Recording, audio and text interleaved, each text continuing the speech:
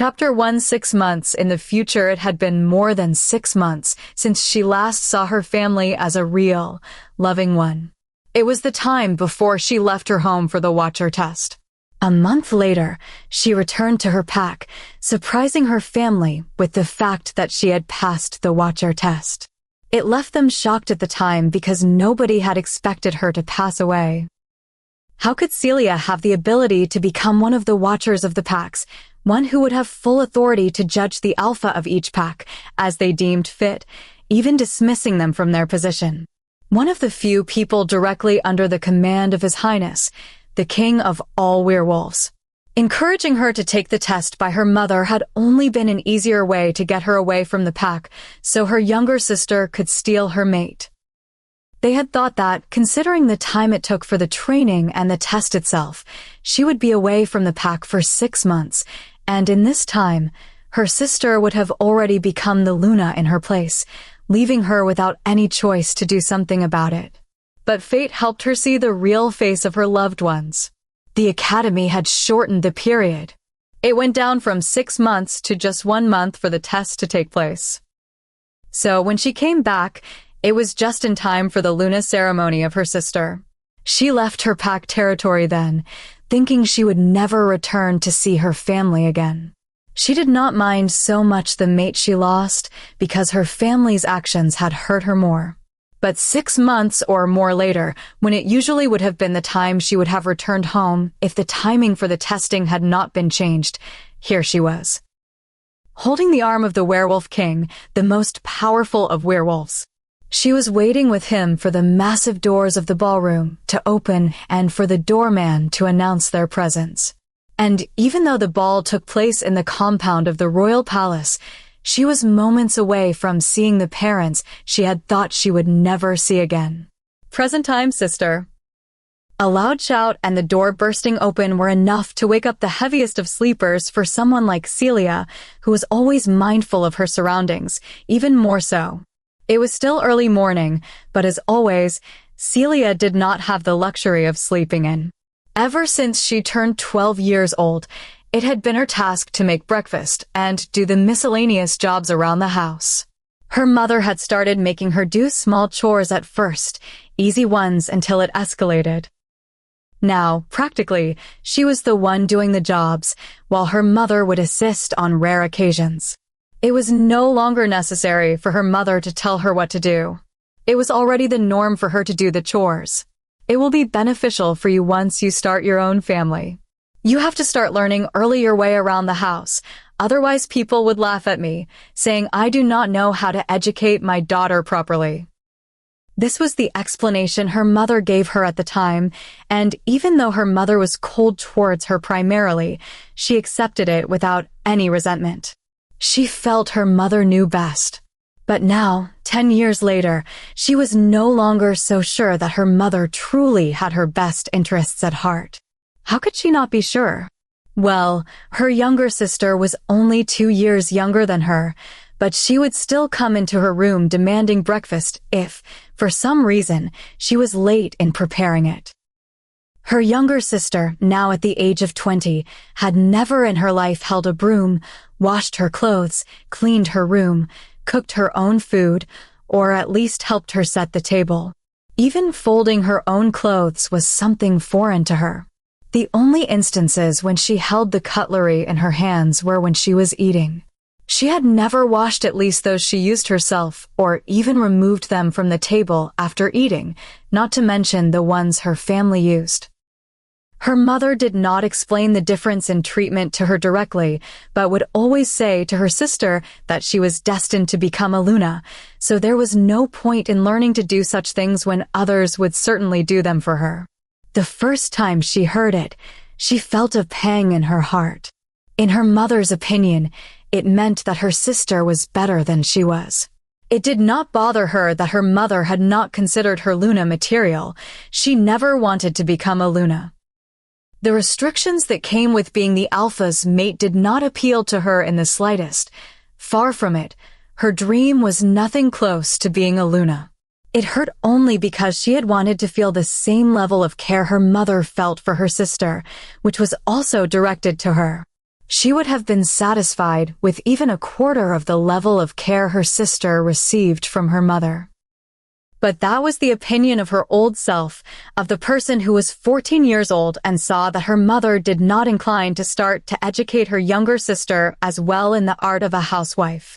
Well, regardless of how she felt at that time, she never said a word to her mother. She had always been the taciturn and serious type. Her peers would often not interact with her at all, and the grown-ups felt she was too mature for her young age. She rarely smiled and could not bring herself to say the sweet, flattering words her sister would say. When her sister would be all sweet and flatter than the grown-ups, it looked very cute, but she felt that if she did it, it would be creepy, unlike herself. That was the main reason she thought it was probably her fault that she was not too close to her mother or her family, to be more precise. But she could not help it. She was a person of few words, and as the years went on, she closed herself even more. Not that she would ever complain. This was her family, and even though they had not shown her much love, she was neither ignored nor poorly treated. She felt them not too close to her, but not too far away as well. And she did love them even if she didn't verbalize it, only showing it through her actions. The best proof was that, even though she felt horrible at the moment, she still forced herself up from bed to prepare breakfast for the lovely girl who was pouting at her with her arms crossed. The petite girl in front of her, with her curly, long blonde hair, small face, beautiful blue eyes, and small pink lips, waited impatiently, the consistent tapping of her foot being clear evidence of this. "I am up. Sorry, I did not feel well and did not manage to get breakfast started yet. What do you want to eat?" Celia asked her while she was already tying her hair up in a ponytail and checking the wardrobe for a change of home clothes.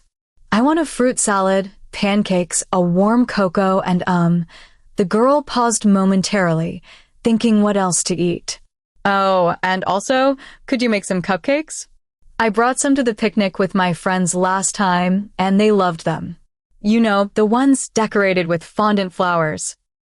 She finally stated what she wanted, turned around, and went to her room, not bothering to wait for her sister to agree to her request. Celia loved her little sister, so there was no need for Brianna to beg for a request. The latter only had to state it, and she would do it. Looking at the back of the beautiful young woman who was hurrying away, Celia shook her head, amused, with the corner of her mouth tugging up in a small, unnoticeable smile as she selected her clothes. Checking for some comfortable ones, she frowned when another cramp hit her abdomen. Her face was already full of sweat beads since the cramp started, and now even more water droplets appeared on her small face. She clutched the clothes in her hands and waited for it to pass, barely managing to move her feet towards the corner of the bed to sit for a while. "I am sorry, Celia. I am trying to fix it, but it seems that I cannot heal the pain in your abdomen." Her wolf, Crescent, said, worried about the pains that she strangely could not stop. "Maybe we should." Crescent barely started to say another solution before Celia interrupted her. "It's all right, I can manage. Perhaps the pain will go away when I move around." She knew her solution, but felt it was not a significant problem and would most likely subside on its own. It was better to bear the pain until it went away rather than risk someone finding out about her. The risk was not worth it. And anyway, she was resilient enough. The only problem was that the pain was unusual, as she had no prior health problems. Not that she ever had any. She had not suffered from even a cold since she was born. Her wolf wanted to continue to reason with her, but they had respected each other since they first shifted at the age of 13. If one needed help, she was never polite. She only had to state what she wanted, and it would be done. It was a mutual understanding between them, even without the use of words. If Celia wanted something, Crescent knew that she would say it without the need to be convinced. The cramps indeed passed after a little while, and without another minute's rest, she got dressed before making her way downstairs. "Celia, you are finally up." Her mother stated sternly, almost losing all her patience. Yes, I am sorry. I will get breakfast started.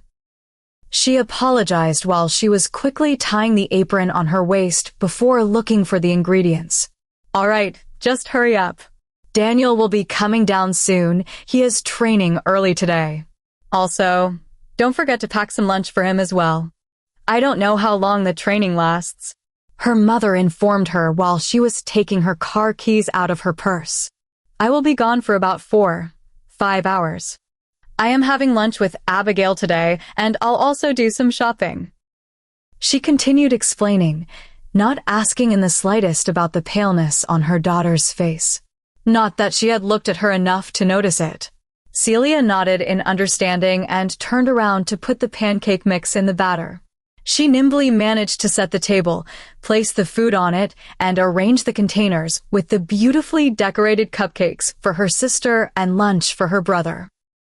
As if on cue, both her brother and sister descended the stairs just as she was finishing the chores. They sat at the table like they usually would, ate their meal, and quickly left after thanking her for the breakfast and grabbing their containers. Outside the door, her brother took a deep breath of air as he walked to his car. Why are you so relieved? Don't tell me that it is still awkward for you that you don't help her set the table or clean after eating. Brianna chuckled, teasing her younger brother.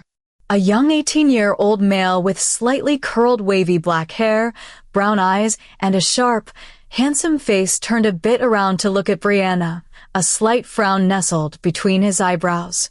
And you don't feel it's awkward? She does more things for you than for me. She listens to every request you make. Did you not even see her pale face? She was clearly feeling ill, but she still woke up and made breakfast. He was shocked and outraged by his sister. The latter did not even flinch or realize her mistakes, even when he directly pointed them out to her, as he could see it in her eyes. Come on. She loves us, and she also loves to do the chores around the house. It's not like I made her do them. Not to mention, I did not see you try to help her, Mr. Self-Righteous. She giggled at him, unbothered. Who was he to criticize her actions? Brianna had never stopped to think twice about her actions. Her mother often told her that she was destined for greatness and would become a great Luna in the future. This fact was also proven by her wolf's rank, a rank ideally suited for a Luna. So, how could a person who would become a leader do chores around the house? She felt her brother was quite funny. Daniel did not bother to correct her. Brianna was always arrogant, and the only words she would listen to were their mother's words. But that was only because her mother only told her things, boosting her confidence, he thought. As for his other sister, Celia, she was always more like a mother to them than their mother was. His mother was always accompanying the pack's Luna, Abigail. If she was not accompanying Luna, then she was away shopping. Ever since Celia had grown up, she had taken over most of the chores.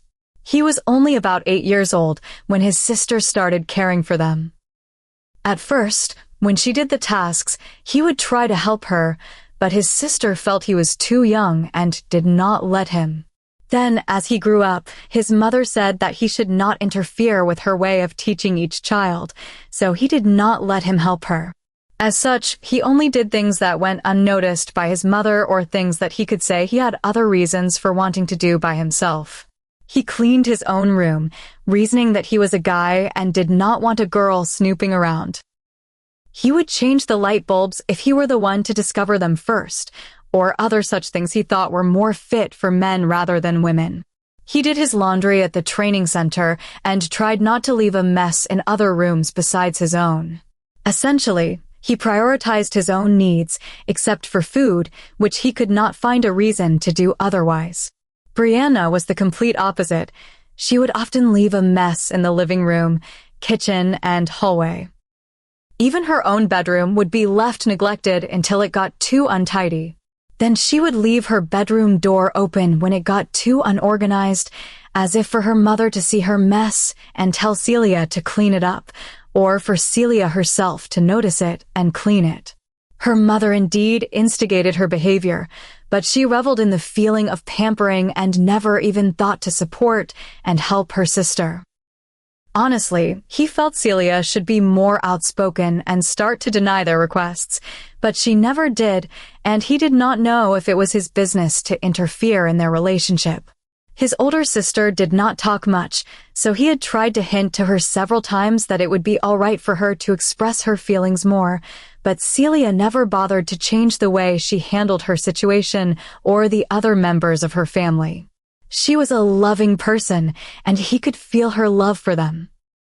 He could only hope that perhaps when she met her mate, things would be different, as she would leave the house and move in with him.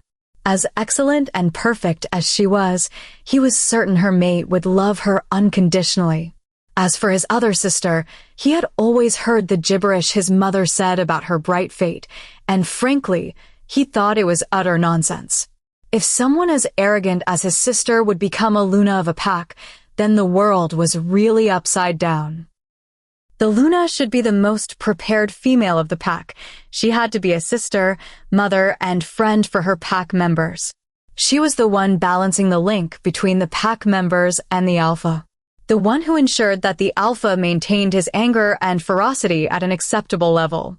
If his sister were capable of that, she wouldn't still act as bratty and as arrogant as she was these days, and would have compassion and care for her older sister. His honest and objective opinion was that the pack that made Brianna its Luna would certainly meet its downfall. Chapter 2. On the other side of the door, the busy bee had no idea of her siblings' verbal exchanges. Having cleaned the leftovers from breakfast, Celia quickly made her way to her room. The pain had subsided somewhat, and she wanted to finish the dress she was working on. The second thing she enjoyed since childhood was designing clothes. In fact, most of her and her sister's dresses were made by her own two hands. Her brother preferred buying his clothes. Only for his birthday would she make him a shirt or a pair of pants. As for her mother, she preferred buying branded clothes, and her dad wore what her mother bought him. After cutting and stitching for more than 2 hours, she stretched her hands and lightly tapped her shoulders, massaging, glad she had finally managed to complete her sister's dress.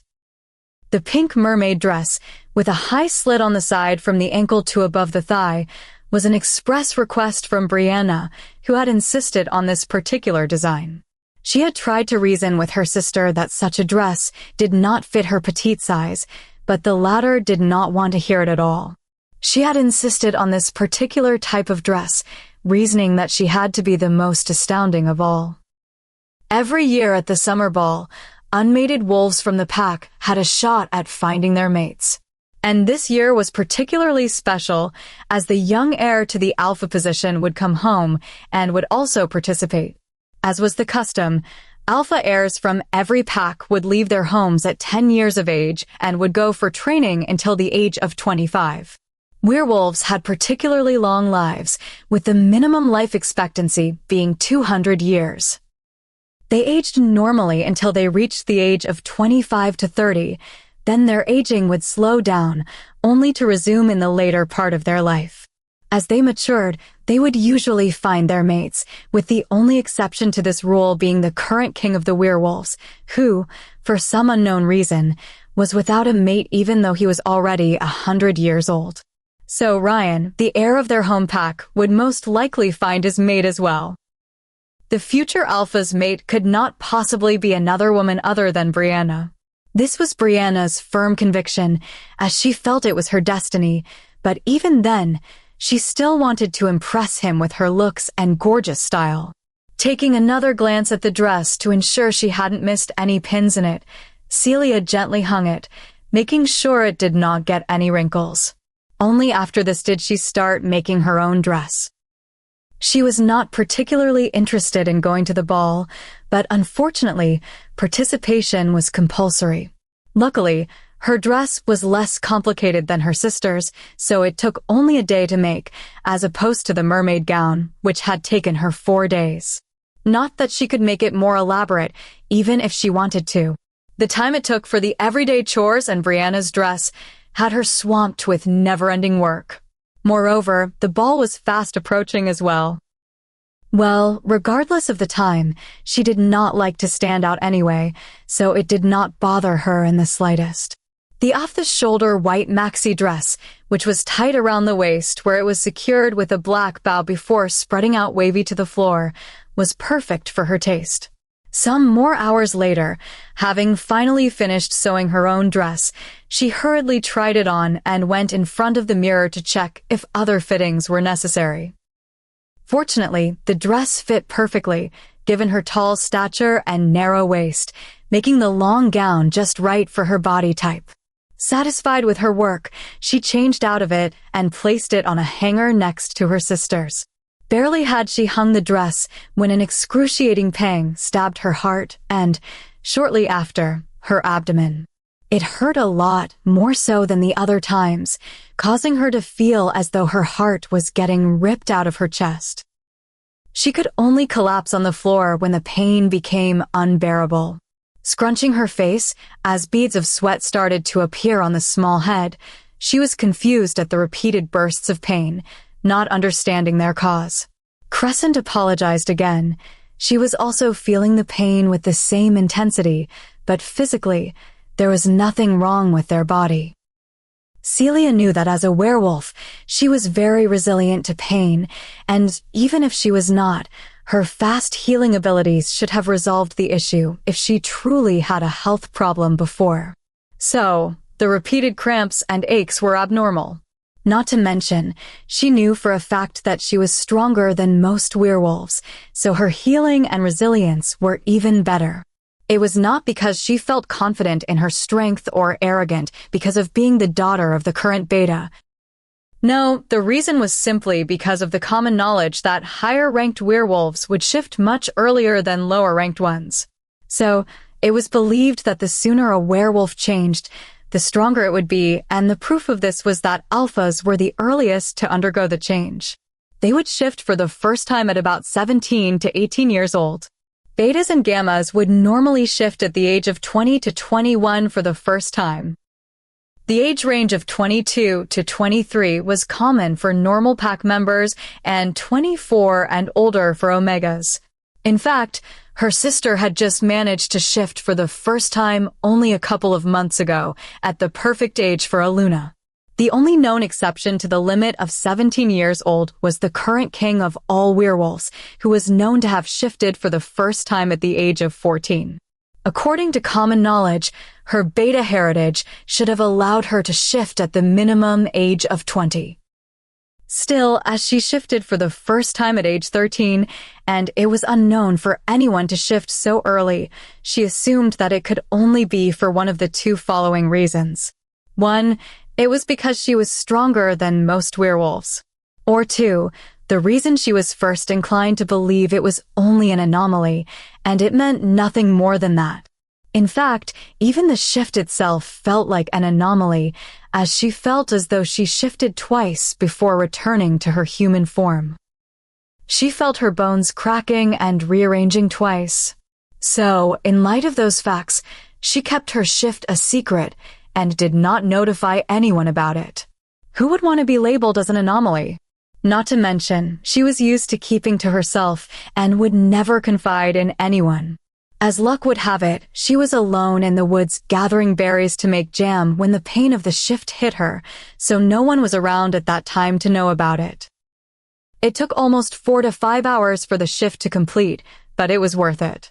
Every werewolf that completed their first shift would immediately change for the better.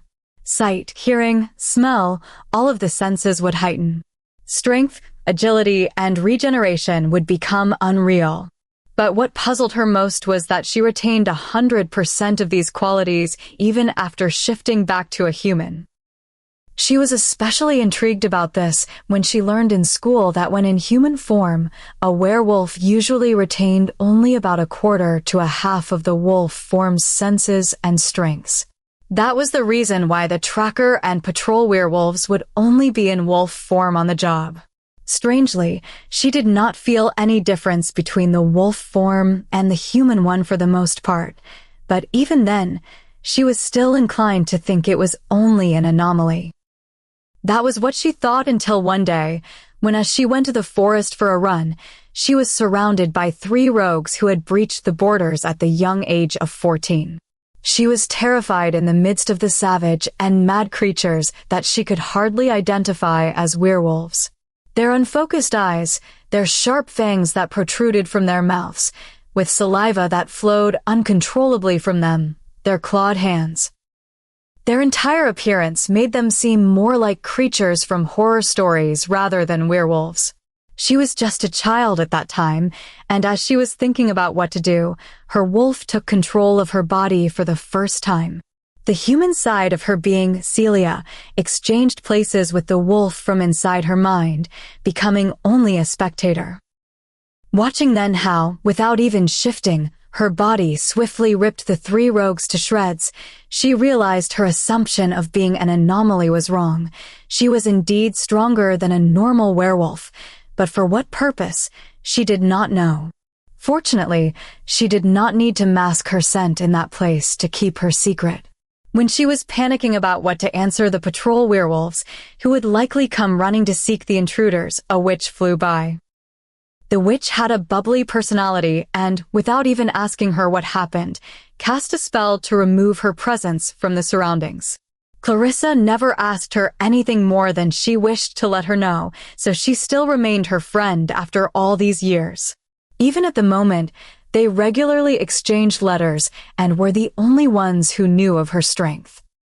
As she was lost in her thoughts, her hazy mind suddenly became clear when she felt another sting in her heart before it completely subsided.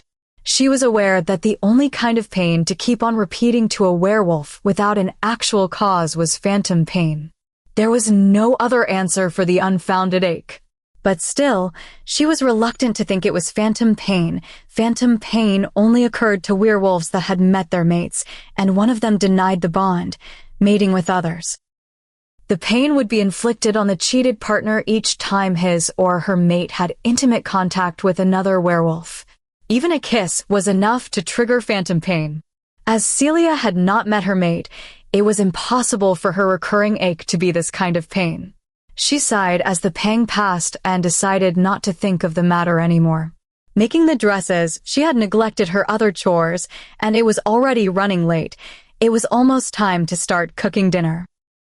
At the same time, Brianna was offering cupcakes to her friends. Everyone had a piece of the different, arranged, colorful sweets, but the girls kept on looking at their pieces, not daring to start eating them. They were so cutely decorated, and not one cupcake resembled the other. If they did not know her better, they would even assume she had bought them. As always, you make the best desserts. One of her friends acknowledged, smiling while she was smelling the fruity scents of her piece. Hee. Thank you for the flattery, but they were very easy to make. I cannot take your compliment, she bashfully replied, with a tinge of red dyeing on her cheeks. Oh, you, always so modest. If the cakes were easy, then what about the dress you wear? You do not know how I envy your skills. Another girl pouted, finally daring to cut a small piece of her vanilla and blueberry cupcake. Really, if I was your older sister, I would be ashamed. Don't get me wrong, I don't mean to insult her, but to be outshined by the younger sister all the time. I would not be able to take it. Not to mention, you shifted at 20 years old, just fit to be the Luna, but she only managed to shift when she was 21 going on 22, almost 2 years longer. Another girl added, already eating her piece and eyeing another one. Brianna did not bother to deny the insults, as she was enchanted by the words, just fit to be the Luna. If she had denied it and said, the one who baked all the delicious cakes was her sister, the one who did most of her school projects was also her, and the one who made her clothes, perhaps they would have thought her sister would be fit to be the Luna instead of her. It would be dreadful if that were to happen. Anyway, by being her younger sister, it was only right for her to accept the compliments in her sister's stead. Because, in the end, it was their own misunderstanding. She had never once specifically said she was the one who made all the things she was complimented on. This was why, even now, when she was praised for the cupcakes, she would only say that they were easy to make. As she pondered more, she was also certain her sister wouldn't find out. Celia was a recluse. Besides occasionally going to the woods, she never really went out. And even if she found out about it, Celia was her big sister, so she would support her. Another reason for not correcting them was that they were right about the part where they said she shifted first. Her big sister shifted at such a late age. The maximum rank for a mate she could only dream of would most likely be a beta or gamma, to be more realistic. In that case, why shouldn't she be allowed to gather more qualities for herself? As they giggled and ate, they caught sight of some men talking. One, in particular, seemed to be the handsomest man they had ever seen. They kept stealing glances at him with bright red faces. Brianna tried to appear the most collected of them, but she still had a tinge of red on her ears and cheeks. Soon, seeing him even closer, one of the girls recognized him as Ryan, the alpha's heir who had just returned to their pack.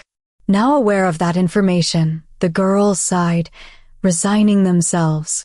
He would most likely be out of their league.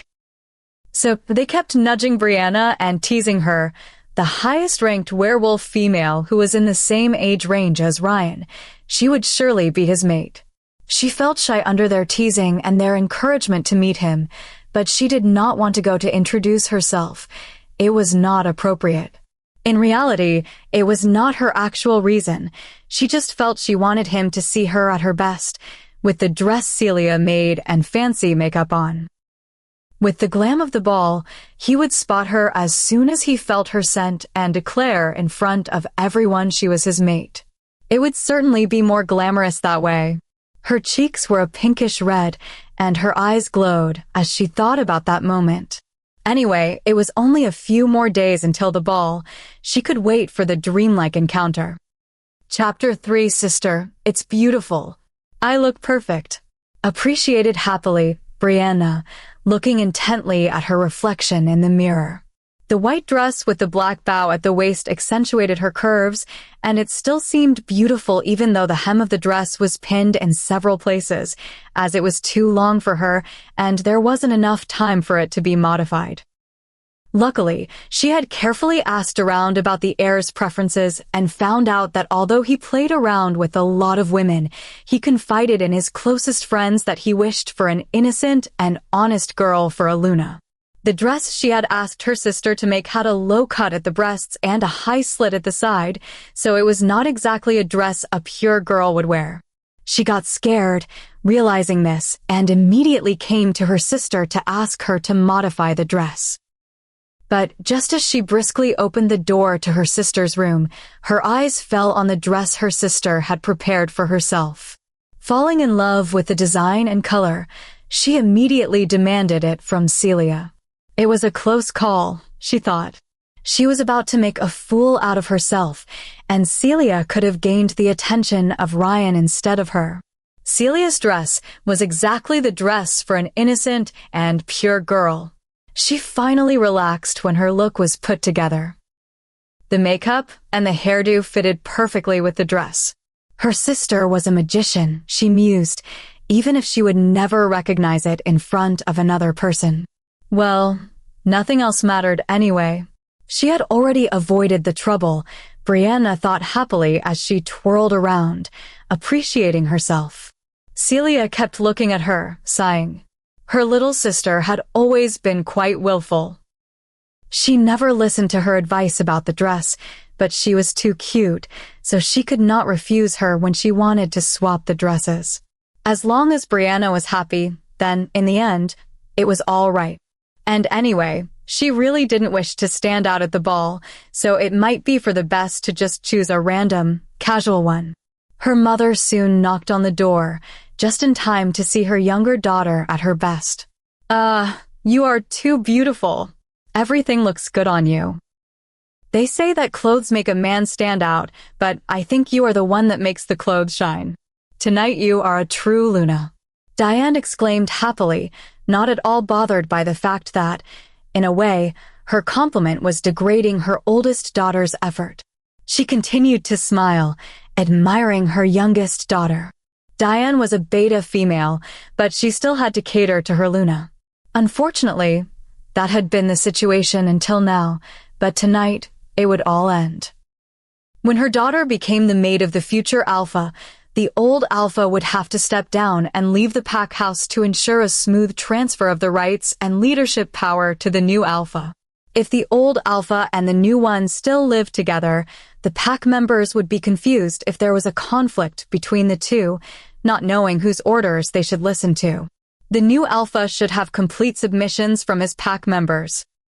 So, to avoid such situations, the old Alpha would usually leave for the royal palace to assume the position of a royal guard. They would, at most, stick around for a year longer. Then, they would only return once in a while but would no longer participate in the pack's matters. As such, with the old couple leaving and her daughter becoming the new ruler, all would finally fall into their rightful place. The respect she would receive from being the mother of Luna and the grandmother of the future Alpha could not compare to being the beta female. After all, even the beta was in submission to his Alpha. The only equal to an Alpha was his mate. Unfortunately, Diane was failing to notice that only the Luna would be an equal to her Alpha, not the Luna's family as well.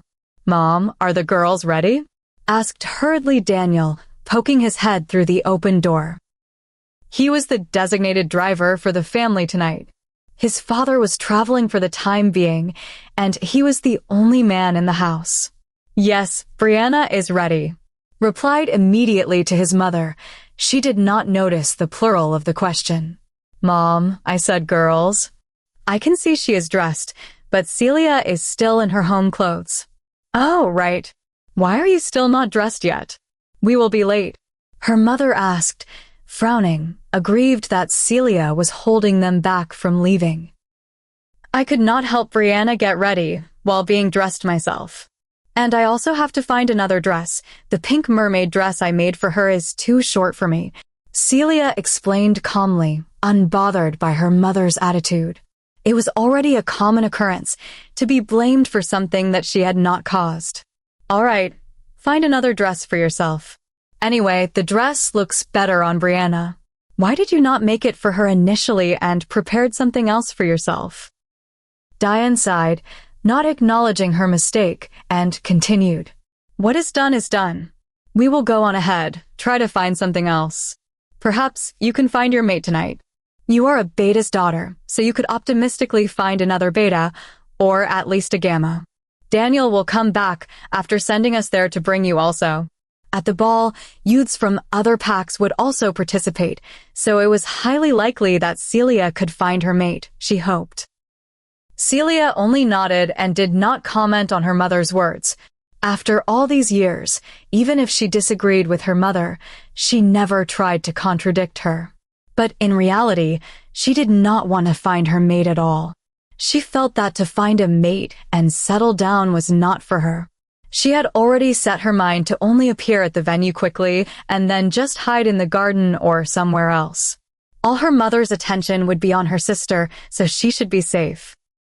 Her dream had always been to become a watcher for the council. They were the warriors who ensured that the alpha of a pack did not overstep their boundaries. The individual packs could be considered small states hidden from human sight, in forests all around the world, but united under the rulership of the king. They each established their own rules, but those rules should be in accordance with the guidelines of the central power represented by the king of all the packs. In fact, each alpha of a pack could be considered a high-ranking warrior in the army of the king. That was also why they left their homes at a young age for the royal palace for education and training, and would also return there when a new alpha was established. But because there were too many packs the king ruled, they could not be overseen so easily, so the council was created. It handled the education of the alphas, ensured that the general laws were respected, enforced the law, and issued punishments for the alphas who had not followed them.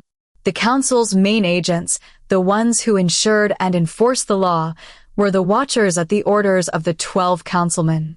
She had heard many stories about the Watchers and knew they were the best warriors, even more powerful than regular alphas. They were stern but fair people and had saved many packs from unfair alphas.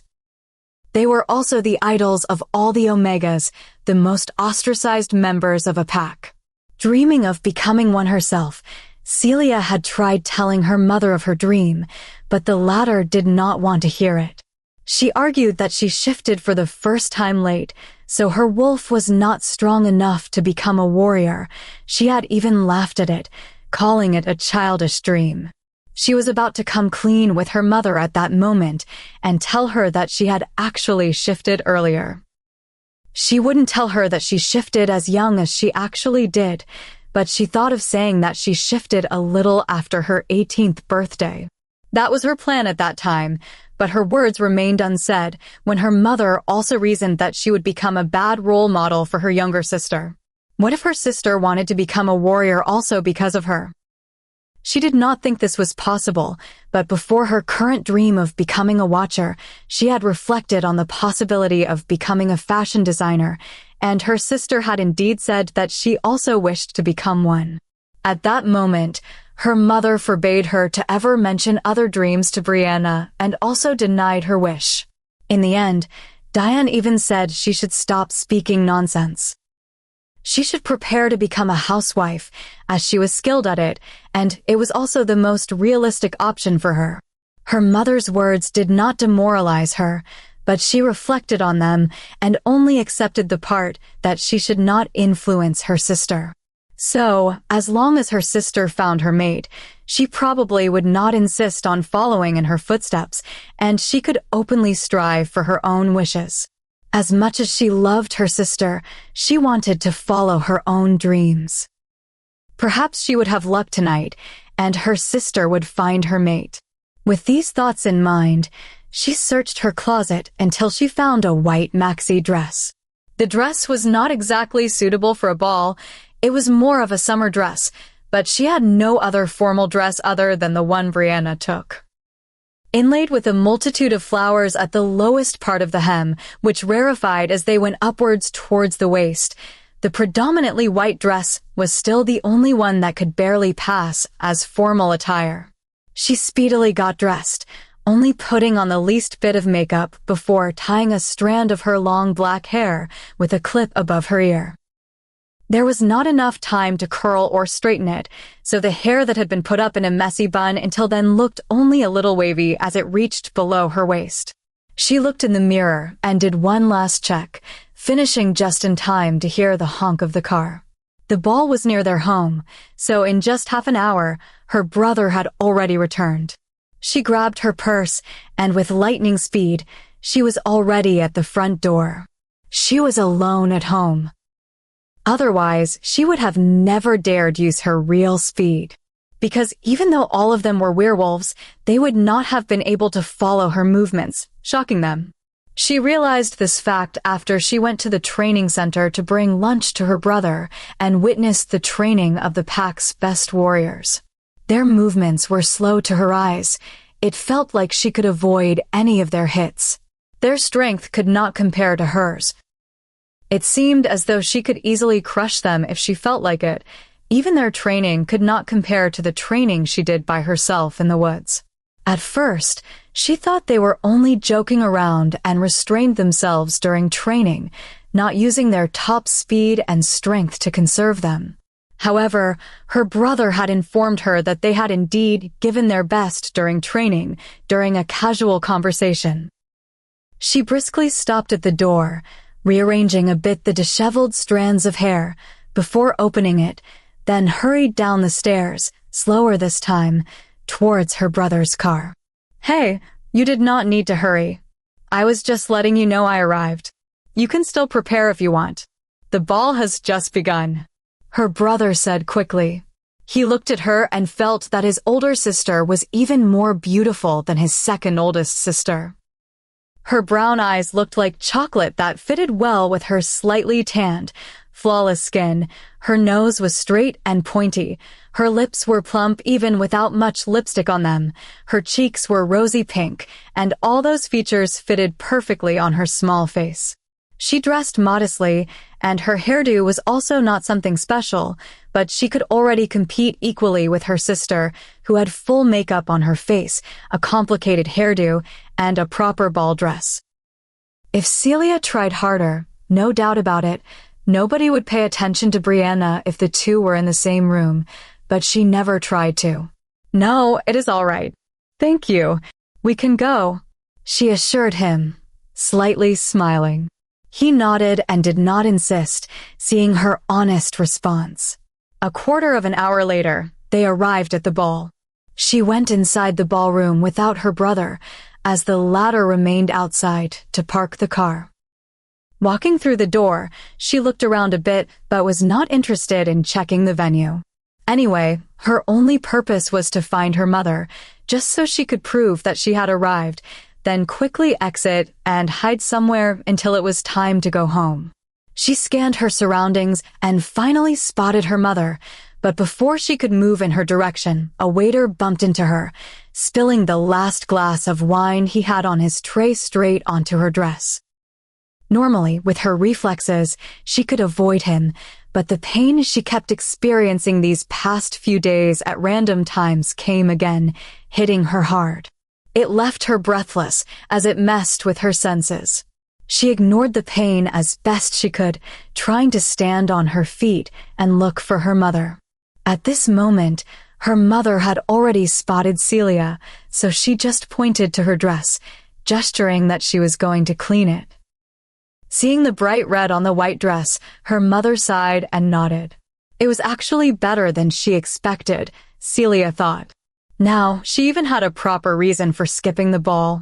She quickly avoided the crowded places and went to the garden, where she found a bench in a more secluded place. Fortunately, the pain had already passed. It lasted for a shorter time compared to the other times when it would torture her for hours. Sometimes it was so severe it woke her up in the middle of the night, even messing with her senses, which were usually top-notch. The only problem was that, just now, the pain that hit her felt more intense than when it took longer for it to pass. She stayed some time sitting on the bench while she admired the beautiful fountain. Feeling the strangeness of the pain that came and went, she pondered whether she should call Clarissa and ask the witch if she knew what the problem was.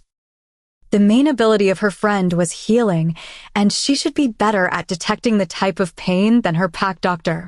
And even if she wasn't, she was afraid to visit the doctor to find the cause and the treatment. One of the main utensils used by a doctor to diagnose an illness was an orb called the seer. When a werewolf placed their hand on the crystal orb, the seer was capable of detecting the exact problem, but this ability came with a downside as it also showed the power of the werewolf. What would a seer show in her case? Would it prove the anomaly she was? After all, though she had checked countless books, she had never heard of anyone with a situation similar to hers. A situation in which, in reality, the shift at 13 years of age was the smaller problem, that another fact was even stranger. Inside her mind was even stranger. She sat for a few more minutes, but as she started to see other people walking in the part of the garden she was in, she had no choice but to start walking around to be able to avoid anyone who would come near. After walking around for more than half an hour, looking at the beautifully decorated garden and smelling the multitude of colored flowers, she heard someone stepping towards her. She had looked for an even more secluded place this time, so curious about who could have come, she turned around. Chapter 4. Celia, did you manage to clean your dress? Her mother asked, just as Celia turned around.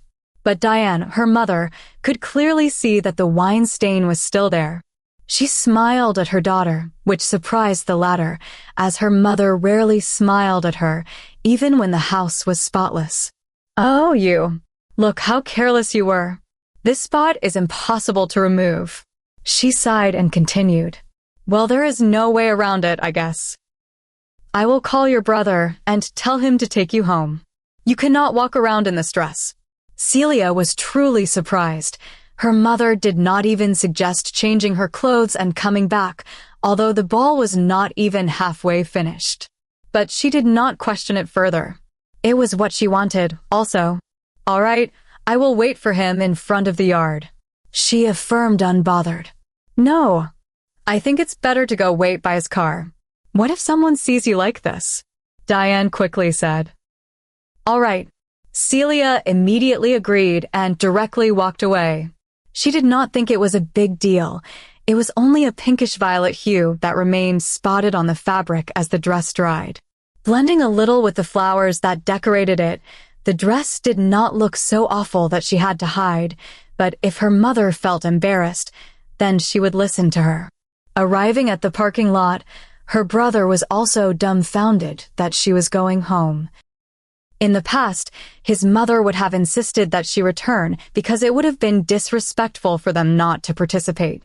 Not to mention, it would be a pity if his sister did not find her mate. Are you sure you do not want to change and return with me? What if you could find your mate tonight?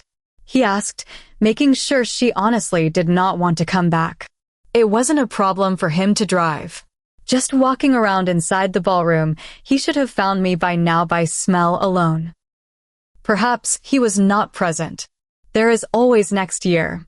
She replied with specific reasons. Because of her resolute answer, he no longer insisted. His sister knew he was not only asking politely, but he was also being sincere. Well, she was a withdrawn person and did not like the crowd, so it was no wonder she refused to return to the ball. The following morning, as always, she set the breakfast table just as the members of her family descended the stairs. They ate in silence, which was weird. Not even one of the 4 people at the table had anything to recount from last night. Even if she did not find a mate at the ball, her sister should have, she thought. Her mother had been so sure of the future connection between the young alpha of their pack and Brianna, so she should be the mate of the alpha, the Luna, by now. So why wasn't anyone saying anything? Brianna's shift age was perfect for her to become a Luna. Perhaps she was just the mate of another alpha, and so she did not find him last night?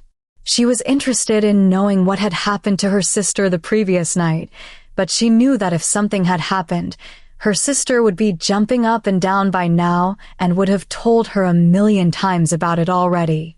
But her sister was standing properly, eating her breakfast, and she was not one to pry. She also did not want to hurt her sister's feelings by asking her. As they finished eating breakfast, Celia rose from her chair and started to remove the plates with leftovers to clean the table. But just as she was about to start cleaning, she was stopped by her mother, who appeared to have something to inform her of. Celia, I have been thinking about what you told me some time ago.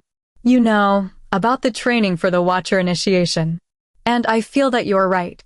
Diane sighed apologetically, her face full of regret. I know it's been hard on you all these years. I have been stricter with you than your sister and brother, but I felt that you, being the oldest, should be more mature. It was not right, I know. So I have been reflecting on it. She stopped for a moment, observing Celia's emotions. As always, her daughter was emotionless. She could not read her face. I already talked with Abigail this morning, and we called the Royal Academy. Fortunately, the training for this year's selection starts next week. I even booked the flight for tomorrow, so you have time to settle in before the training begins. So today, don't do any chores. Pack your bags. Okay. Finishing what she had to say, Diane approached Celia, lightly hugging her. Even though barely any expression could be seen on Celia's face, she was stunned. She thought she had to wait for her sister to find her mate before talking to her mother again. Still, not only did she not hear anything regarding that, but now she was even set to go to the academy without any effort whatsoever to convince her mother. Something strange was truly happening. She felt like her mother wanted to get her out of the house. No, more precisely, out of the pack. For what reason, it was beyond her. Diane had never shown such consideration to her before, let alone to her wishes. But regardless of the reason her mother wanted her gone, it was of no importance to her, as it wasn't anything to harm her. As long as she could do what she had always wanted to, it was fine. She could finally begin the road towards her dream. "All right, I am going to go pack," she stated quickly, then went away. She did not want her mother to change her mind. "Mom, what just happened?" Daniel had never been more surprised. His mother would never in her life do something like this.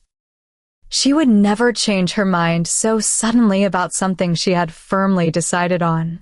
Additionally, it was the first time he had heard that his sister's dream was to become a watcher. He knew her dream had been to be a designer when she was little. She even had the skills for it. But a watcher, a warrior, he had never even seen her shift. Was she capable of becoming the highest grade warrior there was? She was capable of almost everything she had set her mind to do. About this, he was certain. The highest grades at school, the clothes and the chores, but regarding physical strength, he was not so sure. "What do you mean, what just happened?" "Your sister asked me some time ago if I would let her join the 6-month training program for the exam that grants access to the Royal Academy's Watcher course. I felt that she was not strong enough, that she had no physical aptitude for it, and I initially turned her down. But I thought about it some more.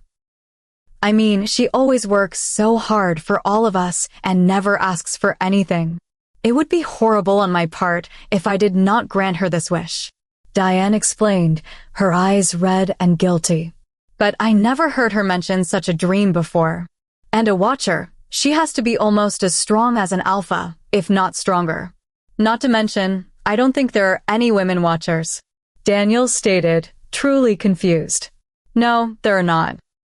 We asked yesterday when we called, but no rule prevents a girl from participating in the testing. As I said, I don't think she will accomplish anything, but there is also no downside to it.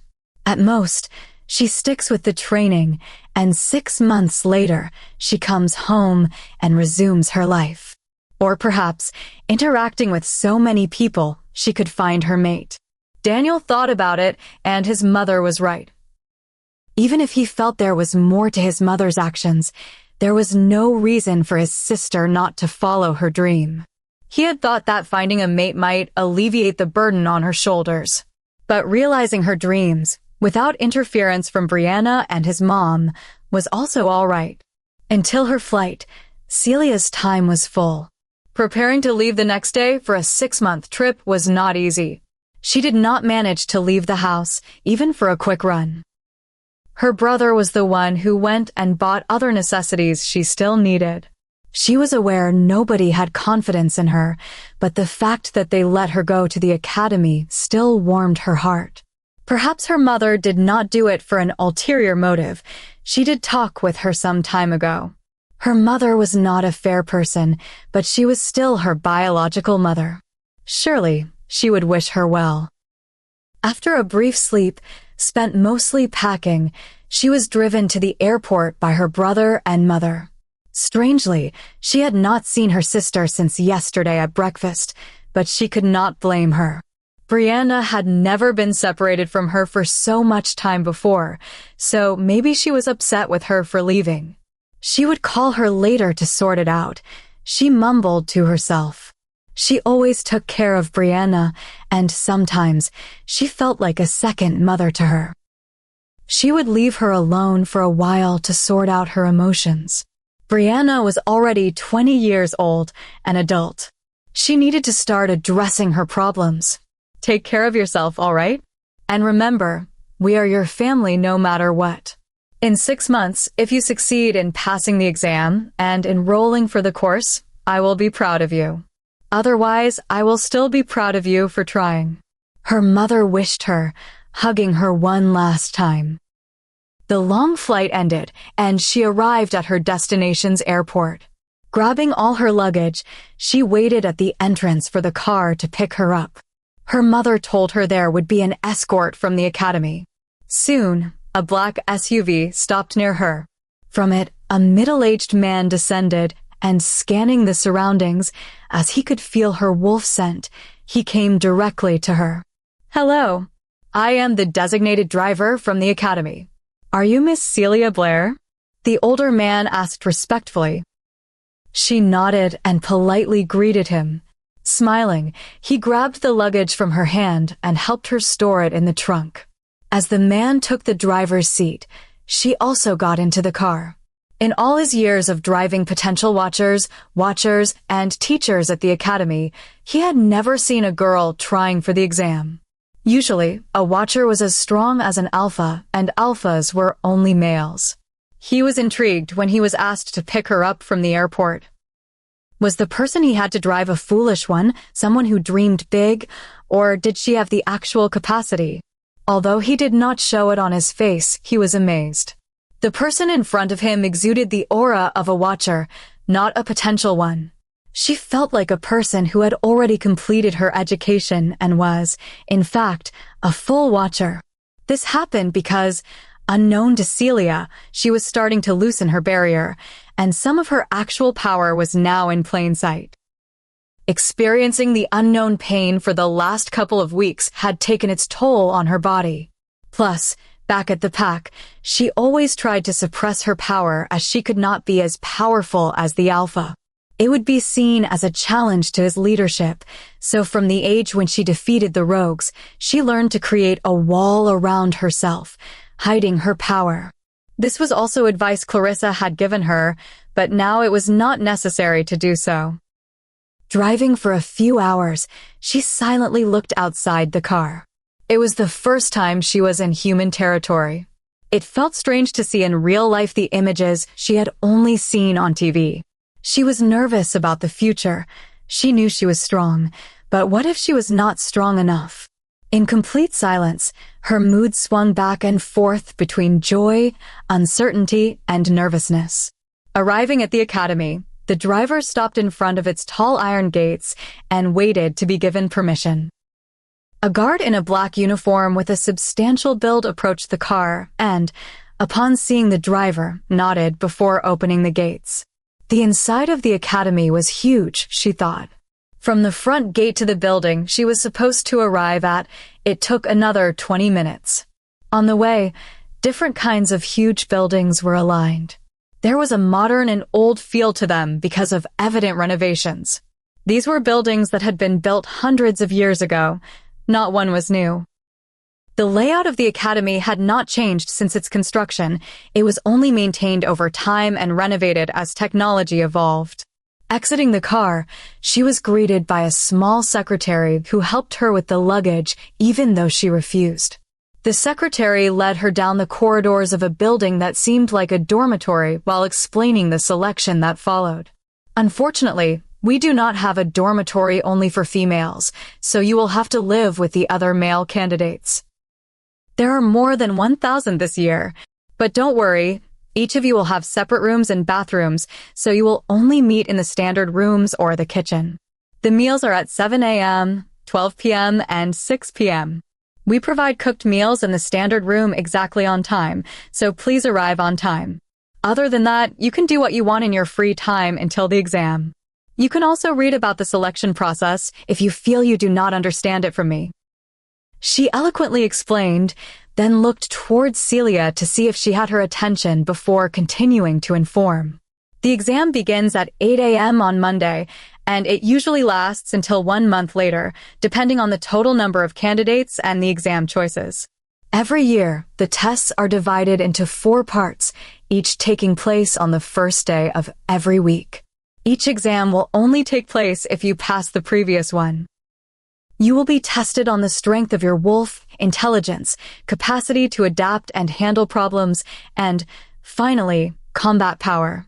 The first exam is placing your hand on the seer and checking your wolf's power directly. Please do not worry. This exam is confidential, and the teacher attending to it has the obligation to keep the secret of your rank and power.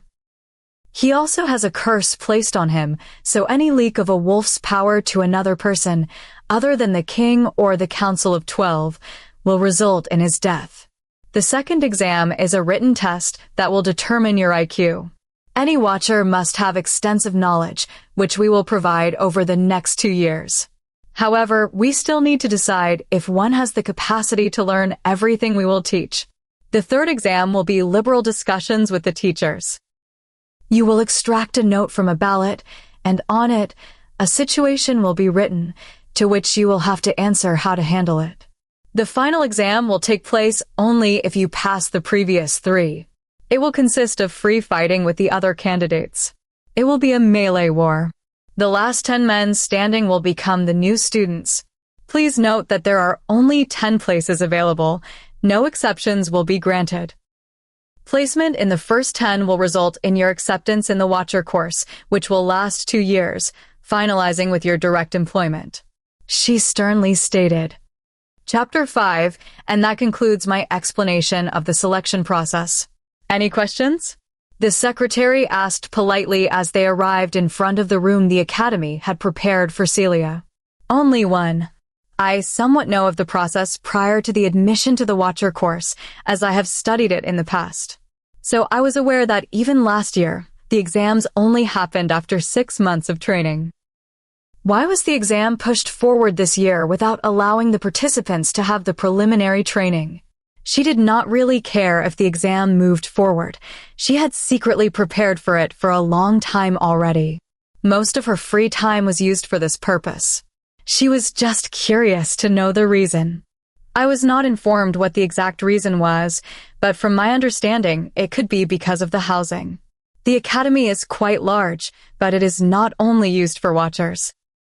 Pack doctors, trackers, betas, gammas, and other warriors also learn here. This year, the requests for the Watcher course were many. Normally, there are only about 300 people, considering that there are only 3 watch posts each year. However, this year, there are 10 posts available, which is why the requests have increased. This is also why the exam is taking place now. Before regular classes for the other courses begin, it would normally be held in autumn, not in the summer. So when the other students arrive, there will not be enough rooms for everyone. The secretary was a professional. She answered the question without mockery or haughtiness. Celia could see that she did not look down on her for being the only female candidate, and for this, she was grateful. Thank you for the information. I will be all right from here on out. Also, I am sorry for taking so much of your time. It is all right. This is my duty. Briefly replied the secretary and, for the first time, smiled. As the secretary had already accomplished her duty, Celia bid goodbye to her before she started to arrange her clothes and check her room. It was not luxurious per se, but everything in it seemed brand new. She already knew that the king put a lot of effort into education and personally oversaw its management and budget. He even came each year for an inspection. Being away from her pack, she had thought she would feel somewhat sad, but she felt more at home here than in her pack territory, which was strange, to say the least. The people she had met so far, who were only 3 in number, seemed far warmer than any of her pack members, her family included, besides her brother. Even the room prepared for her felt more comfortable than the room she had at home. Another plus to being away from her pack was that since she arrived at the airport or, perhaps even earlier than that, she did not experience the pain that haunted her these past few days. Not even a little bit of the pain that had previously affected her repeatedly each day hurt her since she left the pack border, and she had been away for more than 24 hours already. By now, it should have already started if it were to follow the pattern from before. The alarm she set on her phone went off half an hour before dinner, just as she finished organizing her things in the wardrobe and bathroom. Feeling quite hungry, she took a quick shower, changed into fresh clothes, and hurriedly exited her room. She found her way easily, following the maps on the hallways that pointed to the various rooms, and soon enough, she found the common room. Taking a deep breath, as she stood outside the door, she shakily put her hand on the doorknob. So far on her way here, she did not see anyone, but inside, there must surely be other people who came to eat. She was bold enough to attend the selection, but she was not a people person, and it was difficult for her to interact with others, even for normal small talk. She was even more frightened of gathering attention, for most likely being the only female candidate. Just as her hand tightened on the doorknob, twisting it, having collected herself, the door was briskly opened from the inside. Her inattentiveness, coupled with her nervousness, caused her to lose focus for a moment, making it impossible for her to react in time and step aside. Thus, the door knocked on her head a little. The person on the other side froze as he realized what he had done and opened the door slowly, this time looking for the person he had hit. Spotting the lowered head, which had a small, delicate hand rubbing it, he immediately apologized sincerely. "I am so sorry. I should have opened it more slowly. I did not see you." He wanted to say something more when the small head rose, causing any words he still wanted to speak in guilt to remain unsaid. He initially thought it was another man, a candidate like him, as the person in front of him had her hair in a ponytail, and he did not see how long it was. Plus, there were only males in the building, with the exception of 2 or 3 secretaries who were easily distinguishable in their professional suits. But seeing her fair, delicate face, he was shocked. He had never seen such a beautiful girl before. She was tall, almost as tall as he, but her face was small, her chocolate eyes were beautiful, and her skin was flawless, glowing even without any makeup. Even the t-shirt and the pair of jeans she had on, which were nothing special, did not diminish her beauty. "It's all right. I also did not pay attention," she replied sincerely and wanted to pass by him to get inside. But even though her intentions of walking through the door were clear enough, the man stood frozen, so she had no choice but to speak again. I am sorry, but do you mind if I enter?" she asked, more like whispered. Finally processing her words in his head, he realized his rudeness and, hearing her voice, which was as beautiful as her appearance, hurriedly replied, "Oh, I am sorry. I am being rude." "Sure." He immediately made room for her to enter, but he seemed to have forgotten that he wanted to exit initially and quickly followed her inside. "I am Jake. Might I ask who you are?" he asked, smiling, as he sat in front of her at one of the tables she found closer to the door. Celia Blair," she replied, suppressing the stutter, then remained silent. She felt awkward because the man was showing no intentions whatsoever of leaving the table she had chosen, despite her apparent lack of enthusiasm. But she felt unable to ask him up front to leave. "Well, Celia, are you one of the secretaries that are showing the candidates around? I have been here for a few days and have not seen you around the area." Considering how big the academy was, it was quite normal not to have met her before, even if he had been there for a week already, but he did not know how to start the conversation otherwise. "I arrived today for the selection. I am not one of the secretaries," she replied without a change in her expression. As always, you could not read her face. Though inside her mind, she felt a bit bewildered about the familiarity he was showing. He had started speaking to her on a first-name basis, without asking for permission first. "For the selection? You mean the Watcher selection? Is one of your relatives taking the exam?" Jake asked curiously, hoping she would not reply to her boyfriend or husband. "No, not one of my relatives. I am the one taking part in the exam," she said without other explanations. It was her dream to become a Watcher, so she should bravely tell it without fear of ridicule from other people. And besides, on the next Monday, the truth would also be found out by the rest of the candidates.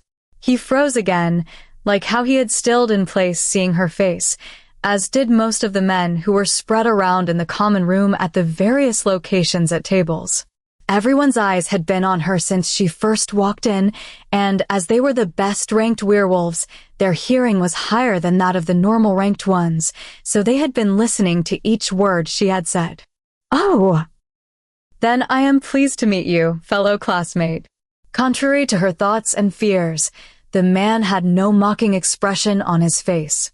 In fact, the only change in his visage had been his initial bewilderment before breaking into a bright smile as he extended his hand towards her. In reality, Jake had many more questions inside his head, questions most of the men present in the room had also wanted to hear the answers to.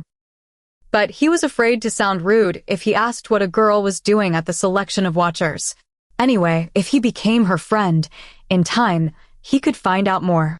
Asking her too many questions now, and she might avoid him later. He was not sure if she could pass all the exams, but she did not strike him as someone who would take the watcher exam on a whim. He was a handsome man with a history of conquests of beautiful women, and his clothes and appearance exuded wealth, but she was not trying to hold a conversation or even look at him much, for that matter. Her presence at the academy was truly for the sake of the future selection. He reckoned that if he left, she would not even bother to give him another glance, let alone try to stop him. It was the first time a girl was not charmed by him. "Nice to meet you." Celia replied briskly and only slightly held his hand, her palm barely touching his. Her expression still did not appear to change at his welcoming words, but she truly felt relieved inside her head. It appeared he was a guy she could easily get along with, despite her initial impression of frivolousness that she assumed dominated his character. Happy she did not brush him off completely, he finally asked permission to join her for dinner, and receiving it, they ate together. She mostly answered his questions, not asking any of her own, and he could only feel some interest and replies more from her when he talked about details concerning the exams, but he was still satisfied. He learned she was truly interested in taking the exam, as her eyes shone each time the subject was mentioned. Sighing in relief, as he found a common subject to discuss with her, he tried to keep the conversation alive using this subject throughout the dinner. Most of the next few days she spent in her room, as she felt like the other candidates were watching her intently each time she walked out of it, and she did not understand why.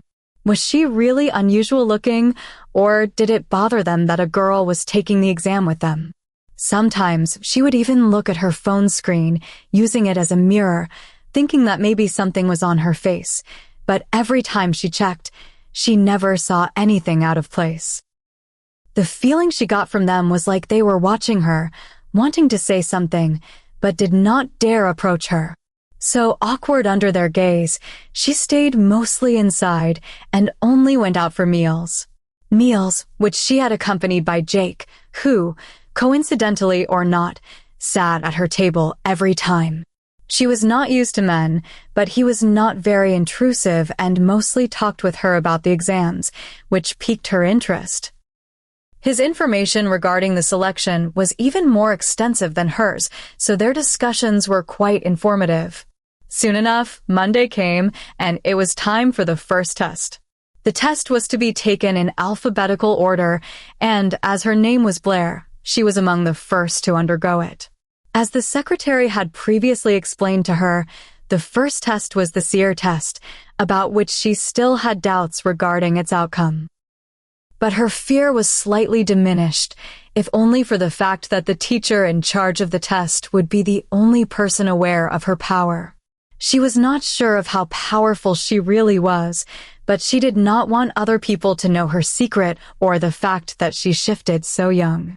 She had never in her life been tested by the seer, as it was usually not done unless one asked for the testing expressly. She knew her sister had gone to the doctor on the second day after she shifted, eager to find out just how powerful she was, and had told her mother she was a fifth-rank werewolf. It was news celebrated by all the members of her family, as it confirmed she was Luna material. All the candidates that were scheduled to be tested on the first day numbered about 150 people out of the 1,000 or more werewolves. Jake was also near her, as his last name was Black. Until the teacher in charge came into the amphitheater, all the examinees were still chatting and murmuring amongst themselves, but they all went silent when he stood in the center of the room and started to explain the test.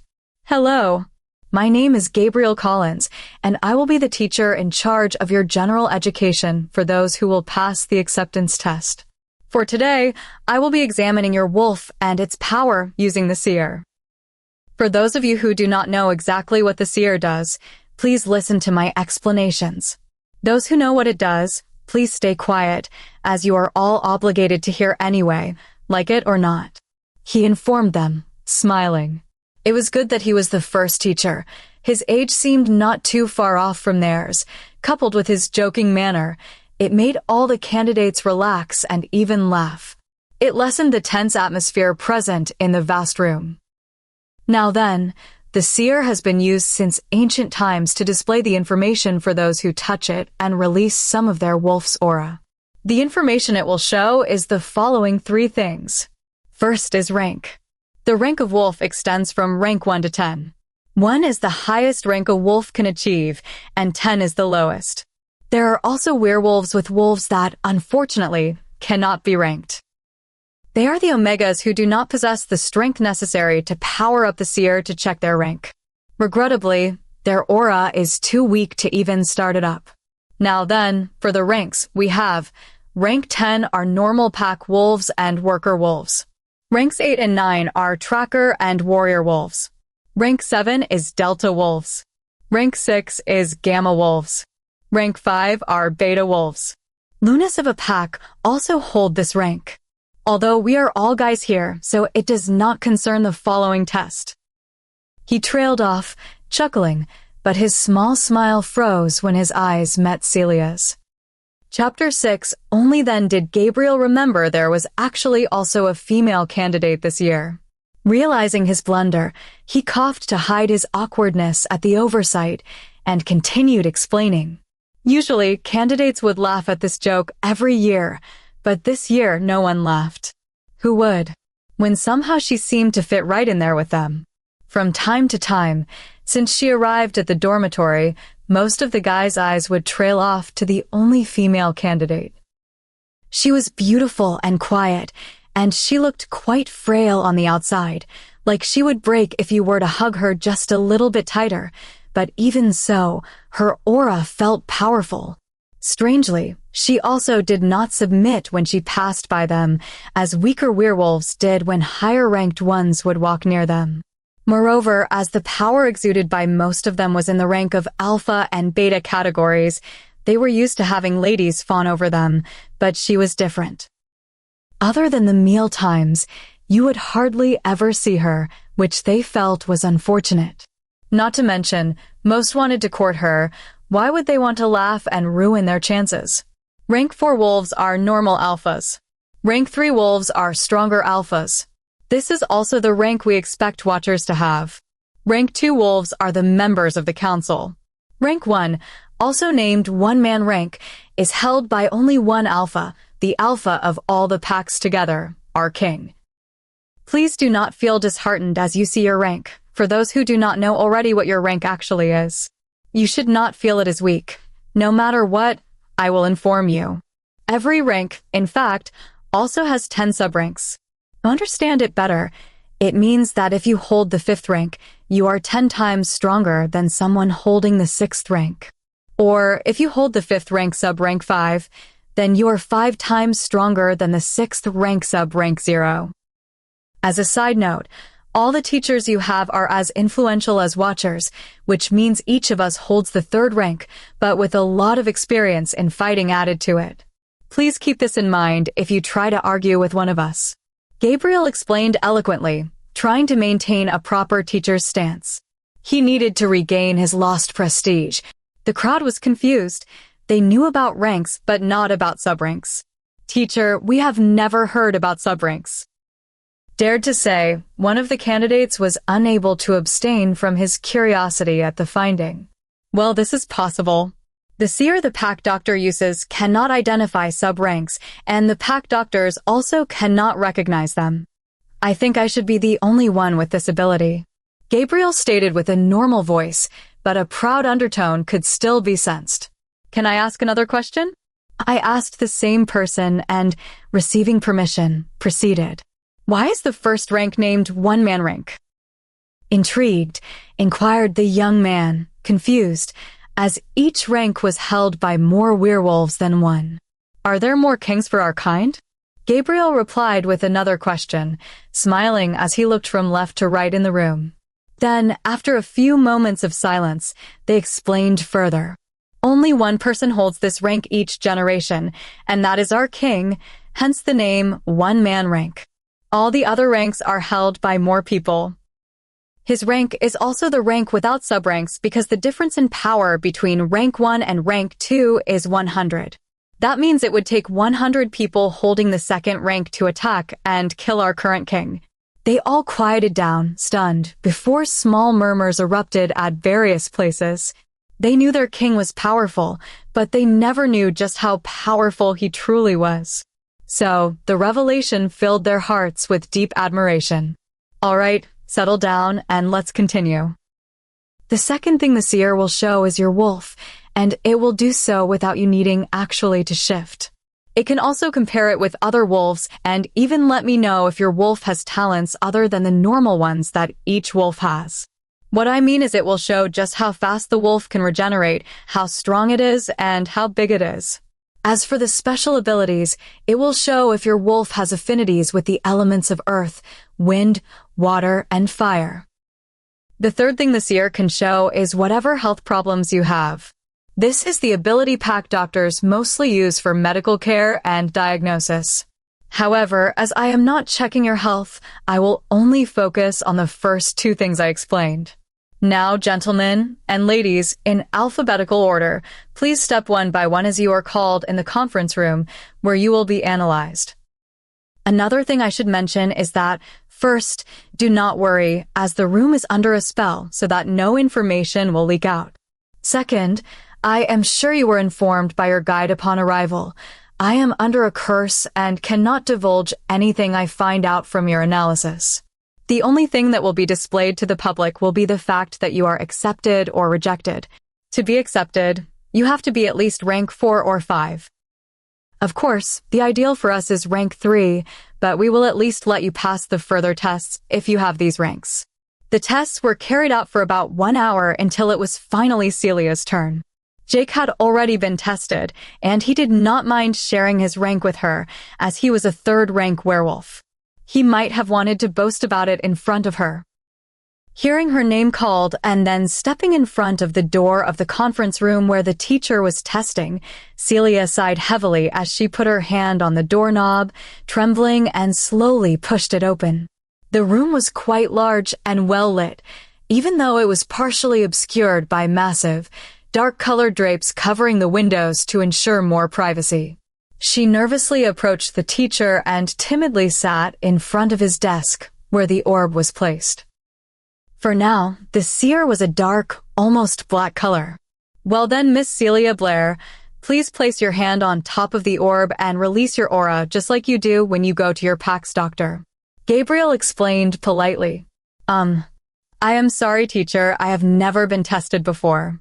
Can you explain further? She asked in a small voice. All right.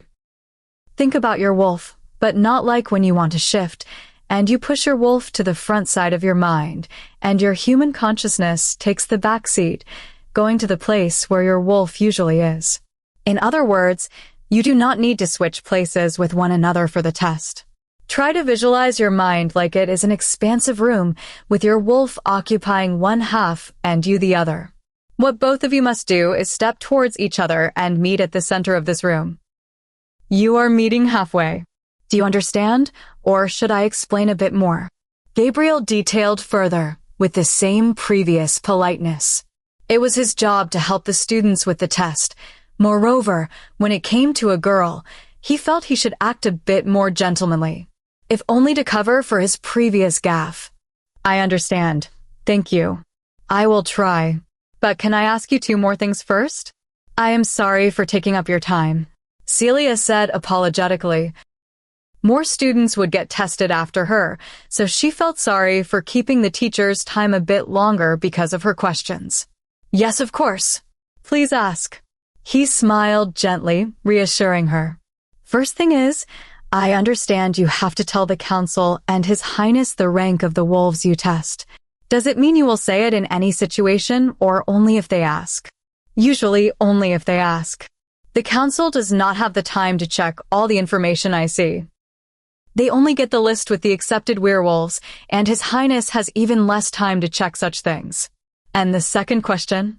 He didn't understand her point in the question she asked, but still replied seriously. The second is, how do you meet halfway when there are 3 of you? She asked slowly, almost whispering. Gabriel looked puzzled at her, with his eyebrows furrowed in confusion. To see him like this made Celia a little wary. Since she saw him in the morning, he had only laughed and joked. It was the first time she had seen his serious side. What do you mean 3? There is only 2 of you, 1 wolf, 1 person. 1 + 1 = 2. Gabriel stated, not understanding where she was going with her question. What I mean is, how can I meet halfway with 1 person and 2 wolves? 1 + 2 = 3. Celia explained further, making Gabriel even more confused. 2 wolves? There cannot be a person and 2 wolves. He stood silent for a moment, trying to see if she was joking, but Celia's beautiful face did not show the slightest emotion. All right, try to get one of your wolves to come forward and meet halfway while placing your hand on the seer. We will test again with the other wolf after. He directed her. 1 wolf or 2 wolves, if it were a lie or the truth, he would check it anyway for himself in a moment. And if she was telling the truth, he could get explanations afterwards. She did as told, getting Crescent to meet with her halfway. A black aura surrounded her hand where the orb was touched, and as he looked at the glowing crystal, he saw her rank. It was the 4th rank. It's not a bad rank at all, considering most girls only reached the 5th rank. The lunar-ranked werewolves were 5th rank, or, for weaker packs, they were even 6th rank. But her rank, even if it was better than Aluna's, did not mean she was good enough for the Watcher position. They allowed the 4th rank werewolves to continue being tested because the candidates could make further improvements, but to raise your rank was very difficult, if not nearly impossible. And this time, there were also more candidates than usual. If they found at least 10 candidates with the 3rd rank, then those with the 4th rank and more would be eliminated by default. Gabriel also checked her wolf's appearance, as in the orb, a gray wolf with tinges of black appeared. She was as big as a usual alpha, but what surprised him more were the different lights surrounding it. The light that would surround a wolf only appeared around the wolves with talents for the elements. Red light was fire, gray light was wind, blue light was water, and brown light was earth. A mix of red and blue light, fire and water surrounded her. Complete opposite powers. Usually, wolves with contradicting talents could be used to overpower one another. They were each other's weaknesses. But what weakness would a wolf with both elements hold? All right, I saw it. Your wolf is 4th rank with a talent for fire and water. Now take your hand off and place it again while thinking about the other wolf. Gabriel said as he wrote his findings on a piece of paper, but not in her official document. He thought there was no other wolf. Perhaps she felt like there were 2 wolves because of the 2 different kinds of elements. However, their king emphasized respect, and this meant they allowed everyone to get tested, even if the person seemed no stronger than an Omega, so that they would give everyone the benefit of the doubt. She did as he instructed and thought about waning. This time, a pure white light surrounded her hand. Seeing the color change that would also be impossible for a werewolf, Gabriel frowned, paying more attention to the orb. Then, as the seer displayed the various information, he quickly checked her rank, already stunned by the changed appearance of the wolf reflected. He looked again and did not know what to be more confused about. Should he be worried that her wolf was another, as the rank displayed indeed changed, or should he be concerned about the fact that the 1st rank, the rank of the king, could no longer be named one-man rank? Chapter 7. All right, now this was weird, she thought. The teacher, who had only smiled and been in a good mood while explaining the test, now frowned as she saw her information. Even after a few moments had passed, he did not say a thing, as his face looked more and more taken aback with each passing second. Her heart started pounding in her chest. Was there truly a problem with her? Did she make a mistake coming here? She avoided going for so long, fearing the abnormality of her situation, and she walked on her own accord in the lion's den in the end. But she could not help it. She truly wished to become a watcher, her most fervent goal. She wished it so much that she did not even second-guess her mother's words, so much so that she even dared to get tested under the probing gazes of others for being the only female. Leaving aside the fact that there were two wolf consciousnesses inside her mind, which had already stunned the teacher into silence. After checking waning, the teacher frowned even more. Had she known that the procedure of the testing involved each wolf at a time, and they would only see the information displayed for the one wolf she wished to get tested, she would have hidden Waning's existence. As she had always known that Waning seemed stronger than Crescent, she had kept her hidden all these years and even avoided shifting into her form because she knew that once she transformed, Waning's aura would barely be suppressed. The clear evidence of this is that when she shifted for the very first time, she changed into Waning's wolf form. During the second time, she felt her bones crack and rearrange themselves, causing a huge commotion.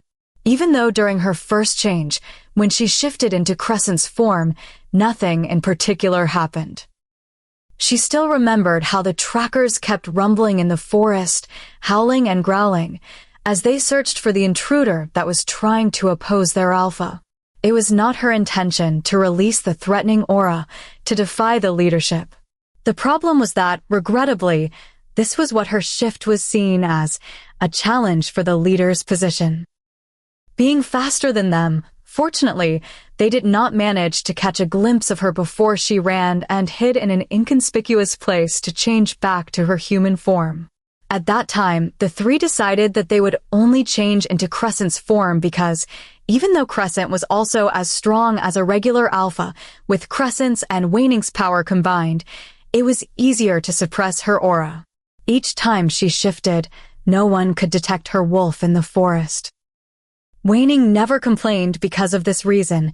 She never protested because she had to be suppressed. She assured Celia that if the latter assumed Crescent's form to run in the woods, the shift would bring comfort for her also. Coming here for the test, Celia reckoned that she was just as strong as a watcher, so it would not be strange for her to shift into Waning's form as well. Finally, surrounded by so many alpha-ranked werewolves in an academy where higher-ranked werewolves were seen as the norm, Waning's form would be no different than the others, so shifting into her form wouldn't be seen as challenging their power and position. Her second wish, besides being a watcher, had been to let Waning run free without anyone feeling threatened by her power, but now she had a gut feeling this wish would still be impossible to accomplish. After the teacher's initial silence that felt like a lifetime, now he kept mumbling to himself, "It can't be. One-man rank. It can't be." His quick change in mood, as he went from silent to pale to amazed, had been too weird, to say the least. So she wanted to ask him what the problem was, but being afraid of his reaction, she stayed silent, waiting for him to speak first. Awkwardly retracting her hand from the seer, she suppressed Waning's aura as she waited for the results. Unfortunately, what was done could not be undone. They stayed like this for a few more minutes, neither of them daring to look at the other until Gabriel managed to regain his composure and, with a hoarse voice, finally spoke. "I am sorry, but your rank is impossible. Although I do not think the seer is wrong, it has never been wrong. Not to mention, His Highness has also used it to check his power regularly and, at the same time, to check if the seer has maintained its efficiency, so its readings have always been flawless. It is never wrong. It has been used for hundreds of years for thousands of werewolves. It can't be wrong. It just can't." He blabbered his words, the earlier eloquence he had displayed in the amphitheater nowhere in sight. "What exactly is the problem?" Celia asked, still trying to maintain her composure.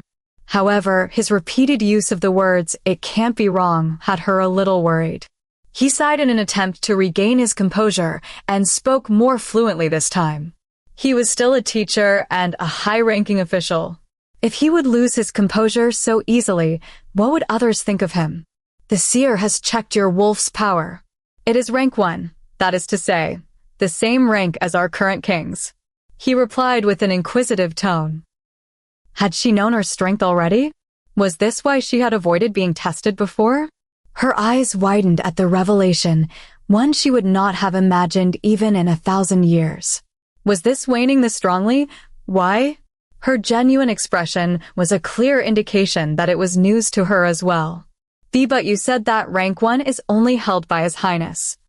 How can my rank also be the same? She said, stuttering after a few seconds of silence as she tried to understand his words. That is why I said it is impossible. I have to notify His Highness and the Council of this as soon as possible. We must know the reason your rank is so high. I should call them now, Gabriel stated, flustered, searching with his eyes for the phone. Teacher, you assured me earlier that you will only notify them if one is accepted or rejected. Please do not tell them what you found out. All I want is to be a watcher, nothing more. I do not want to be a guinea pig. I do not want further tests done. All my life I have lived for others. I just want to be free doing what I want. Celia spoke with a trembling voice. She had never spoken so much at once before, but now she was trying to the best of her abilities to get her opinion heard. I am sorry, I did say that. But for your circumstances, I have to. I have no choice but to let them know. Gabriel apologized as his eyes finally found the phone, and he had already lifted it from his desk. I do not allow it. Do as Celia said. Put the phone down now. He was in the process of dialing his phone when the sound of a higher-ranked wolf boomed inside the room. It instantly froze him, stopping his body just as he was about to press the dial. Being the only two people in the room, Gabriel realized the commanding voice came from none other than her first-ranked wolf, waning. It was a superior alpha's power. Much like His Highness's wolf, when her wolf roared, all were obliged to listen, so he could only bow obediently, showing his neck in submission as he reflexively put the phone down. It had been the first time a candidate wolf made him submit. His rank was only below the werewolves that made up the council. Nonetheless, he was easily made to do her bidding. You will declare our rank as being third. You will not speak of Celia having 2 wolves, and you will not check my abilities further. Do not test me, pup. The clear and imposing voice continued ordering unbothered. Pup, he was called a pup. He would have laughed if it were in another situation, but the beauty before him could not be offended. Yes, as you command, was the reply his body instinctively gave, regardless of his free will. As waning retracted her suffocating aura, only then did Gabriel sit upright again, just in time to see Celia's black eyes turn to their standard chocolate color. I am sorry. She is not usually willful. She only does whatever I ask of her normally. It was not my intention to command you. She has never used this voice on anyone before. Celia exclaimed apologetically as she regained control of her body. She could not deny inside her mind that she approved of Waning's actions, but it was still awkward to face the teacher. She had actually commanded a famous werewolf that she had heard stuff of legends about, a person in direct subordination to the king of werewolves. And Waning had even called him a pup. Well, she is your wolf. She will act on her own if she feels your safety is threatened. Gabriel stated helplessly and sighed as he continued. Fine, I promise I will not say anything. Well, I cannot say it, even if I want to. The command of a higher-ranked wolf can only be retracted by said wolf or another high-ranking one. So, unless His Highness asks me expressly if you have 2 wolves, or your exact rankings, I will not divulge them. Thank you, she said, finally relieved that her secret would be kept hidden. There is no need for thanks. Really, no need, he thought to himself. He did not do it of his own accord after all. Can I ask, how exactly do you have 2 wolves? Gabriel curiously inquired. I do not know how or why. When I shifted for the first time at the age of 13, I felt the change in my body happening twice, and as a result, I gained 2 wolves. But why such a thing happened to me, I have no way of finding out. My gray wolf, Crescent, also does not know the reason, and Waning keeps herself suppressed most of the time, as her aura could easily be detected unless she stays hidden deep within my mind. She does not interact with me often because of this reason, only if she deems I need her help. However, I did ask her once if she knew the reason, and she didn't say anything, so that I won't ask again. She will choose herself whether to tell me or not. Celia explained honestly. Fine. Perhaps we will learn in time. We will be seeing each other more anyway in the future, in classes and during your watcher duties. We will talk further if we find out more. Gabriel resigned, stating, I have not taken all the exams to be a watcher yet, so. She tried to express her worry, but did not manage to speak further because he interrupted her. A first-ranked werewolf, and you worry about not passing the exams? Ha ha ha. Gabriel finally laughed, resuming his usual carefree face from before she was tested. Do not worry, we will see each other in the future. Please tell the next candidate to wait 10 minutes before entering. I may not look like it, but I need a break, he continued to say, finally gesturing for Celia to take her leave. She nodded and exited the room. Once alone, Gabriel slumped on his chair, a little drained from the previous aura and tension. Oh, how he wished he could tell his good friend Celia's rank. She could be Salus's mate. He was already 100 years old, but he still had not found her. Surely, the king of all werewolves would be the only befitting of a female mate of her rank, his equal. If she were not his mate, then no other werewolf could be. With this in mind, he rechecked her file. She was 22 years old and had never left her pack's territory. His friend had checked the packs for more than 50 years, searching for his mate, which he unfortunately never found. After 50 years of constant searching, he gave up and closed his heart to even the prospect of having another werewolf as his mate and queen, other than his rightful mate. He was already 100 years old. Normally, werewolves had a minimum life expectancy of 200 years. Salus, as a high-ranking werewolf, had an even longer life, but who could say for sure exactly how long his life would be? It had made even the council worry, as he reached his current age and still had no heir to the throne. What if the reason for not finding his mate was that she had not been born yet? He gave up the search before her birth, and thus, Celia Blair was never checked. He sighed again. Well, anyway, His Highness made constant inspections of the academy, and even if not, as he had already checked it this year, he could still come for the start of the courses in autumn. It would be 3 months later, but he had already waited for so long. What was 3 months more? And with his abilities, he could probably smell her if he even came near the gates. It was not necessary to see her face to face to check if she was his mate, so in due time, they would find each other. 3 weeks had passed since the seer test. Seeing her pass it, the other candidates gained another level of respect for Celia. Out of the 1,000 people or more who first signed up for the exam, only about 300 remained just after the first test. They were the ones ranked 3rd and 4th.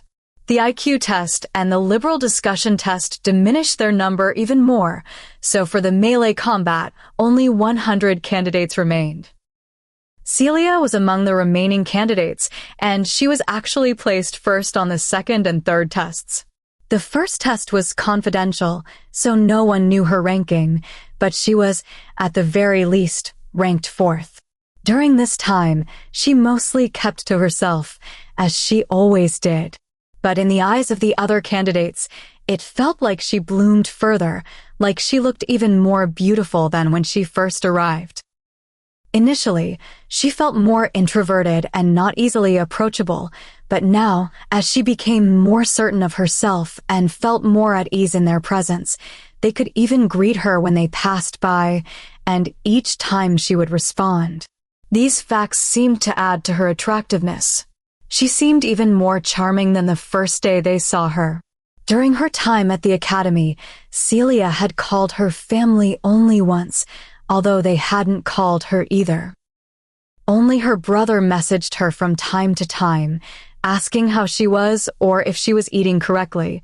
But with her mother, she had only spoken once. It was the time she called to inform her family she had passed the first 3 tests.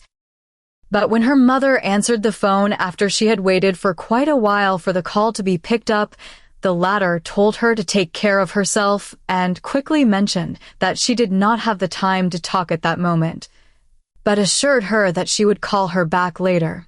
She waited for the call that never came, so they were unaware of her progress. She also tried to call her sister later, but Brianna did not respond to her calls at all. She sighed, as she figured her sister was still angry at her for leaving so abruptly, so she gave up trying to call and only left a message for her, telling her to take care of herself and, even though she was not one to talk of her feelings, she also told her younger sister she loved her very much. The last Monday finally came. She was a bit nervous, but still felt she was as ready as she would ever be for the final test. She had used the rest of the week except Mondays, on which the tests were held, for training. She had self-trained since she was young, but she always did so covertly and only in her scarce free time. She could do it freely and even use all of her time for it. Jake also trained with her, and since he had professional training, it further helped her.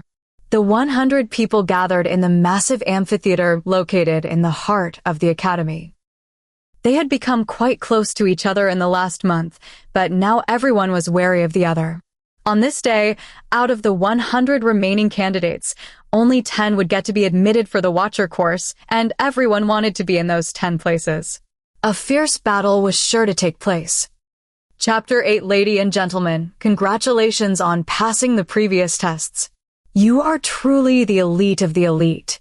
Unfortunately, as you are already aware, we have only 10 available positions for Watchers this year. So, to decide the final candidates, the last test will be a melee war between all of you.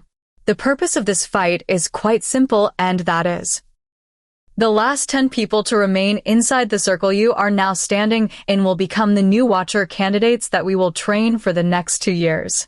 After undergoing the course and final exam, those 10 people will become full-fledged Watchers. Please note that each valedictorian group will act as a pack during the courses and will remain one even after these 2 years. That means that you will become an official pack after you graduate. You will investigate cases together. You will work together and undertake missions together under the command of the one with the most victories in the melee war, your alpha.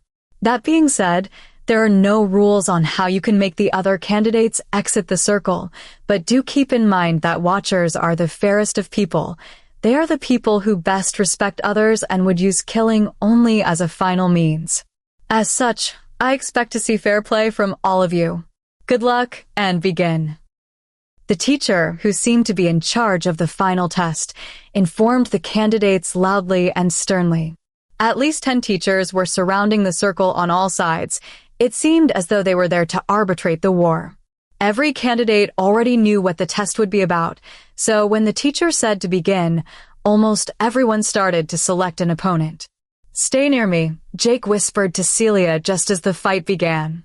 He knew she was a pretty good fighter.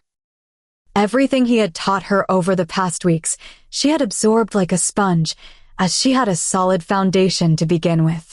He also knew she was quite powerful, but he still wished to protect her and ensure she passed.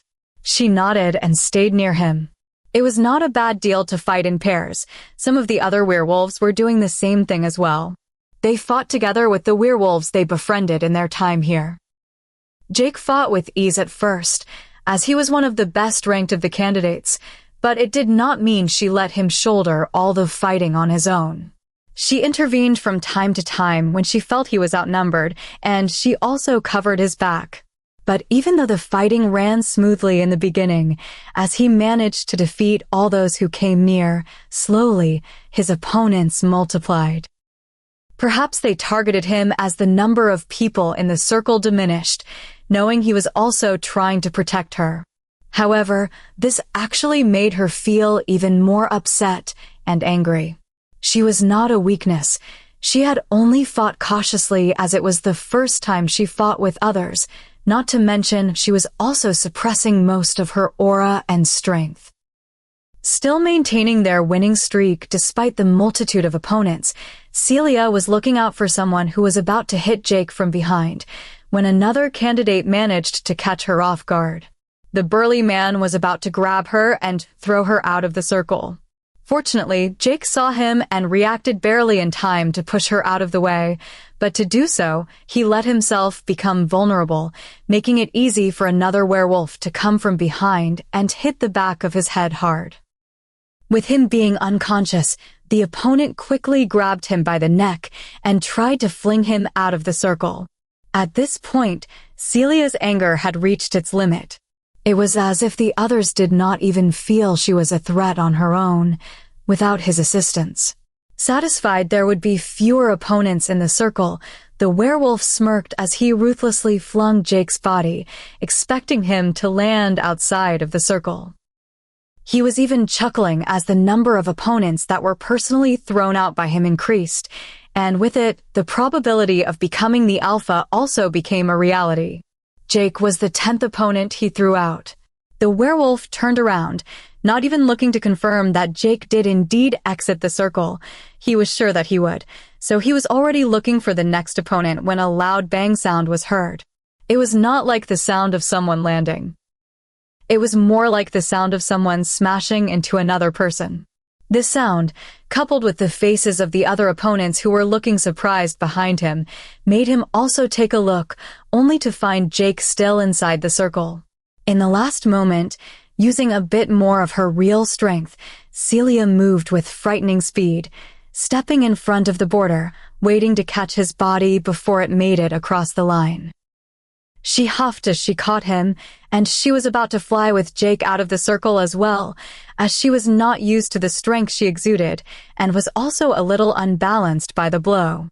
But at that moment, Waning took over with Crescent, trying to minimize her aura so not all of it would leak out.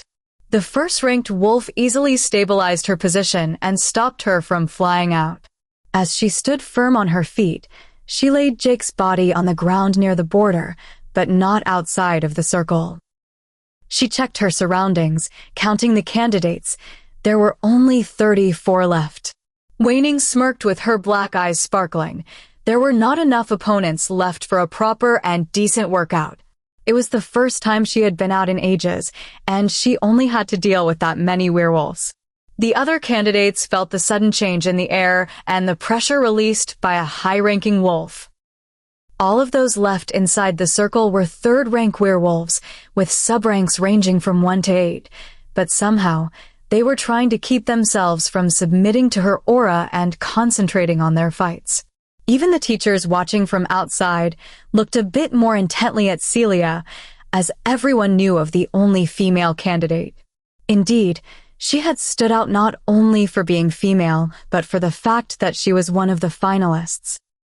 Waning did not seem to sense these gazes of confusion from those around and only looked at her opponents one by one. She could feel their power and the extent to which they could grow in the future, while she was already making the selection for her future pack in her mind.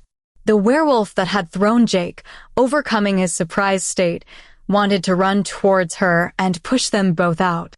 It was the perfect opportunity, as Jake and Celia were barely still inside the circle. But he did not manage to take 2 or 3 steps when his arm was strongly grabbed. The force of the pull was so powerful, like he had hit a concrete wall. Trying to look at the person who caught him, he only saw an afterimage before finding himself on the floor outside of the circle. Looking up, battered as he had never been in his life, considering his alpha lineage, he saw that in the former place he had been, Celia was now standing. After dealing first with the cowardly werewolf who hit Jake from behind, Waning avoided the 8 most powerful ones she had identified first. The other remaining ones, with frightening speed, threw them out of the circle one by one, either by grabbing their hand, foot, neck, or anything she could grab onto. 3 minutes later, the melee war was finished, with the ones outside the circle not realizing how they got there. Inside the circle, only 10 people remained, with 8 standing stunned and 1 still unconscious, not knowing why their opponents disappeared from in front of them and were actually outside the circle on the ground. One might say she defeated the werewolves easily if they looked at it from the outside, but to catch so many third-ranked alphas off guard, even if they were busy fighting, and to also throw them like rags was something difficult even for experienced watchers. "The melee war is finished," answered the teacher, stuttering, not believing his eyes. Even he would be inclined to think that her opponents were easily defeated, looking at her fights, if he did not know their actual strength. Winner of the 200th Watcher Acceptance Test and Alpha of the new group, Miss Celia Blair. At the same time, in the new moon pack, Mom, I am not so sure about this dress. I don't think it fits for the Luna ceremony. Maybe I should actually buy one. Brianna said, pouting while checking the dress in front of her. Her sister had made it for herself some time ago, but she felt it was not elegant enough. Whether you like it or not, it is the only white dress your sister made, other than the dress for the ball. And you cannot wear that again. What will people think of us if we wear the same dress? I have already made it clear to you that you must wear one of the dresses your sister made for you or herself. You cannot wear anything else. Why are you being stubborn now? Do you want to be the Luna or not? Her mother huffed, irritated. Brianna was the one who made her help, and now she was the one who had to explain to her daughter what she had to do. You were the one who convinced me that Ryan was the best choice, even though I said to wait some more. Now why are you making a fuss? Her mother asked with a sharp tone. Brianna was still pouting, even though her mother had tried to reason with her. Just wait until you are marked, then you can wear whatever you want. If not, then wear a new dress, and let us see if you will still become the Luna. Her mother finally warned. If this did not convince Brianna, then nothing would. Fine, I will wear it. Finally, Brianna replied through gritted teeth while forcefully changing her clothes to get the dress fitted on her. She was getting tired of these dull clothes. Just until Sunday, she kept repeating inside her mind. At the academy, Saturday afternoon, Alpha, let's get lunch. The other guys are waiting at the table already. Jake exclaimed merrily, knocking on Celia's door. She opened the door as quickly as she could and came outside when she heard his voice. Sorry, I was making my bag. I finally finished. I won't have any more time to do it after lunch. She apologized, sighing. She was still not used to it. The 9 guys that made up her pack had called her Alpha this whole week, and she wished they would stop. However, the teachers had instructed them to use her official title so that they would become accustomed to the hierarchy, and there was no alternative. Other than being called Alpha, which made her a bit awkward, she grew more comfortable with the other guys as well. Before, she only stayed with Jake most of the time. Now, to build the bonds of the pack, she spends her time with all of them. Do you have to stay for the whole 2 months at home until the courses begin? You should just greet your family, tell them the result, and come back. We have to prepare for the beginning of the courses. Jake tried to reason with her. She smiled a little, shrugging her head. There was nothing to learn until the classes started. She realized he did not want her to go back home. He was also not leaving because he did not want to go home. His mom kept pestering him about finding his mate, so he chose to stay here for the rest of the summer. Seeing that he could not change her mind, he sighed, walking beside her in the hallway. Looks like it would be boring without her in the academy for the next 2 months. Chapter 9, Sunday afternoon. Her plane landed on schedule. It had been a relaxing flight, as she traveled first class this time, courtesy of the academy. She had only become a watcher because of her dream, but was now learning of the benefits and perks that came with the job. She was considered a new student, but she had already received a card on which a substantial scholarship would be deposited each month. Hers was even larger than the rest of her pack's members, as she was their leader. It was almost double. It baffled her, as she checked the card the week before when she went to the city with Jake and the other guys to buy some souvenirs for her family. Checking the scholarship at an ATM to see how much her budget for presents could be, she couldn't believe the amount that was displayed. Even if she splurged the money, there would still remain more than half of the scholarship to save up, and it would renew each month. Another advantage of a Watcher student status would be traveling first class each time, as the airline company was actually owned by the current king. She was also supposed to be greeted with respect each time she visited her original pack, and the Alpha and Luna would have to welcome her personally, though she did not want that. The pack was an extended family, so she could never demand that from them. She did not even want to inform them yet that she was, in fact, a Watcher student. The tattoo that showed her Alpha status, when she was made the Alpha of her newly formed pack, appeared on her left palm, but if she wore a glove, no one would see it. She only wanted her family to know, to share the joy with them alone. So, as soon as she landed, she immediately put on her glove to hide the mark. Inside the aeroplane, during the flight, she had removed her glove, so when the stewardess who served her a drink saw the Alpha's mark, she immediately changed her form of addressing.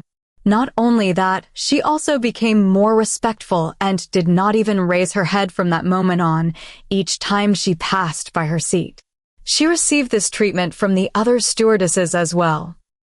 They even helped her with the bags until she exited the airport and called a private car to drive her to her pack, even though she said it was not necessary. They had insisted on doing so. She did not know if her pack would react the same way if they found out, but she did not wish to verify it. Arriving home, she thanked the driver, who carried her bags to the doorway before she knocked on the door and waited for someone to answer it. She waited for several minutes, but nobody answered. It was strange. On Sundays, everybody should be home. By this time, even her father would have returned. Having no other choice, she searched her bag to find her house keys. As an organized person, the keys were found quickly, and then she immediately opened the door.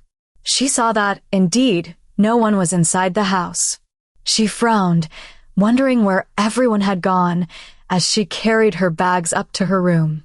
She also tried calling them, but even after, no one answered. Well, they should be arriving soon enough, she thought, so it was probably better to take a shower and wait for them. Opening her bedroom door, she felt a strange atmosphere. Usually, her scent would be the most predominant smell in this room, and other people's scent should only be vaguely felt.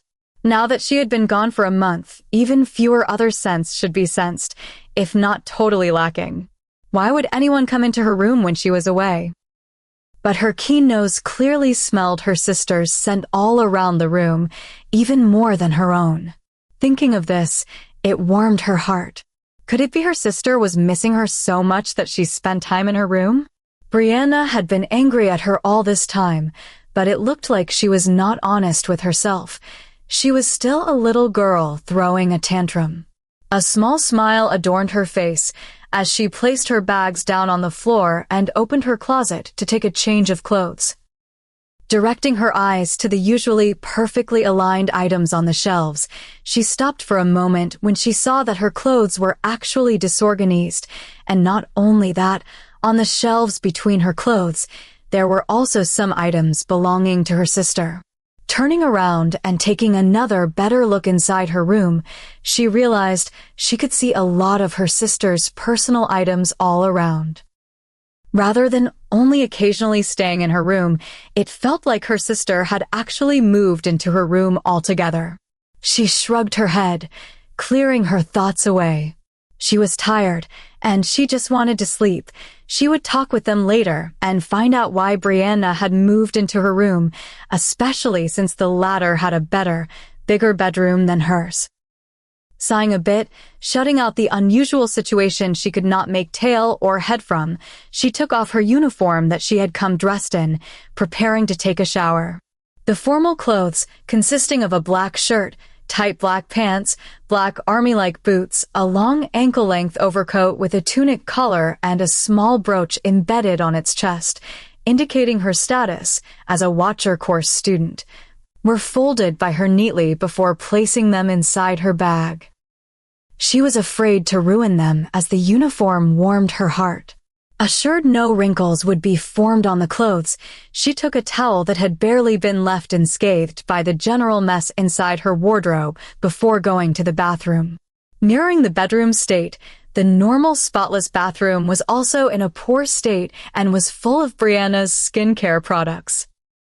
Finishing a quick shower to remove the travel dust, she dried herself before putting on a maxi dress quite similar to the one she wore to the ball and thought to go check the fridge for something to eat before going to bed for a rest.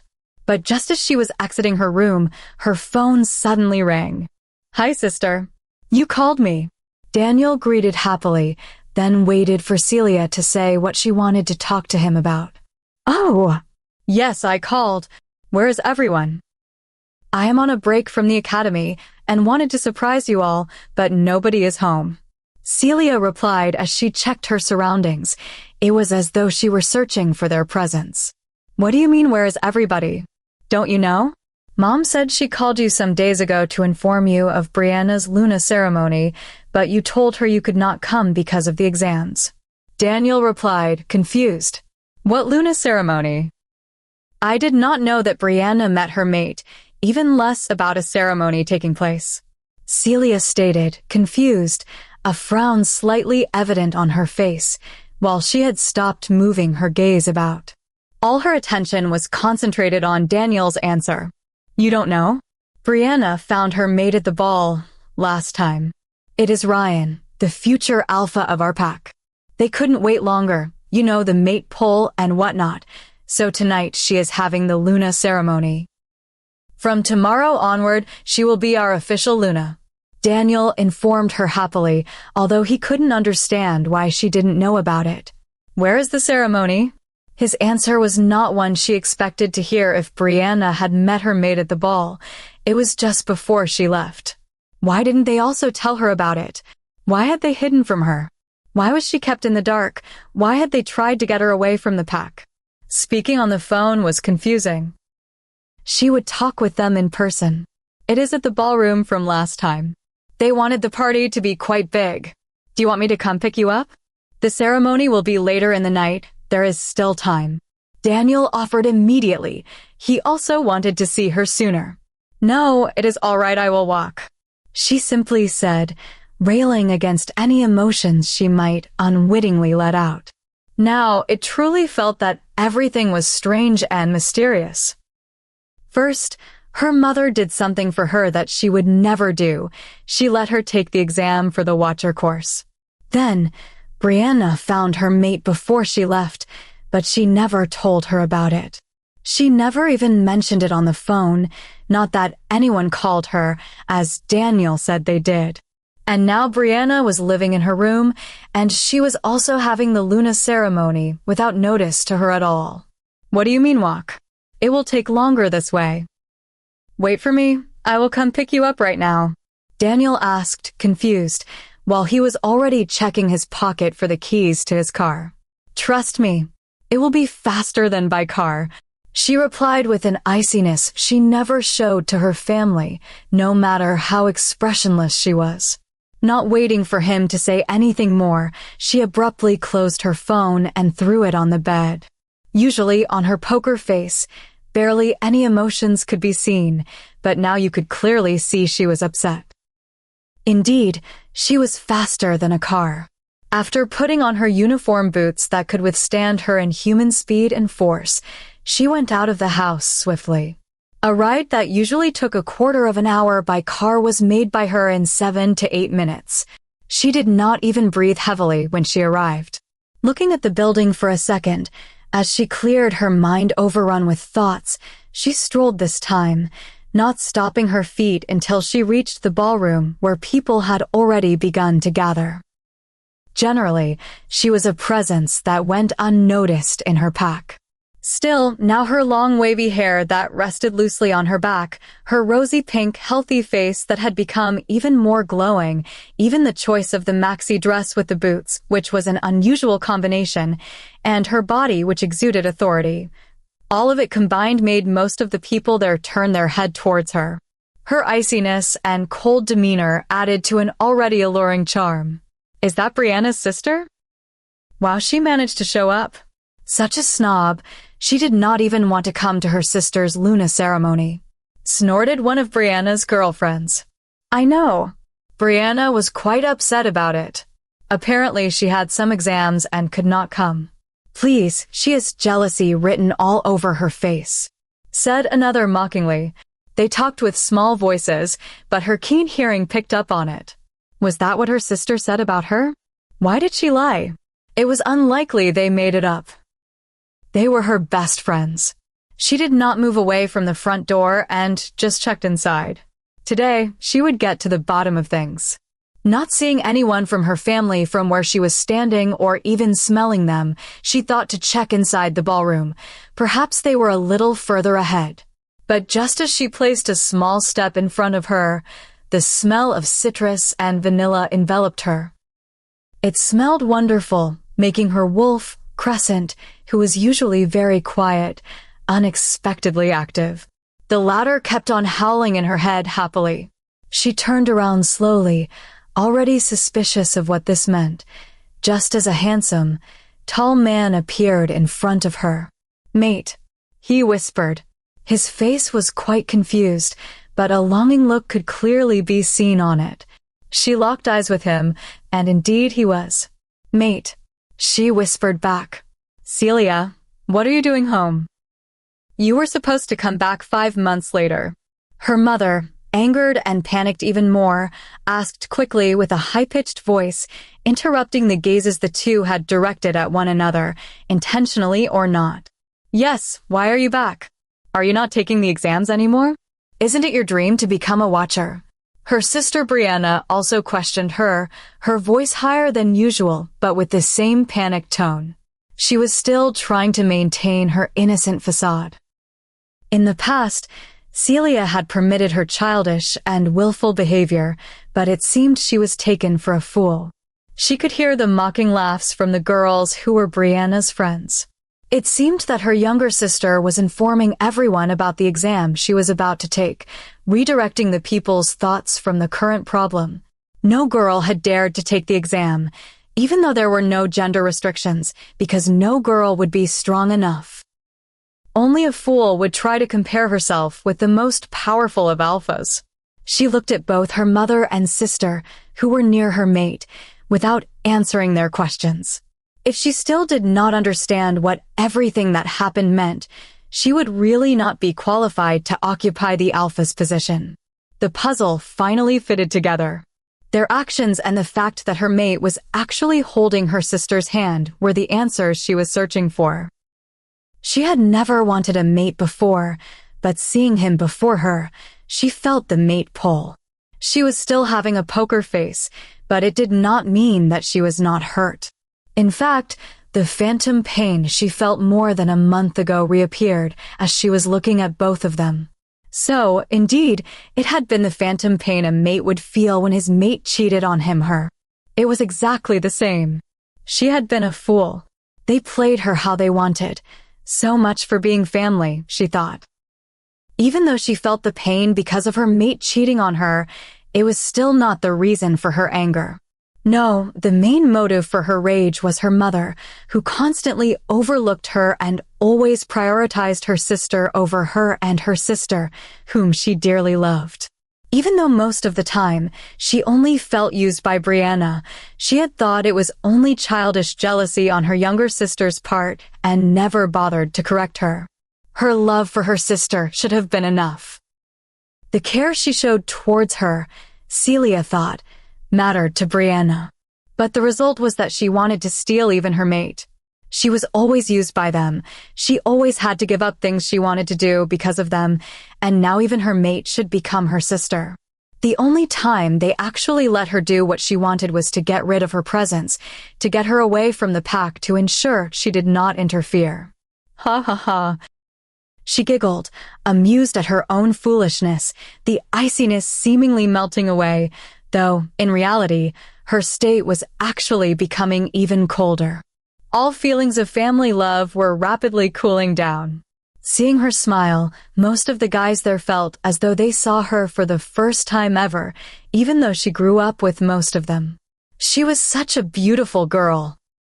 Even if her giggle was fake, even if it felt like she was giggling to mock herself, it still sounded like small bells ringing in their ears, like a small hummingbird song. They had never heard or seen her laugh before. So much for family. She stated more for herself than for the people around her, and, seeing that there was no more point in sorting things out, she wanted to walk around them to exit the room. No other words were necessary. What could she possibly talk more with these people?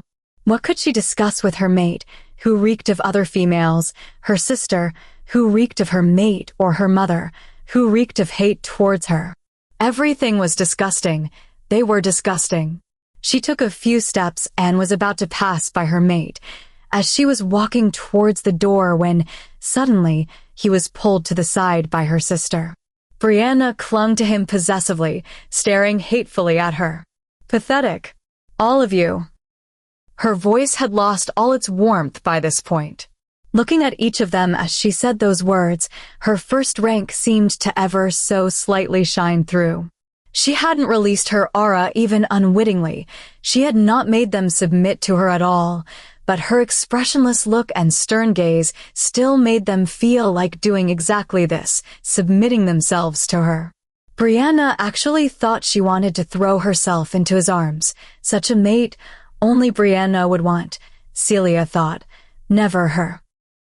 Chapter 10 before me was the most beautiful girl I have ever laid eyes on, my mate. She was as perfect as I had always pictured her to be. Her chocolate brown eyes were moist with unshed tears, her rosy pink cheeks, her cherry lips, and her small face. Everything about her was perfect.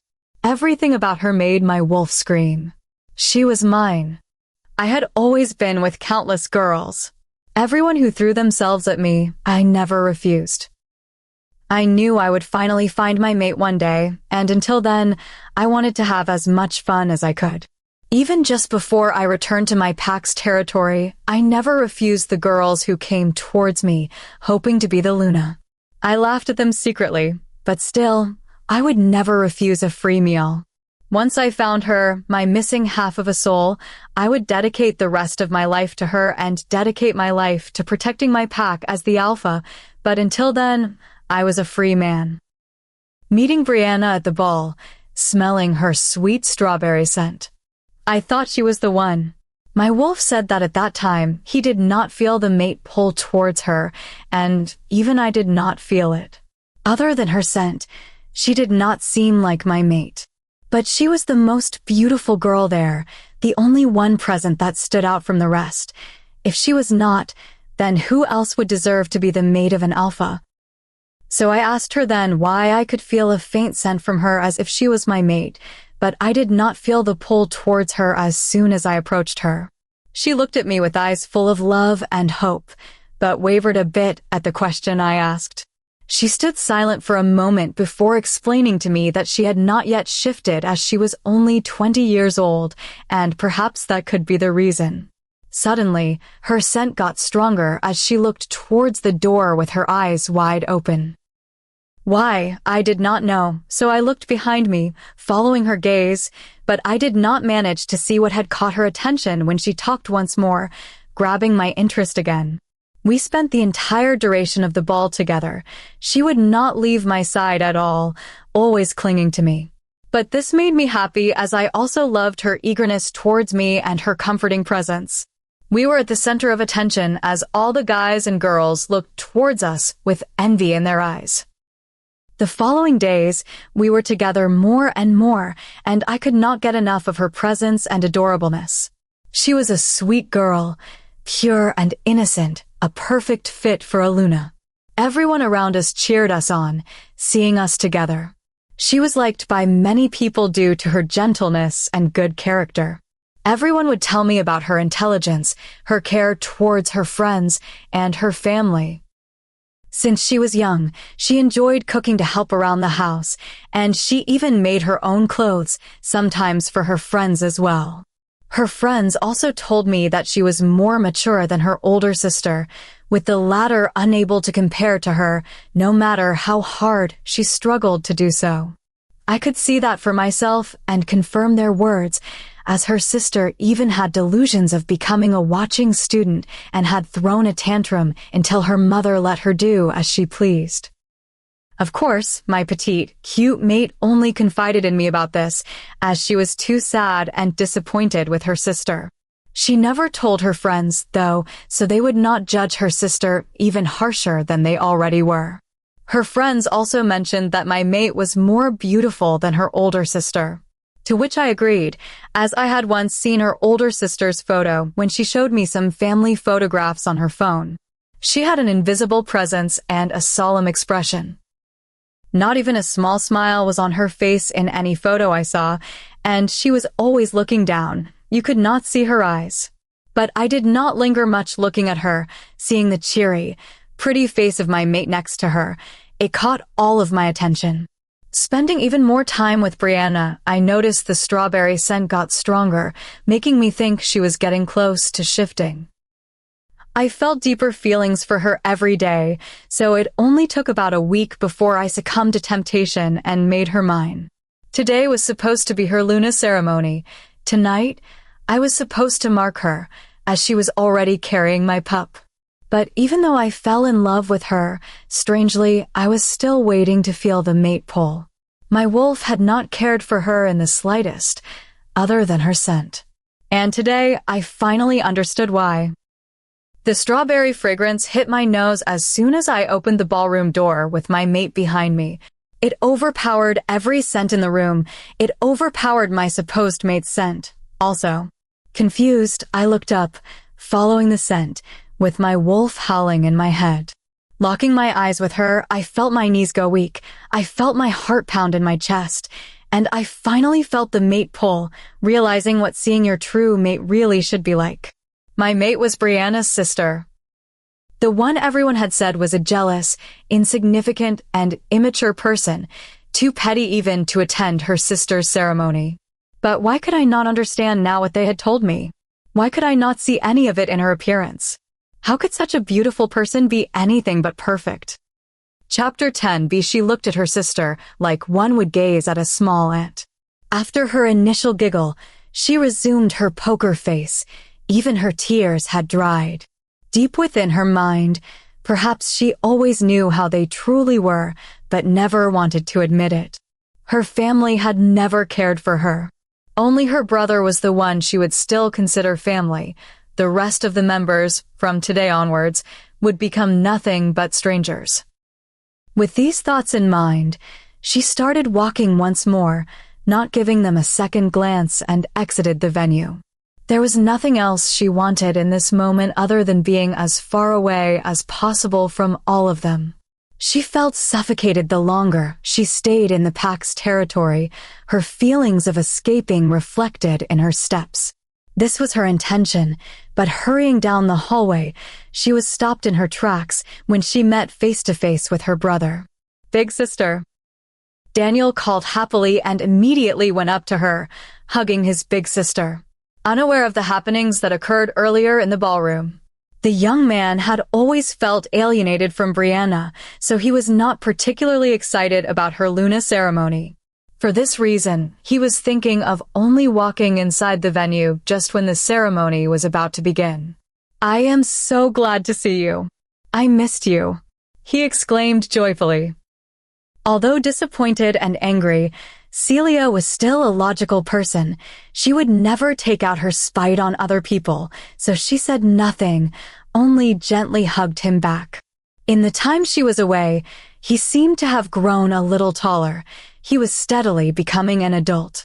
Wondering how exactly she arrived so quickly to the ballroom just by walking on her feet, Daniel was curious and wanted to ask her how she did it, but as he released her from his embrace, he noticed something was off. His sister felt even more aloof than normal, even more closed off from the world, and he knew it meant she was upset. "Did something happen at the academy? What's wrong? Did they bully you for being a girl?" he concernedly asked her.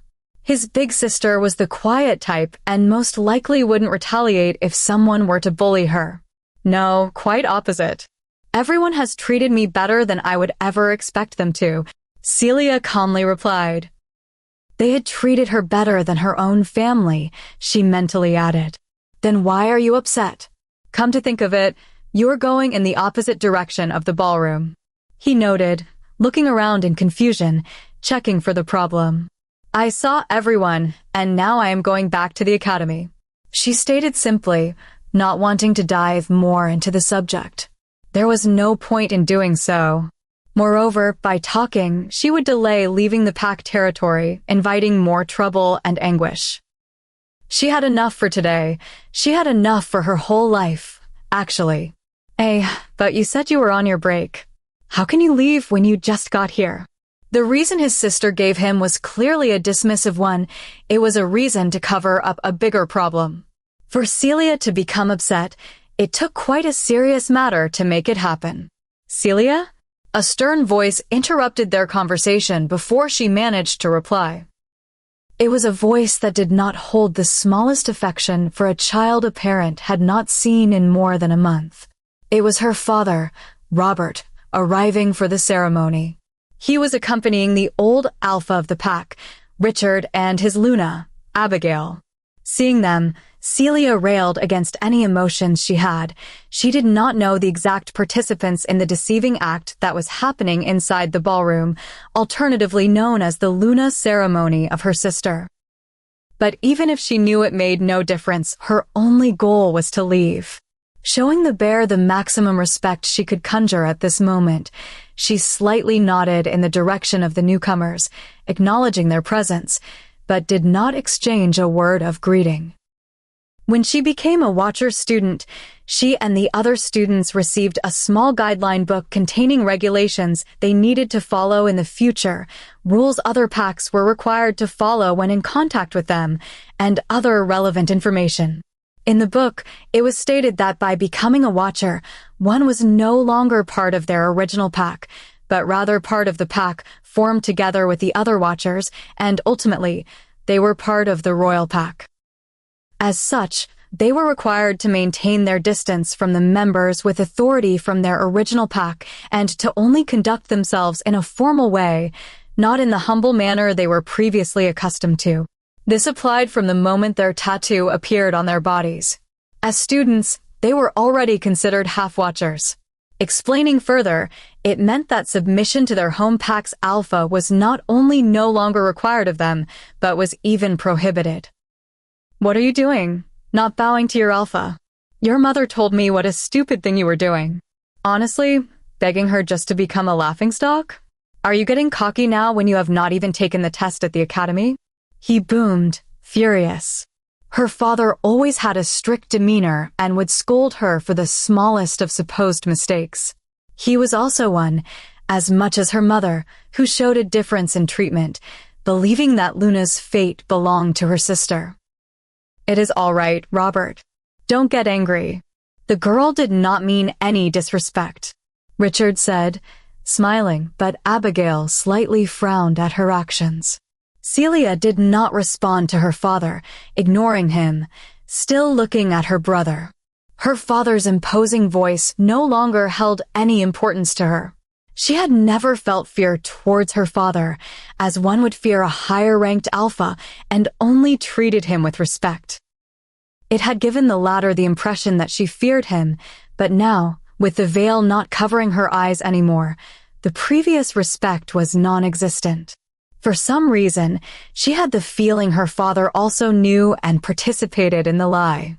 If not at the very beginning, as he was away, he was most likely informed of what her sister and mother did later. I am leaving now. I will text you later with my new number, as the Academy has issued another one for me that I am required to have. You can contact me using that number at any time. If you ever have any problems or just wish to see me, give me a call and I will arrange a plane ticket for you immediately. Don't think about the costs, all right? Just give me a call and it will be done. She smiled slightly at her brother and kissed his forehead. Wait, why does it sound like you are never coming back? Daniel asked, worried. Something was really wrong. She only smiled lightly and was about to leave. She did not want to be in this place even for a minute longer. The pain of the bond was still making her sick. She wanted to be far away. At the academy, she was never like this at all. The phantom pain did not appear even once. "Celia, wait!" shouted Ryan as he came running after her. Brianna had tried to stop him, but he shrugged her off and came for her, with Brianna and her mother following behind. How could he let his true mate leave? She must have misunderstood the situation. She must have thought he did not want her. As long as he explained, she would understand him and return. She was his. She was the only one in this world who would understand and love him truly. "Alpha Ryan and Luna Brianna, congratulations on your appointment," she said, her head turned only towards them. Her expressionless face did not show any emotion in particular, but her words were meant to separate the relationships between them from those of mere acquaintances or even less. "Wait, but you are my rightful Luna," he replied, panicked. She was thinking about rejecting him. Hearing him, everyone in the hallway gasped. The only ones who were not surprised were Brianna and her mother. "What do you mean rightful Luna?" asked his father, confused. "Father, she is my mate," he hurriedly replied, feeling wronged. "What? You said Brianna was your mate. How come it is Celia now?" Richard shouted with a harsh tone. "I thought so because Brianna smelt like Celia, but I did not feel the mate pull. Brianna said she had not shifted until now, so I thought it was because of this reason that I could not feel the mate pull towards her yet. But just now when I met Celia, I realized she is my true mate." Ryan immediately explained, trying to excuse himself. You, why did you not ask me? How can you believe such a reason? Even if Brianna would not have shifted yet, you should have seen it in her eyes. You should have felt the mate pull regardless. Richard replied, annoyed with his stupid son. "And what do you mean, Brianna did not shift yet?" "She shifted at the beginning of this year," stated Daniel, confused. His big sister should have been the Luna, not Brianna. Well, he always knew that girl had not even one drop of Luna blood in her body. It finally clicked, only now Ryan understood her panicked expression at the ball, the reason he did not feel the mate pull. Everything fitted. He had been deceived. Celia sighed. She was not even upset anymore. It seemed her sister actually did her a favor. If she had seen Ryan before, it would have been impossible to become a watcher. The only problem that remained was the fact that her heart ached involuntarily, and Crescent kept howling in pain since she saw her mate. But she knew her wolf. She would have never accepted someone who had fooled around with other women, and definitely not someone who impregnated her sister. Since he arrived in the pack's territory, she kept having phantom pains almost every night, even before he met her sister at the ball. Who would ever want such a mate? The three of them would be all right together, just as always, one person, two wolves. Waning had surfaced from deep within her mind for some time already, and had protectively wrapped around Crescent with her body, which was quite easy as the white wolf was much bigger than Crescent. In her warm embrace, the latter settled down. Ryan looked angry at Brianna. He could have shredded her to pieces if he could. She was the cause of all these problems. His look, devoid of any love, made the latter cower behind her mother. Since she had met Ryan until now, this was the first time she had felt such a killing intent from him. The first time he had shown such a disgusted face towards her. She was already carrying his pup. Why would Celia still matter to him now? "Alpha, Ryan, please quell your anger. Brianna is frail right now." Immediately, her mother tried to diffuse his rage. All their plans had gone awry, but they still had an unexpected advantage. The pup that was growing in Brianna's womb was the rightful heir to this pack. He had to accept the reality either way. But still, an alpha's rage was dangerous. In a moment of anger, he could hurt Brianna. "She is frail? She was the one who kept me from my true mate," he shouted erratically. His anger kept rising, and his aura leaked uncontrollably, making them submit to him. Even the people who were inside the ballroom across the hallway felt his changed mood, though they did not dare exit, as he had ordered everyone to stay inside. The only ones who were not showing their neck in submission were his father and Celia. Her aloof stance had not changed from the beginning until now. His aura was not even on par with the lowest-ranked member of her pack, and that was putting it lightly. "Sister, please tell him you did not want a mate. Your dream has always been to be a watcher. That is why you went away immediately after the ball." Her sister pleaded, and the tone of her voice was small and humble, a complete contrast to her previous demeanor.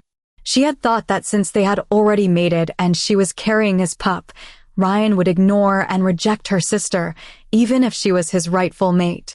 From their childhood until now, her aloof sister was always ignored by everyone. She could never compare to her.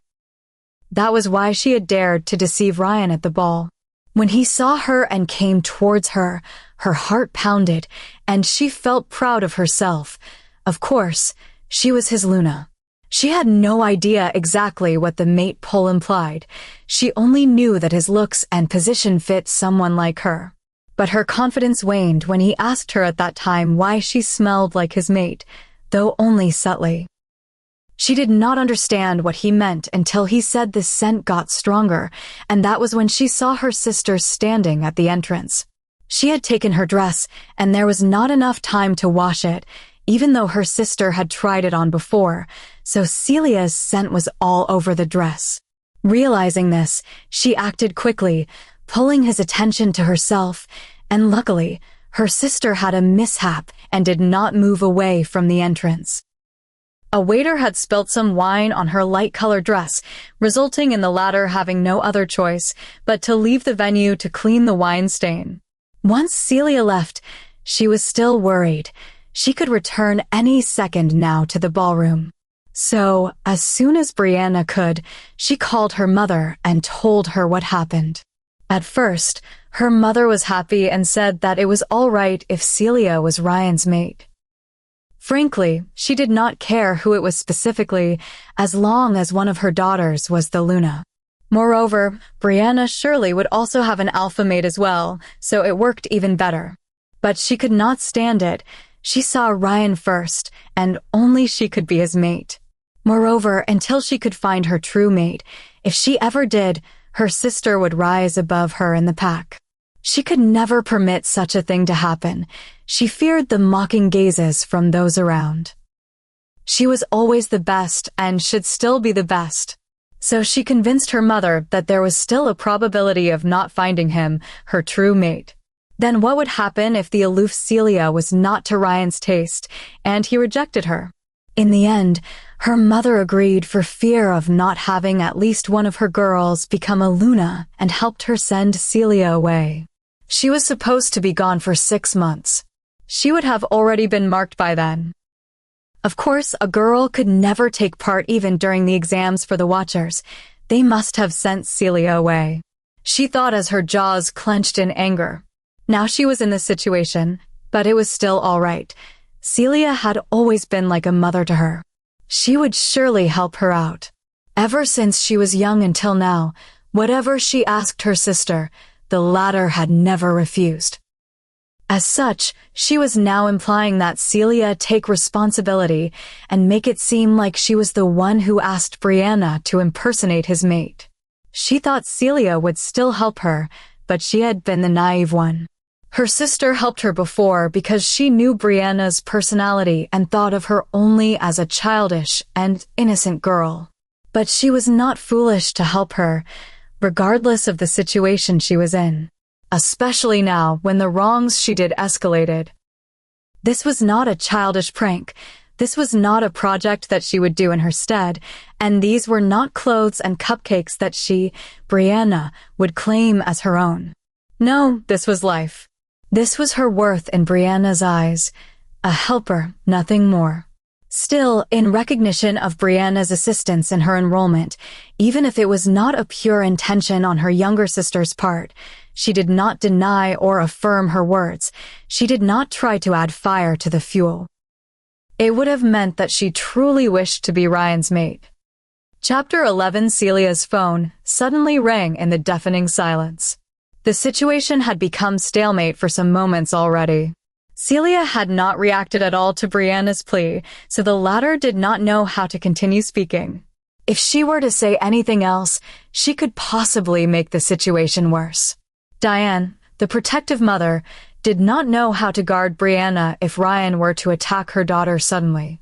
As for the other people, well, other than Celia, who just wanted to leave, each of them was more shocked than the other. No one knew how they could rectify the matter. Inside the ballroom, the pack members were waiting for the Luna ceremony of a fake mate, moreover, a pregnant one. How could they set things right? Did the possibility of correcting the matter even exist? Daniel, on his part, was the only one who looked worriedly towards Celia, but his words were stuck in his throat. What could he say to his sister? Brianna had always taken advantage of Celia, but this time, she had crossed any possible limit. She had taken it way too far. Everyone kept quiet, creating an awkward atmosphere that was disrupted by the ringtone. She calmly checked her phone, only to see Jake's name on the caller ID. Honestly, a friend she met a month ago called her after only a day of absence, but her family did not manage to call her, even though a month had passed since her departure. Hello. She picked up the phone in their presence, unconcerned about the current mood. She had said she would call him after arriving home, but she had omitted to. It was unfair towards him not to answer because of the lovely people around her. Hi, Alpha. His greeting boomed in her ear. He was clearly excited to hear her voice. His clear, happy tone contrasts with the current funeral-like mood. The high-ranking werewolves of her pack, of course, could hear it also, even if he was not on speaker. Was it a joke between them? Their faces seemed to say otherwise. Who would call a girl Alpha? Hi, Jake. I am sorry, I said I would call you, but I did not. She frankly admitted, without any excuses. Her warm tone, unlike until now, even though she had not said many words during this whole time, made Ryan's heart ache and filled with jealousy. No problem, no problem. Who would dare to question their leader? I just wanted to check if you arrived home without any problems, he said reassuringly. Also, the secretary informed me and the guys that, although the courses start on the 15th of September for the normal classes, for the Watcher students they will start on the 1st of September, so you should come back some days before the 1st. As your beta, I told her I will inform you myself, so she will not call you personally to let you know. He informed her enthusiastically, happy she would come back earlier than she intended. Thank you for letting me know. Can you also do me a favor? Celia asked, her tone still calm and mellow. The information about the Watcher classes had quelled even more the lingering feelings of sadness and resentment she subconsciously still retained towards her family. Sure. Anything for my Watcher packs, Alpha. He hurriedly replied. I do not have the secretary's number on my old phone, and the Academy-issued phone is not with me. Please ask her to book me a plane ticket on the next flight to the Academy. I only need about an hour to get to the airport, so any flight that is 2 hours or more away would be perfect. Her voice did not change as she told him, but he did notice something was off. She had said she would stay home for the entire vacation period, and now she wished to return immediately. Something must have been wrong with her family for her to leave. Celia was not an unruly or irrational person. If anything, she was very attentive and would likely suffer grievances by herself rather than cause harm to others. Even before they went to the city, the care and happiness she displayed while choosing presents for her loved ones showed just how much she valued them. But from her family's part, although he could not tell whether they felt the same towards her, the one thing he knew for certain was that the only person she had any contact with was her brother. The rest of her family had not called her at all. But he did not question her. They would talk soon anyway in person. All right. The secretary has already stated that whenever you wish to return, please inform her, and she will book a first-class ticket on the next available flight. You can already go to the airport. They should have VIP waiting areas for watchers and alphas prepared, so you can wait there comfortably. Additionally, I will arrange for a private driver from my family's company to pick you up. We have a branch in the city next to your PAX border. It should take half an hour for him to arrive. Take care and call me when you meet with the driver. Jake quickly stated. Quite an efficient beta you are. Thank you. I will do so. She replied gratefully. She was warmed by his care. He had already considered everything for her but did not intrude further on her privacy. Sighing a bit, as she had still been a bit unnatural and stiff as she talked, she closed the phone and headed for the exit. She should go and take her bags and head to the PAX border. Luckily, she has not unpacked anything yet. Well, she did take something out of the luggage, the souvenirs for her family. But those were things that she wouldn't want to take back, even though she no longer wished to give them to her family, considering those objects represented her love for them. Forget it. She would just consider it as giving alms or farewell presents. The rest of the people there only now reacted, seeing she was about to leave. They had been stunned. She was actually a Watcher student, and not just any Watcher student, which was already impossible for a girl. She was the alpha of a whole pack of them. Her brother felt proud. Deep down, he knew what she was capable of. He was unsure about her strength, as he had never even seen her in her wolf form, but in terms of intelligence and fairness, she was more than qualified. Her father did not know what to make of the situation. He rarely spoke with his daughter. He only knew her as someone who loved to do the chores around the house, but he never knew her passions, her wishes, and her capabilities. A Watcher child would make any parent proud. He considered her the least capable of his children, and yet she was actually the best of the three. Her mother's eyes flashed. The authority, the respect she would get from everyone, even the alpha of the pack, would have to personally receive a Watcher. And as long as a Watcher was inside the pack's border, the alpha could only do whatever a Watcher asked. Otherwise, he could be punished or even exiled if a Watcher snapped his fingers. She had heard that Watchers were only below the council, and the council was only below the king. What could she do to change her daughter's mind? If Celia left now without making peace with her, perhaps she would never come back again. The old alpha couple were also terrified. Their son was about to make another his Luna, other than his rightful mate. The true mate could possibly banish them or punish them if she held resentment towards them when she became a full Watcher 2 years later. Or even earlier if she took her grievances to the council. In her position, it was quite easy to meet them, and they, as a lesser pack, they would certainly have problems getting hold of the assistance of the council members, even less hope of directly contacting their superiors. Whatever Celia informed them would become the truth. She could even exaggerate their acts, and they would have no way to defend themselves. Celia, please wait. You are my mate, how can you leave me and go?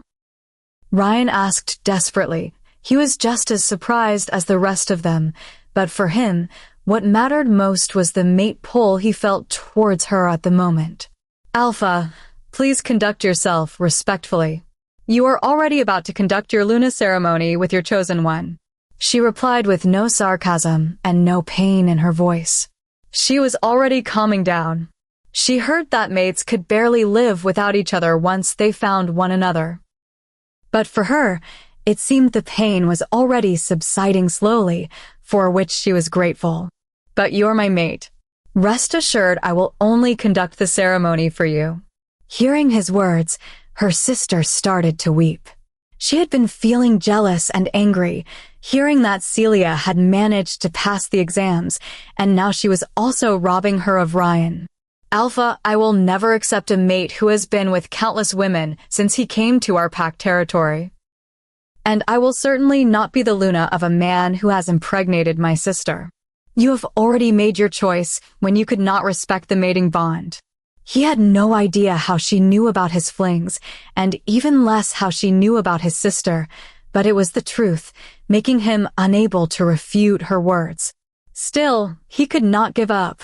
This was before I knew of your existence, and as for Brianna, I thought she was my mate. Please do not deny us.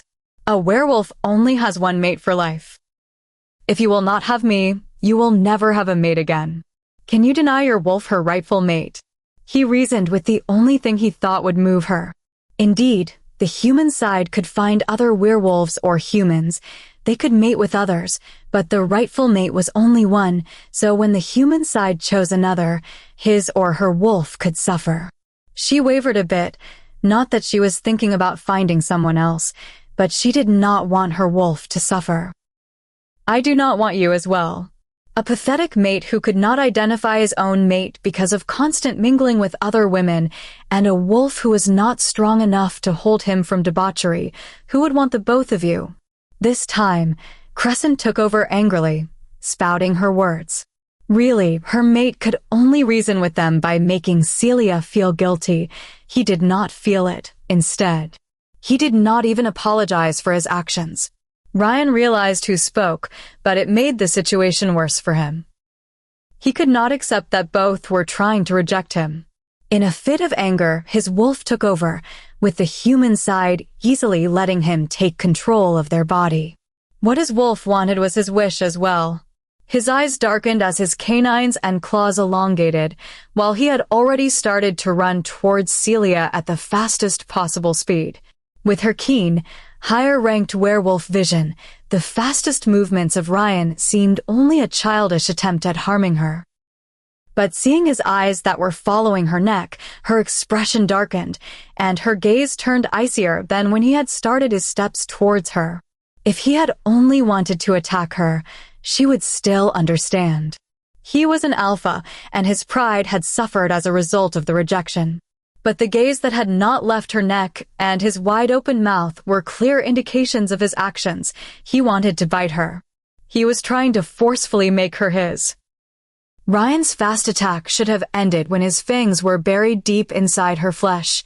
Then, she would have had no choice but to accept him, no choice but to remain by his side. These were the man's thoughts, wishes that remained unfulfilled as his head stopped inches away from her neck. Stunned and confused, he did not understand why he was seeing the part where his mark should be, but struggling to the best of his abilities, he was still not able to move closer. With one hand on his neck, she had immobilized him completely. It was the first time she had used her strength in human form at full capacity and without the aid of her two wolves. Still, it felt like she had easily overpowered him. If she clenched a little bit more, her hand, his spine would fracture and his life would end. But by doing so, what would the difference be between him and her? He had tried to use low means to subdue her, but she still abided by the rules, and she still had her consciousness. Article 7.2b of the Watcher Code. Violence against Watchers or Watcher students is considered treason, so they are free to pass judgment as they see fit without prior notifying the Council. This is only a warning, Alpha. In consideration to the pack that raised me, I will let you be. Try it one more time, and you will lose the title you barely received. Finishing her words, she flung his neck, making his body crash into the wall. She would not kill him, but it did not mean she was a saint. Retracting her left hand that was used to throw him, everyone could see the tattoo that only appeared on a Watcher on her left palm, making the realization of what just happened more frightening. An offense to a Watcher was not something to joke about. They finally realized she truly was a Watcher student. The strength to stop a raging alpha with one hand, how many were capable of such a feat? It was the first time they saw her for who she truly was. So, the only reason they could treat her as they wished in the past was because she allowed them to. Had she intended otherwise, she could have even challenged the old alpha for his position in the pack. With his aching body, Ryan stood up. He still wanted to say something, but she did not let him. Alpha, do not try to reason with me any longer. The mate pull, Every werewolf knows what it is. Deep within your mind, you realized my sister was not your mate. Even your wolf knew she was not, but you wished her to be. Her personality, her beauty, it was everything you wished for in a mate. Now own up to it. Complete your Luna ceremony, because you will certainly not have me as your Luna, no matter how long you wait. She said, then looked at everyone and only concluded. Everyone, please deal with your problems on your own. I am sorry, I have a plane to catch. She turned around and already decided she would not talk anymore. She had tried to leave several times already, but they kept trying to stop her. Snapping out of her dazedness, seeing her daughter leave, Diane trailed behind her quickly as she walked towards the exit. With her keen hearing, Celia noticed her footsteps, but did not turn around to look at her. No matter what, this time, she was truly leaving. Honey, wait. Celia, please let me explain. The older woman hurriedly spoke, her expression one of desperation. Diane had even stumbled on her feet trying to catch up to her, but it was futile. She did not let her mother utter a word more. Picking up her speed, the first-ranked werewolf vanished in front of her mother's eyes. What remained was the slightly perturbed ground and dusty air caused by her fast steps. Chapter 12. With Jake's help, Celia was driven to the airport quickly and without any inconvenience. The driver he sent arrived at the pack border half an hour after the call and swiftly brought her to the airport. He had also made sure she found the VIP area. As Jake's father was the alpha of his pack and often used the special waiting room designed for the werewolf leaders of the various packs, the driver directed her with ease. She had changed into her uniform and also adorned the student brooch on her chest before leaving her home, so fortunately no further identification was required to allow access to the waiting room. Sitting on the couch with her head propped on one hand, she looked out the window to see the incoming planes. At this point, she had no energy left to do anything else but this. Checking her phone for a brief moment to find out the time, she ignored all the missed calls that popped up and the unread messages, her only interest being the conversation with Jake. According to the details Jake had messaged her about the flight, she still had to wait about an hour more. But she was lucky. Asking him to help her book the flight was the best idea, as it was the very last one of the day. It was also a private flight that normal people and low-ranked werewolves could not use. Fortunately, her student status as a watcher had made all the difference. Otherwise, she would have had to wait until the next day for the first commercial flight. Crescent had settled down as well. It must have been Waning's earlier company that made all the difference. Waning always had a calming effect towards Celia and Crescent. Her healing power was also the best. This was why Crescent had wanted to suggest that Waning take the phantom pains away a month ago when Celia kept feeling hurt. As her thoughts wandered to Crescent, naturally, Celia also thought of Waning. After comforting Crescent in the hallway, the latter had now retreated again to the back of her mind and did not even respond when Celia called, making her wonder why the wolf did so. In the past, whenever Waning retreated to the back of her mind, she would still hear her voice and the latter would also come up to talk to her from time to time, but now it was like she closed herself off, as she sealed herself from the outside world completely. Pondering this a bit, she suddenly realized that Ryan's wolf was supposed to be Waning's mate also, so she must have suffered just as much as Crescent. It was insensible of her that they had not tried to make Waning feel better as well. As such, she did not try to call Waning again, leaving her some time to recollect her thoughts. Waning was the most silent of the three, preferring to keep her problems to herself whenever she encountered them. If Celia or Crescent tried to make her speak of them, the white wolf would suffer more from the conversation rather than feel better. It had made Celia worry about her regarding this, but the comfort Waning preferred was only the one she would ask herself. Sighing, as she had found herself doing numerous times since she had remained alone, she only conversed from time to time with Crescent. At the other far end of the large VIP room, another person was also waiting for the plane's crew to finish their preparation. The tall man, dressed in a professional black suit, sat with his legs crossed, currently reading a document. He was surrounded by 6 guards who stood a few feet away from his seat, circling it, preventing other people from getting close to the somber man, not that anyone would dare to do so. His black, ebony hair was neatly combed towards the back of his head, and his pale, white face, bright blue eyes, sharp nose, and small lips made a beautifully sculpted man. But his sharp, clenched jaw and his thick, straight brows furrowed in a frown made him unapproachable, even without the presence of the guards. He sighed and frowned more with each minute that he spent reading the report, turning a page of it from time to time, before returning his left hand to support his head as he was checking its contents. He was trying to concentrate on what was written while he kept reminding himself mentally that his subordinate needed a reevaluation. The poorly written report was too needlessly detailed, instead of only including the main ideas. If he had to check every detail himself, then why would he need other people?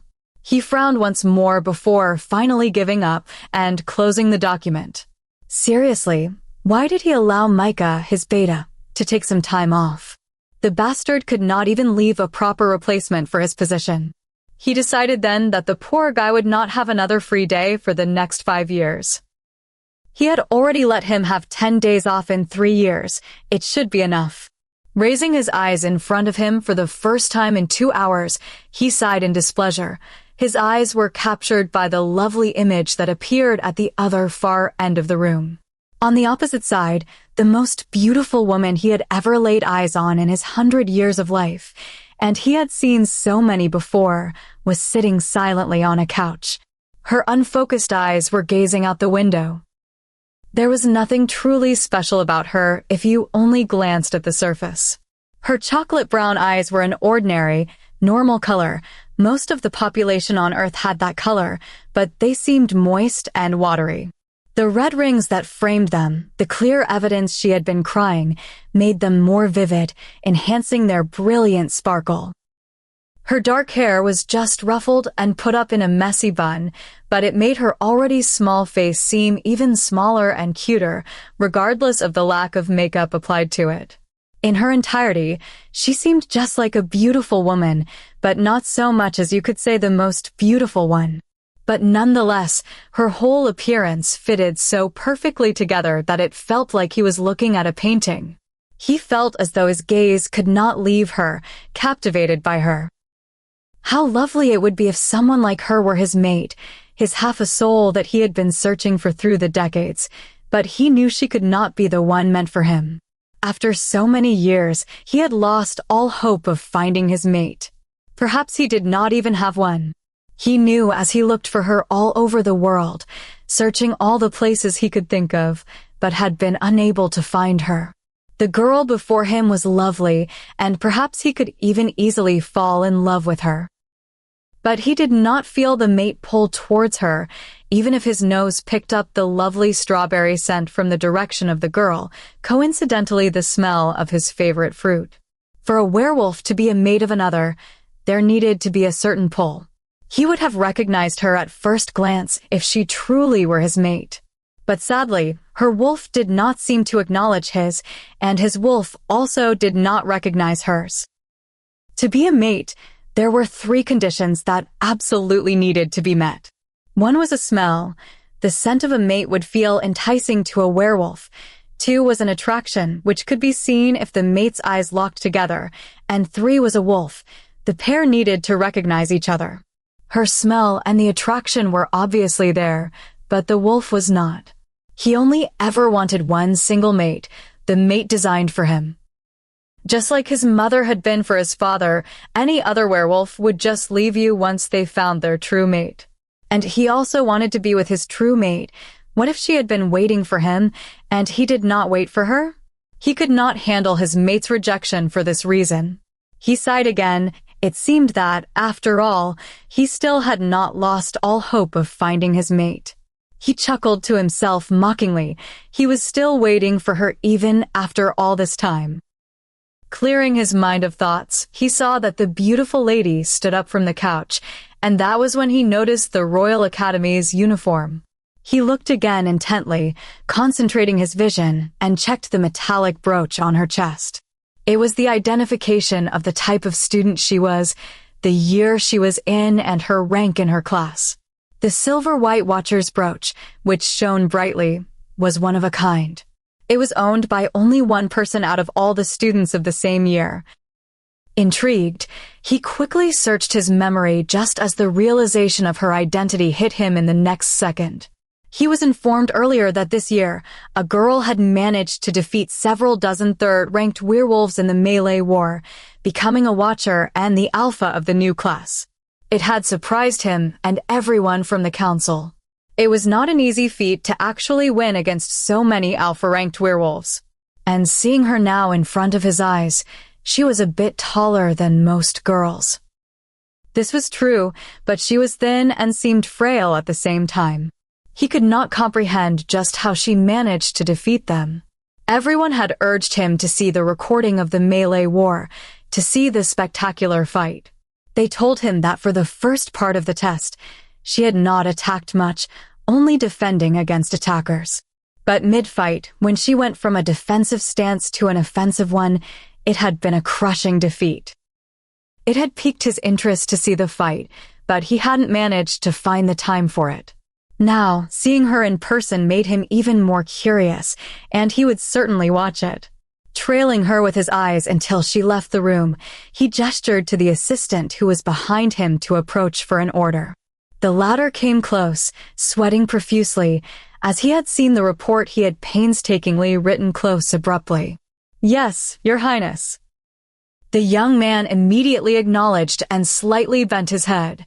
"Find the information about this year's Watcher exam for me. I want to know the details of the new alpha," he succinctly ordered.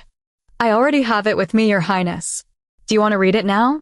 I also have the recording of the melee war," the assistant quickly offered. Salas looked surprised towards him. It seemed that this assistant was not as inefficient as he had appeared at first glance. Perhaps he should give him another chance, and also let that bastard keep his 10-day vacation every 3 years. He did not realize that his assistant was actually an avid fan of the Watchers, especially of this year's alpha, the first ever female Watcher, and so had simply kept the file to learn more about his idol. Chapter 13, the returning flight to the academy, had been even more comfortable than when she flew the last time. The private plane had separate rooms for each group of people, it seemed, and because she flew alone, she had been given a room to herself. She could even take a nap. She was not physically tired, but mentally exhausted. The situation with her family had drained her. She had tried for years to ignore their actions, hoping that her care towards them would change something, but sadly, it did not. Trying to take her mind off thinking more, she closed her eyes as several tears and drops flowed involuntarily, still recounting their faces and actions as she drifted off to sleep. From now on, she would care for herself more. From now on, she would think more about her wishes and dreams. She promised herself.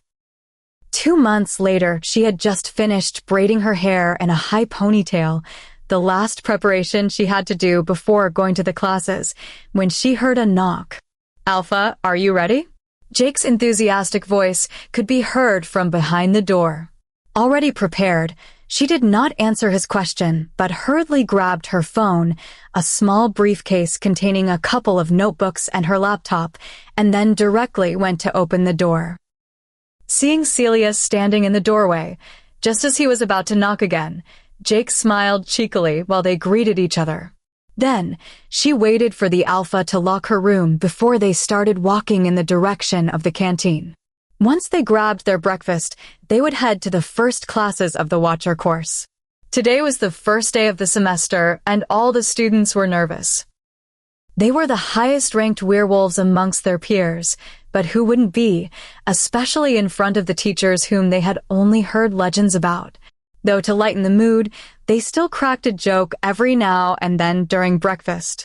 Before they were selected for the Watcher courses, they each had their own group. But after remaining the last 10, they had formed their group together. Celia also felt welcome in their midst, as the fact that she was the only woman between them and their leader fortunately did not pose a problem.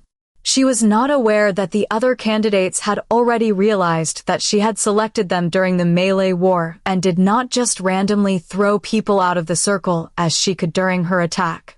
After the fight, which left them baffled, they watched the video numerous times, trying to understand just how she defeated them. Only in slow motion could they manage to see her dexterity, her speed, and her strength.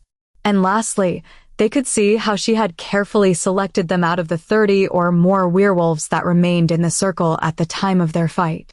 Skillfully moving between them, she threw their opponents out of the circle, even though some of them were in a more unfavorable position than the other candidates at that moment. She could have had an easier time taking them out rather than the other.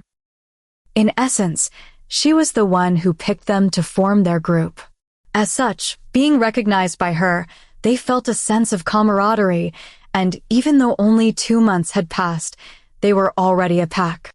Sitting with the rest of the guys, she also did not feel awkward in their presence anymore.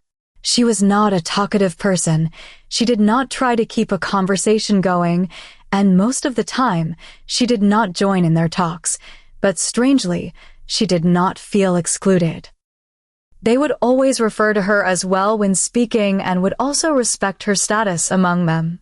For the last 2 months, they stayed from morning to night, always together, either training, learning the rules, or just walking around the city in their free time.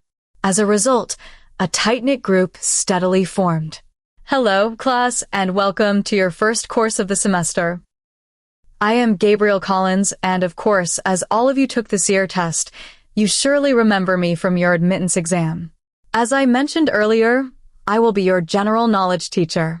As for what this actually means, I will be the one teaching you the history and knowledge of every kind of supernatural creature there and how to deal with each one.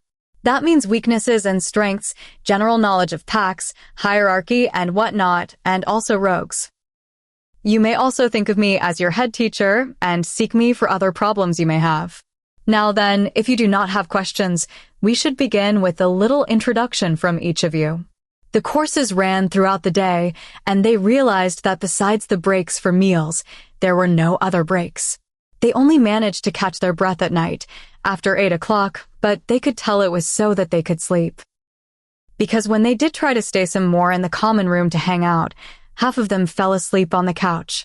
From 8 a.m., they had courses on general knowledge, rules and law courses, combat training, strengthening training, combat using weapons training, a course on liberal discussions of situations involving misconduct with alphas, additional general knowledge courses, further training, and more law courses until 8 p.m. The only thing they were grateful for was the fact that at least after each course where they had to study, a course of combat followed.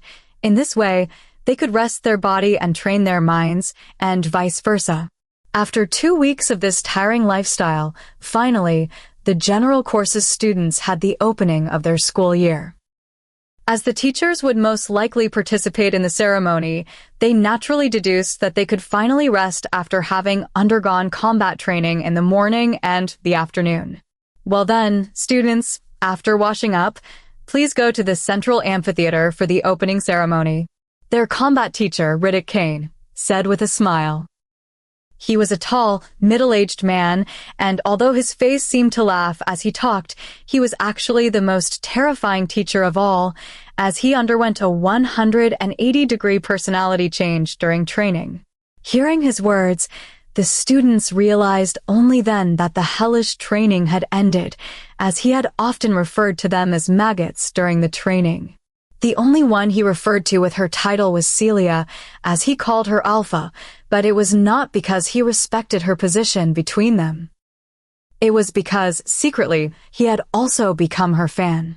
He watched the war video numerous times and all. And even if he hadn't watched it, Just for the fact that she was the only one who could keep up with his training without much sweat, she had already gained his recognition. The group sighed in relief on their way to the showers. They were thankful for the things they learned from their teachers. Their minds and their bodies had strengthened a lot in just 2 weeks. In 2 years, they would become remarkable, just like the watchers they looked up to, but it was still tiring. Their clothes were soaked with sweat as they walked in the direction of the showers. Honestly, why do we have to go to the opening ceremony? I mean, for us, courses have already started 2 weeks ago. Why can't we just have a break and head to the city? I haven't met some girls in a long time already. I need some female presence in my life. No offense, Alpha. Marcus, the Delta of the pack, quite irritated, asked. The tall blonde man with blue eyes frowned, irked because of the change of plans. Celia slightly smiled and indeed took no offense. She had figured out most of their personality by now and knew that Marcus, who seemed more like a playboy, was actually still waiting for his mate. Even though he always talked about meeting girls, he had never left their group when they were walking around the city to chase after girls. He only liked to talk about meeting them, but never strayed from the pack. Because His Highness and half of the council are also attending the opening, it would be disrespectful not to attend. Not to mention, this is also our opening ceremony. We did not have one 2 weeks ago. Evan, the Gamma of the pack, answered. The red-haired man, with blue eyes and freckles on his nose, replied to him as he looked towards the ignorant Marcus. Evan was the one who most resembled Celia, if only because he also didn't talk much. They did not argue more as they had already reached the showers and divided into the women's and men's sections. Heading towards the amphitheater, they walked in an orderly fashion as they were always required to in the area of the academy. Celia, as the Alpha, walked second to last with Jake, the Beta, who was half a step behind her on her right side. The rest of the pack was arranged in front of them in rows of 2. Their distinct black uniforms and the shining brooches, signifying their status among the new attendants of the academy, kept the other students whispering. All of them were tall and handsome, and each one could attract attention by himself. As a group, they were even deadlier. The girls were drawn to their strong alpha aura, while the boys felt a sense of respect. For most new students, it was the first time they had seen Watcher candidates, as they were the only ones studying this course at the academy. Second-year students were receiving only practical training and were mainly absent from the academy. Moving their eyes towards the back of the group, the students gasped as a never-before-seen image appeared in front of their eyes. The image of one lone girl amongst 9 powerful alpha-ranked werewolves wasn't a sight that could be ignored. Who is that? There is actually a girl beside the Watcher students, asked one of the second-grade students, wide-eyed. I don't know. Are they allowing girls in the Watcher courses now? Another girl, just as baffled as the first, pondered the woman dressed in the black professional uniform. Though her clothes were the same as the guys, strangely, she did not look odd among them. Dummy, they never not allowed girls to take part in the Watcher exams and courses. It is just that the exams are hard and one is also required to be at least a 3rd-rank werewolf to actually participate. So no girls could take the admittance test, not to mention attend the courses, replied the first one, still trailing with her eyes the pack. But then, how is she walking beside them? You can't tell me that she is actually 3rd-ranked. Wondered the second girl, not realizing how rude it was of her to point to the person in question as she was talking. She must be. Don't you see she is wearing the same uniform? Though she must be last in the pack. Look, she is all the way to the back. What do you mean pack? Another younger girl, who was actually the first girl's sister, intervened in their discussion. The Watcher students are the only group of students that work like a pack. When they begin the courses, they actually, in a sense, leave their old pack and form a new one with their classmates. My brother said they do this so their bonds become stronger and they also work together better, replied a 4th girl, just now joining in on the conversation. She had only arrived and heard their conversation, but as she knew more about the hierarchy of the Watcher students, she dared to inform the first 3 girls of what she knew. "Jessie, your brother is actually in the Watcher courses this year, right?" The 3rd girl asked the 4th girl, realizing where her knowledge of the Watcher students was coming from. Hearing the new information, the 2 second-year students immediately looked at the new girl, who had just joined the conversation, interested in her connection to one of the famous Watcher students. "Yep, he is. Actually, he is all the way to the back next to the girl," she said, proud of her big brother. "Oh, I see him. You said his name is Jake, right?" asked the 3rd student, who was actually Jessie's classmate, while looking again to see the one she was referring to, just as the group had already walked to the entrance of the amphitheater. "Yep, he is actually the beta of the pack," my mom said.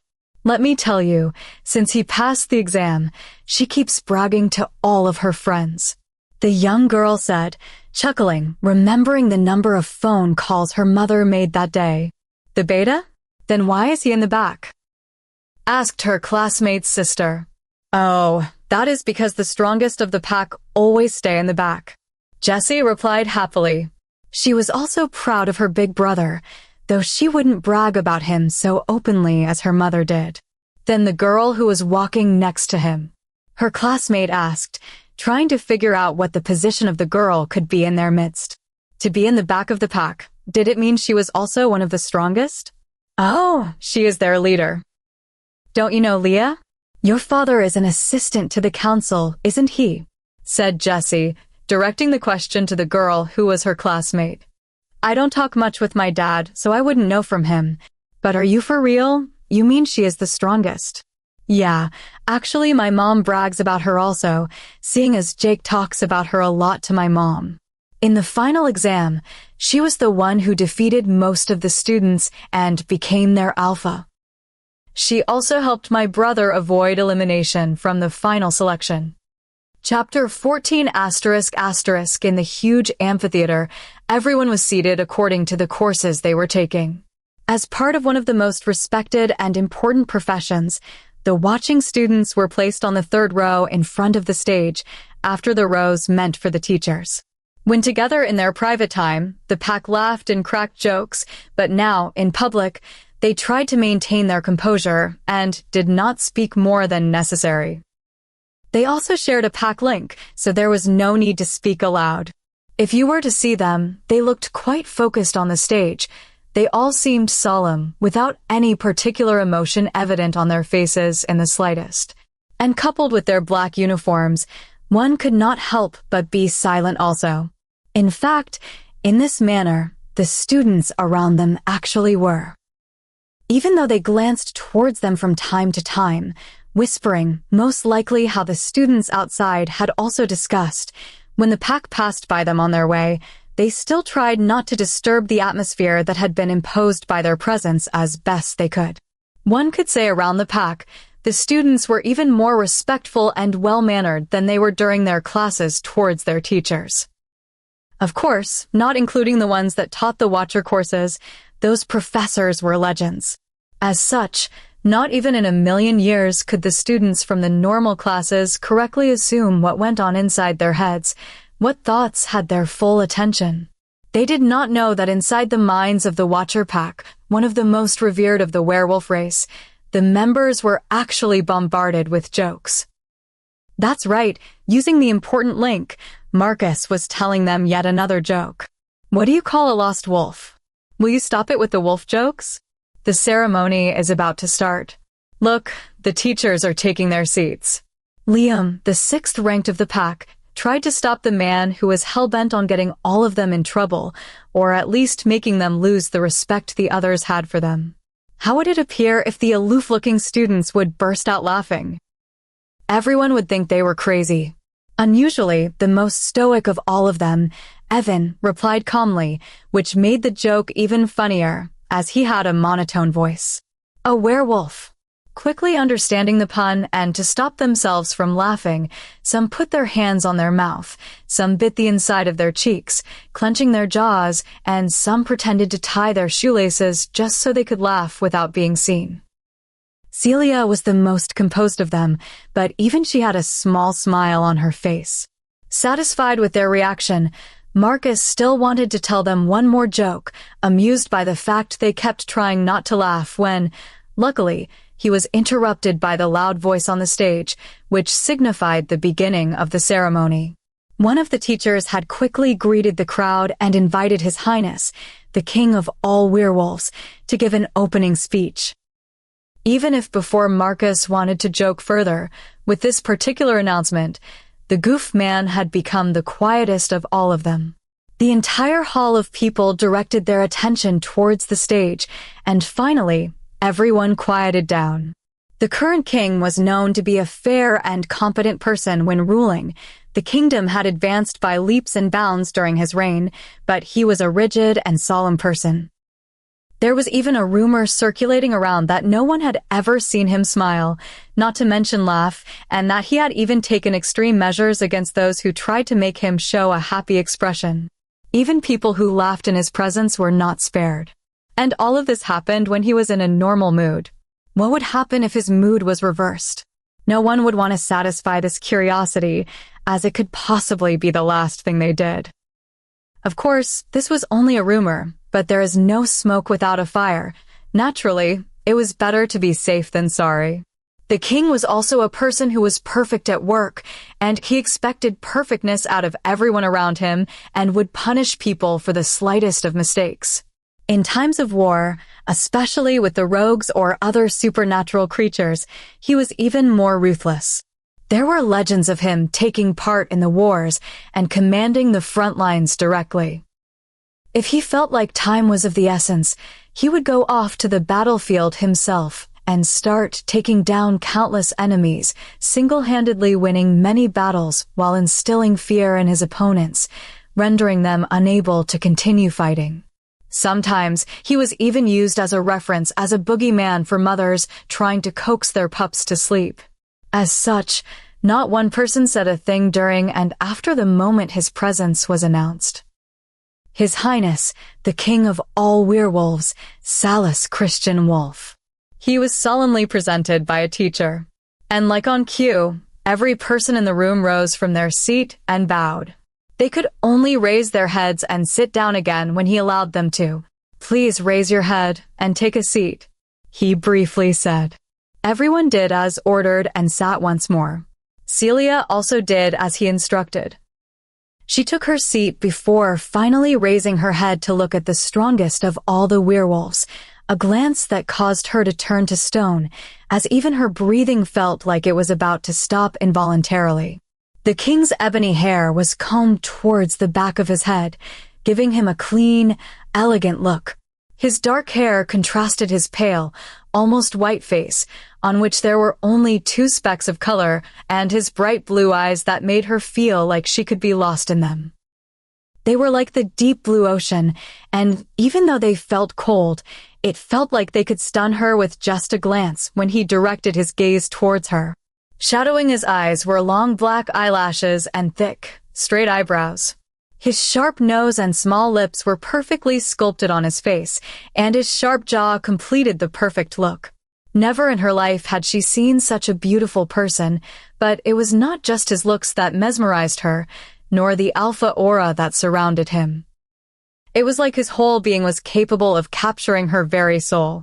She had never been attracted to a man in the way she was now, so unexpectedly, she felt her heart start beating out of her chest just looking at him. Normally, the aura of the king should have made everyone submit themselves, or at least it should have made them keep a quiet and fearful manner, not even daring to look directly into his eyes. But inexplicably, she felt just that, the desire to meet his eyes. What was wrong with her? She thought. Not even her mate, towards whom she felt the mate pull, made her feel like this. How could one have such feelings just by seeing another person for the first time? This only happened when seeing your mate, and it was not like he could be hers. She already had one. One werewolf had only one mate. The goddess took each soul she created and split them into two separate beings, creating mates who would eventually find each other and fall in love. Rejecting one mate meant rejecting your other half, and because they were created before being born, it was not like a new mate could be created. Each soul was only split in two. Was it because of what the teacher informed her before? The fact that they shared the same rank, so she didn't feel compelled to submit? Studying his face, she suddenly felt his gaze was on her for half a second, making her heart stop beating at that very moment. And although the locking of their eyes felt like it was intentional to her, she dismissed the thought quickly as his gaze did not stop.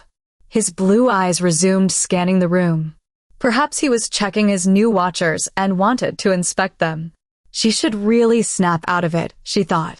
Her thoughts were interrupted when he coughed once like he had wanted to clear his voice and spoke. His voice was even more alluring and soothing, making her breathing hitch and her cheeks assume a red tinge. But as she was not one to show much of her emotions on her face, she quickly composed herself, reverting to her aloof, normal self on the outside. Though inward for the most part of the speech, she did not even stay focused on what he actually said. She only concentrated on his tone and hoarse voice. The ceremony ended roughly 2 hours later, and as the final teacher took the stage announcing its closing, the group of watchers made their way towards the door. It finally ended. Marcus sighed, relieved, before continuing, using the pack link. Now then, should we grab a bite to eat in the city before scanning the mall? Or should we eat here? I am famished. I could eat a whole piglet. Would you stop it with the wolf jokes? You almost got us in trouble before the ceremony. Jake scolded the man, who was still up to no good. Let's eat in the city. I am craving some pizza. Celia intervened timely, trying to defuse the situation. And, of course, her intervention as the alpha quieted them both as they all agreed to her suggestion. Their plan was set, but unfortunately, before they separated to go change their clothes into normal street ones, a person stopped in their way, gaining their attention. Where do you guys think you're going? The interrogatory voice of their teacher reached their ears. We are about to head to the city. Celia responded politely, turning her head to face the owner of the voice, as did the other Watcher students. No, you are not. His Highness wants to meet this year's Watcher students, so you will be going to his office here at the Academy to meet him. Gabriel quickly dismissed their plans, a small smirk resting on the corner of his mouth. Somehow, his appearance seemed satisfied at shattering their hopes. The majority of them thought, if not all of them. But teacher, it is our first day off in a while, Marcus complained with a puppy-like voice. Whoever told you it is your day off. Yes, classes are suspended, but only because His Highness is still here and he will meet you. You will also be dining with him. So no, you do not have time off. Gabriel explained to them, looking even more pleased at their hopeless faces. They all looked crushed. After having hoped to roam around the city and just laze around, it was all changed because of their teacher. They should have left earlier so Gabriel could not have found them and he would be the one to blame. Now, they were forced to meet His Highness no matter what. Could they still leave and just deny having met him? They were 10 against 1, so if they all denied having seen him, who could say they lied? I know what you are thinking of, you rascals. Don't get any funny ideas and try to still leave, blaming it on me for not finding you. So much for camaraderie and trust between his teachers and students. I thought we were a tightly united group. Gabriel quickly scolded his students, almost as if he had read their minds. Teacher, we only trust and are a pack amongst ourselves. It has nothing to do with you. Marcus immediately denied his teacher's assumptions, still visibly upset. At the words that not one of the other Watcher students denied, though Gabriel had kept his silence for a brief moment, hoping someone would, Gabriel became baffled.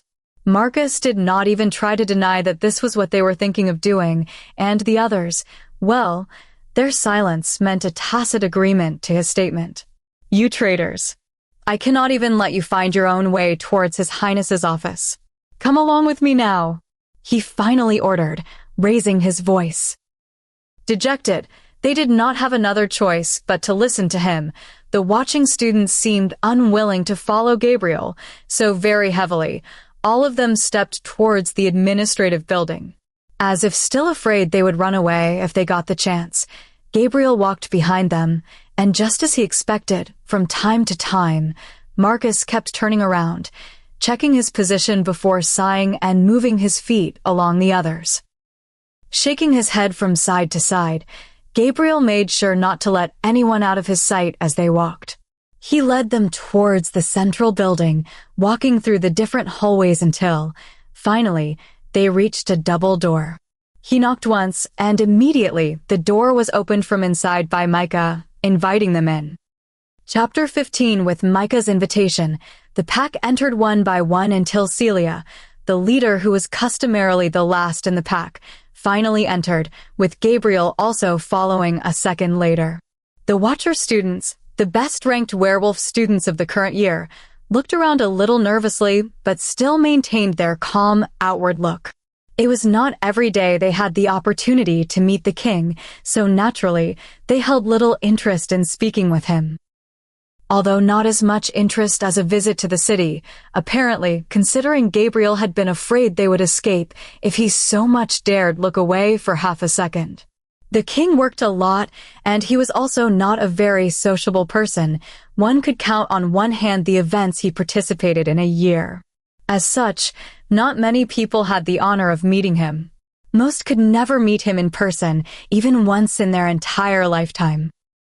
Although they were bestowed the honor of speaking with the king of werewolves, a living legend, the Watcher students, of course, wouldn't become haughty and overstep themselves. As such, even the curious gazes were restrained a lot, not wanting to anger the man who was a subject of many infamous rumors. Glancing inside the large and well-lit room, they saw 4 couches arranged in a circle. 2 larger couches were set, one in front of the other, with a small coffee table in between them. They were placed directly parallel with the windows, and the other 2 smaller couches were placed the same, one in front of the other. The nearest couch had its back towards the entrance, while the other had its back in front of the large desk, where Salas was still checking some documents. Occupied with urgent work, most likely, the king did not raise his eyes to look at them, so his beta, Micah, asked them to take a seat and wait for a little while longer. Gabriel unceremoniously immediately plopped down on the smaller couch closer to the entrance and asked his students to sit on the larger couches that were just in front of him on his left and right sides. Celia was already mixed with the other Watcher students, so she could have chosen any part of the couch she preferred to take a seat on.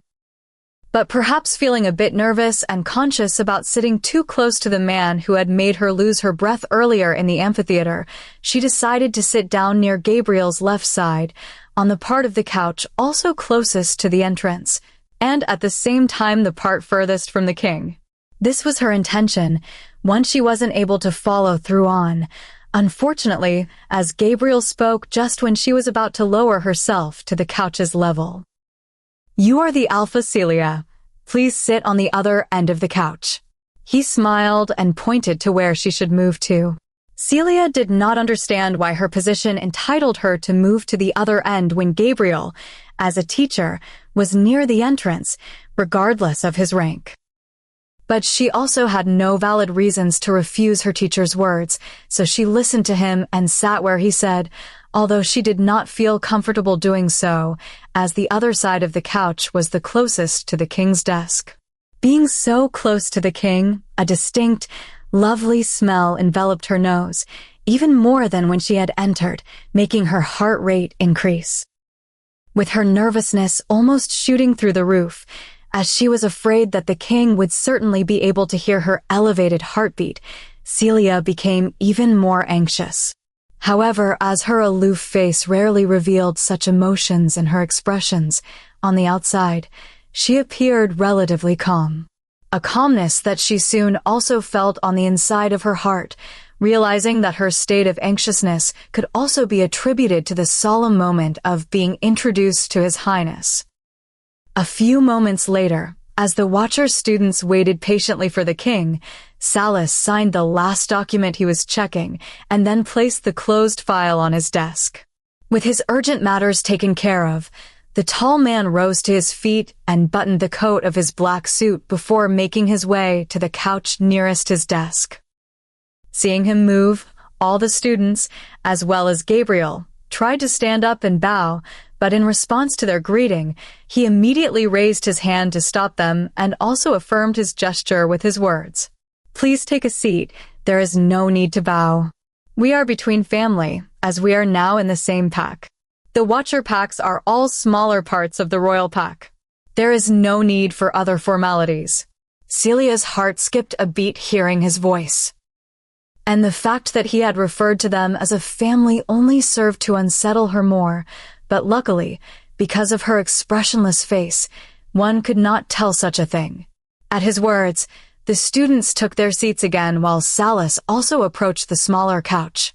"Well then, you all know my name. Please tell me yours," he said as soon as he was in front of them while he looked directly into Celia's eyes. The close distance between them, as Salas coincidentally or not chose the end of the couch nearer Celia's position to sit, rather than the middle of the couch, made her feel once again nervous for the 10th time today. Not to mention, to be under his scrutinizing gaze, to be watched by his ocean blue eyes that did not seem to even blink, Celia felt her heart enwrapped by him in its entirety, making her unable to look anywhere else but in his sparkling clear irises. From far away, she had thought he was beautiful, but as she avoided staring at him for too long, she had failed to realize just how handsome he truly was, breathtakingly so. "And my name is Celia Blair," she answered with a bit of a lower tone, an evident stammer. She had no problems speaking before. She had never stuttered, but she did just now. Her cheeks quickly turned pink, hearing her own words, while her interlaced fingers that rested on her lap clenched together tighter, whitening her knuckles. At this point, she could only hope they would all assume this reaction was also because of his illustrious position amongst them. "Nice to meet you, Miss Blair. I have high hopes for our first female watcher." His baritone voice tingled her ears as he showed a small smile. Didn't everyone say he did not smile? She thought as she tried to keep the small gasp she felt like releasing inside her chest. "I feel honored, Your Highness," Celia replied, successfully managing not to slur her words this time. The fight for the alpha position was especially inspiring. "You chose your team well." Salas sincerely commended Celia. It was, after all, a true fact that she had handpicked her own team. If her pack members had noticed this fact, the 100-year-old werewolf king, of course, would have known it even better. Celia's cheeks took on an even brighter shade of red, as the intelligent yet one-track-minded person had not realized her actions were that easily distinguishable. Not confirming or denying his deduction, she only slightly nodded her head in recognition of his words, but did not feel worthy enough to accept the king's compliments. She also could not tell him that what he thought was wrong. It would be treason to lie to the king. Noticing her gesture, Salas had not insisted on the praises more as he moved his attention to the next Watcher student. With his gaze directed to another person, Celia felt she had received a merciful pardon. The introduction continued for several minutes, with each simply stating their names and answering one or two simple everyday questions before the king spoke again, asking them about their studies and life at the academy. The meeting took no longer than half an hour to finish, but the king still seemed to want to inform them of another matter. They guessed this as he opened his mouth again, but he was not able to continue his words when the ringtone of a phone call interrupted him. In fact, Salas was really about to suggest eating dinner together, but his phone rang just as he was in the middle of inviting them. Taking the phone out of his coat's pocket, he frowned, checking the lighted-up screen, then answered the call. The ID that showed it was a call from the council's building could not be ignored, considering the work scope of the second-ranked werewolves. Naturally, he had to listen in case it was something of utmost importance. Putting his phone near his ear, he listened to the person at the end of the call. A minute later, while slightly furrowing his eyebrows in what appeared to be an annoyed or angered expression, he closed the ongoing call before putting the phone back in its place. Then, looking a bit regretful, he apologized that he had to leave because of urgent matters. He thought the students would be feeling sad for the lost opportunity to share a meal, as he was not aware that the latter had actually tried to dodge the meeting, so he wanted to reschedule another meal with them. But as the king, naturally, his schedule was always full, and he could not make such a promise. Even coming to the academy had barely been forced into his busy program, so he could only let the students leave. As a matter of fact, perhaps it was better like this, the king thought. Once the students left the office and were at quite a safe distance away, they all sighed, relaxing their hearts. Just outside his office, they could not afford to release a relieved breath, knowing that the man on the other side of the door could possibly hear them. His aura was no joke, making them feel as if they were to attack him altogether. Even giving up their life, they would not be able to leave a scratch behind. The current king was a force to be reckoned with. The meeting ending earlier than intended was quite a fortunate event for the students whose hopes had previously been shattered.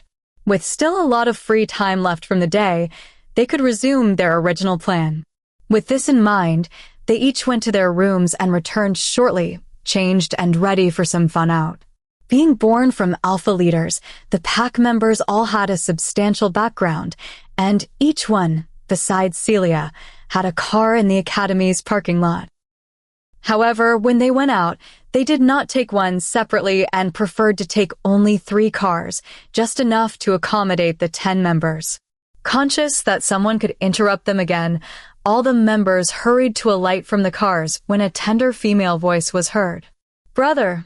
The young girl called just as Jake opened the driver's door. Recognizing the familiar voice, the Pax Beta did not continue to alight his car and turned around to search for the voice's owner. Already inside the passenger seat, Celia had just finished buckling her seatbelt when the voice also captured her attention, and she looked out the window. Gazing a few feet away, it was apparent that Jake knew the person who called as a small girl approached him. She saw them talking, and also Jake sighing before agreeing to what the girl asked of him. Not one to intrude on or listen in on other people's private conversations, she tried not to use her wolf hearing most of the time. This, coupled with the fact that the radio in the car was turned up to a high volume, meant she did not know the subject of their discussion. Even her gaze did not linger on them as she waited for them to finish. Soon enough, Jake approached the car on the passenger side, with 4 girls following behind. The one closest to Jake was the one whom he had spoken to, and 3 others who had been standing near her when she was talking to Jake earlier. With a resigned face and reluctant movements, he opened the passenger's door and, looking at Celia apologetically, spoke. "Alpha, I am sorry for the delay. Please meet my sister, Jessie. Jessie, please meet my Pax Alpha," he said with an unwilling voice and waited for them to greet each other. "Hello, Jessie. My name is Celia. Pleased to meet you." Celia greeted with a gentle tone while extending her hand and waiting for the other to shake it. Jessie immediately took hold of her hand with both hands and enthusiastically shook it, a small smile adorning the round young face. "The pleasure is all mine, Alpha. I have heard so much about you. Please call me Celia. The guys are obligated to call me Alpha because of the rules, but I prefer my name." Celia said expressionlessly, but the corners of her lips were already slightly tugging up in her usual, almost unnoticeable smile. She could not deny that she was a little overwhelmed by the attention. Besides Clarissa, this was the first time another girl seemed happy talking to her. "Okay, I will do so. These are Leah, my classmate, her sister Lisa, and Lisa's classmate, Angie." Jessie pointed at each one of the girls, introducing them to Celia. This time, Celia only nodded, acknowledging the other girls. In the first place, she was not a sociable person. She treated Jessie friendlier because she was Jake's sister. And anyway, The other girls did not seem as enthusiastic as Jessie to meet her. It was evident, considering they were silently checking Jake out and only looked her way when their names were mentioned. Now then, Alpha, my sister would like to come with us to the city. She and her friends do not have a car. Would that be all right with you? He said reluctantly while looking directly at Celia's eyes for any sign of disapproval, then also added, using the pack link. I had to ask because she threatened me with telling my mom, and I would like to avoid a 2-3-hour-long call from her. But if you feel uncomfortable, it is not a problem to refuse. Okay, I can ride in the other car. They can all ride in this one. Celia, of course, wouldn't refuse. The young girl was Jake's sibling, so it was not a big deal to also bring them along. Not to mention, she was only a passenger in Jake's car. It was not really her decision to make. As she replied, she was already about to unbuckle her seatbelt when he denied her offer to move to another car. No, it is all right. Jessie and her classmate can ride with us, and I will ask Marcus to bring his car also and take the other girls. Jake immediately refused and then left for the other car without waiting for anyone to say more. The ride to the city was a little tiring in itself. Jessie was curious about Celia and kept asking questions about the training and the acceptance exam. From time to time, Jake intervened, knowing well enough that Celia did not like to talk much. Even now, he could see she was forcing herself to reply gently to his sister. From his own experience, when the pack talked and joked around, Celia quite liked to listen to them, but she was not one to speak much. After some time, he stopped the questions altogether when Jessie got a little too personal. She had asked Celia if she had a mate or at least a boyfriend already. Jake immediately intervened then, and the questions finally stopped. Arriving in the city, Jake asked his sister where he should drop them off, but she only said they would tag along wherever they went so they could go back together. He wanted to refuse, but Celia accepted it before he could. She already knew from the beginning that coming with them was the actual purpose. And though Jake had asked his sister, he of course knew as well this was the girls' intention. The girls had thought that the guys would go to a club, but they were surprised to find them roaming the mall instead, and, even more surprisingly, actually staying together without separating.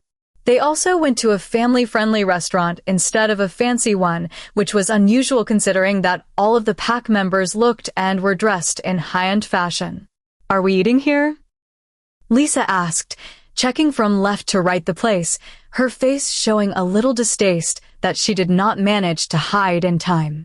Yes, this is always where we eat, Marcus replied, showing a similar face towards her. Then, using the pack link, they also added, but we will probably switch to another place to make sure we don't run into you next time. He was usually a sociable person, perhaps the most sociable of the entire pack. He liked to talk and meet new people, and he could find subjects to talk about with anyone, but the ride here made him reconsider this part of his personality. He should choose in the future who to talk to. The girls would not stop asking him about himself and about the other members as they sat in the back seat of his car. It did not seem like they were only looking for a ride to the city. He could bet they were actually looking for boyfriends. Evan had also ridden in the car with them, but after asking him a few questions to which he did not bother to reply, at least in common courtesy, they gave up quickly. Unluckily for him, Marcus did not possess such foresight, and as a result, only he was assaulted with questions. The pack members did not say more to the girls as they took their seats at a window table, ignoring Lisa, who also sat silently, seeing the brisk manner in which she was talked to. Not too long after the meal, Lisa found another target for her questions. She noticed that Celia was unusually quiet and did not interact much with the other guys, but still, they included her in their conversations, and each one treated her very well. Celia, could you tell me how is it that a girl as frail as you managed to defeat so many strong alphas? It baffles me that you defeated all the gentlemen here, and you can all still get along so well. Her face was adorned with a smirk, and an evident sarcasm in her voice indirectly implied that Celia had used her charms to take the leader position. In fact, this is what she really thought. She imagined that the beautiful girl before her had actually convinced the 9 guys sitting around her protectively to help her during the test. She could see that even in the mall, where academy rules were no longer necessary to be applied, Celia was always placed in the middle of the guys, and they catered to her each time they could. If they did not help her, how was it possible to not only pass the test, but also take the leadership position? Celia did not reply, not that she did not want to. She did not have time because, at almost the same time, the guys answered on her behalf. It is none of your business. It was, in some way or another, the general response from them. It only differentiated slightly for each one. They did not try to answer anything more. Answering would only seem like making excuses for her, and why was it necessary to do so in front of a no-name girl? Besides, sooner or later, as a watcher, her power would be revealed by itself. Actions spoke louder than words. Chapter 16. 2.5 months had passed since the opening ceremony. Time flew by for the watchful students who spent their days training, studying, and then training some more.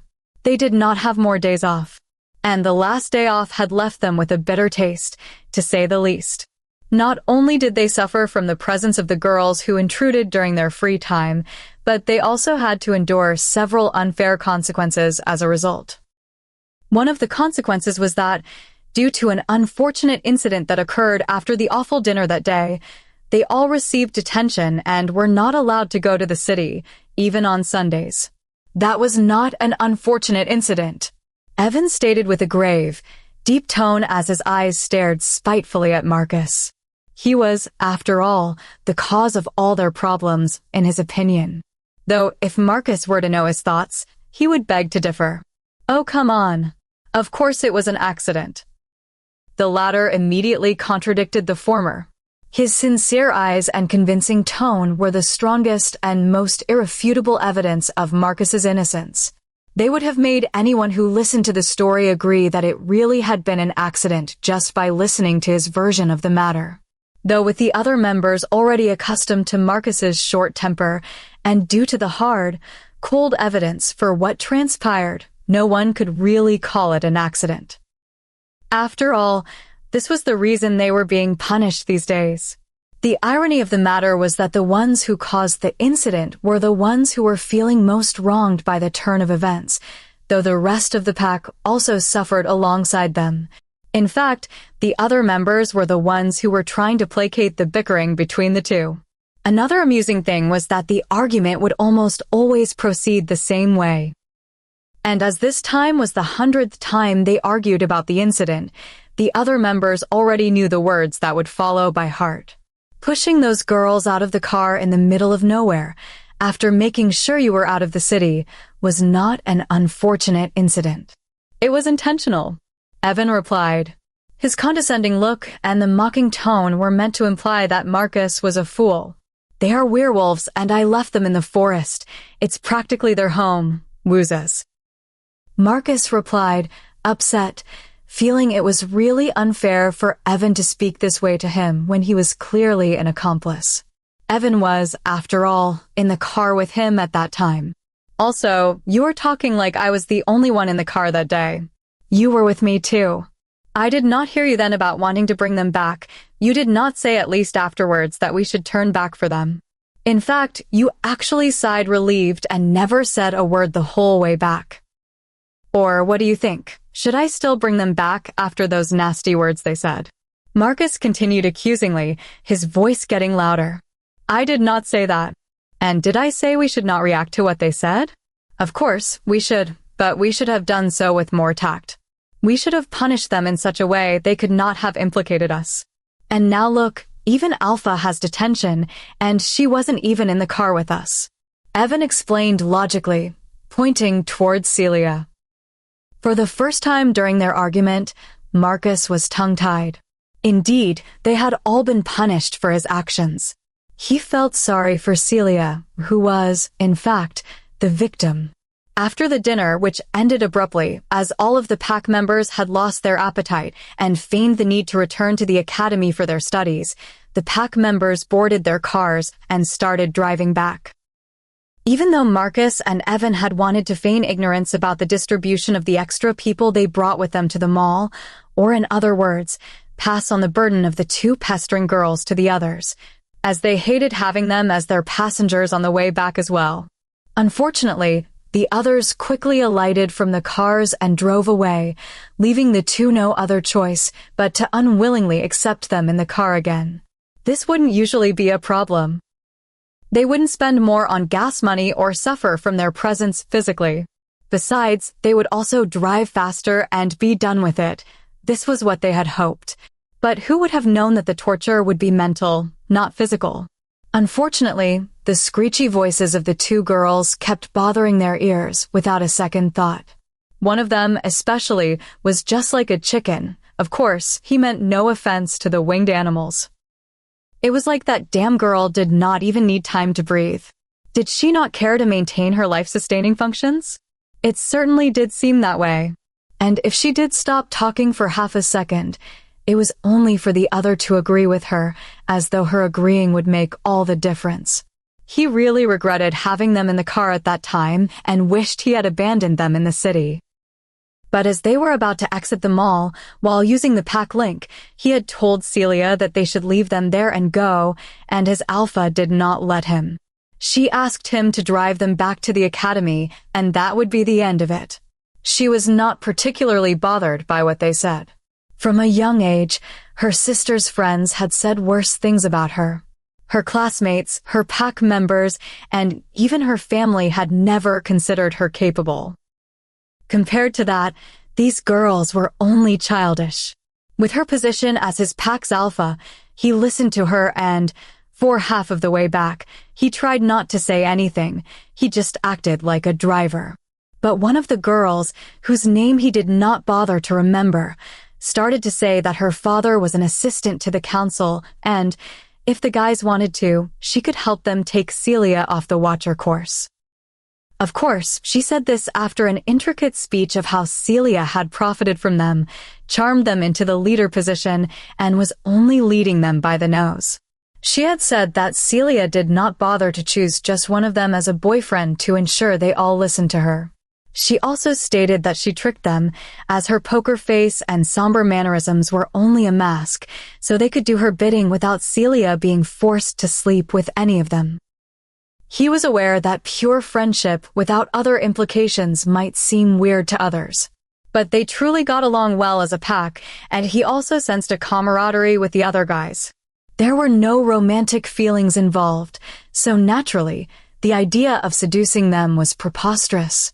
Moreover, he knew firsthand that she had gained the leadership position fair and square.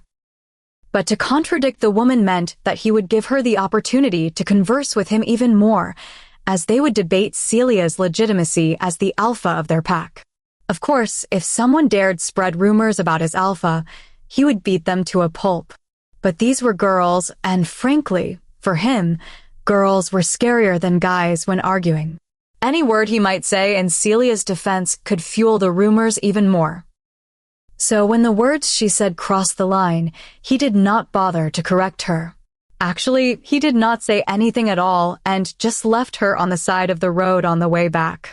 He also left the other girl, who, although with a bit more tact, approved and commented on the side. This generated the current situation in which Lisa's father appealed directly to the Royal Academy to have him leave the Watcher course. But having gained the position of a Watcher student, it was not so easy to have him leave as her father had thought. Moreover, Celia spoke up for Marcus, saying that it was her responsibility as the pack's leader. The other guys also backed him up, confessing they had planned it together. The entire Watcher pack could not be openly punished, considering their special status among the students, so they received a month-long detention. That meant that even on Sundays, when they would usually have a day off, they would have to train, and they could not leave the academy grounds. Celia looked at both of them as they were arguing while trying not to smile. Marcus had disobeyed her and left the girls stranded, but he did so with Evan's knowledge. but now the latter was trying to avoid any responsibility on his part. It was quite funny. And it was even more amusing that Evan did not say that it was wrong to punish the girls, but that they should have done so without anyone's knowledge. She asked them why they came back alone that day, but they both said that the girls had alighted from the car earlier. It was not a total lie, they said later, when she found out just where the girls were actually left. The second consequence of their mischief was the current situation they were placed in. The situation was that they were to participate in a new exercise that involved all categories of students together and counted towards their evaluation. Because of the incident, as Marcus had put it, the teachers felt that the Watcher students must integrate more with the other students. This would be accomplished by interacting with the other classes and directly helping each other to obtain their grades. The exercise implied that each Watcher student was to become an alpha for a pack formed with others from the first and second grades. Each pack would contain an alpha represented by one of the Watcher students, 1 or 2 student pack doctors, 5 to 10 trackers, betas, gammas, deltas, normal pack members, etc. In all, there were about 50 members for each pack. The fun part of it was that each pack would be left in different parts of the forest near the royal palace to ensure that the exercise was done in a natural environment, to force them to fend for themselves for 2 weeks. At the same time, they would still be protected, considering the proximity of the packs to His Highness, the strongest of the werewolves.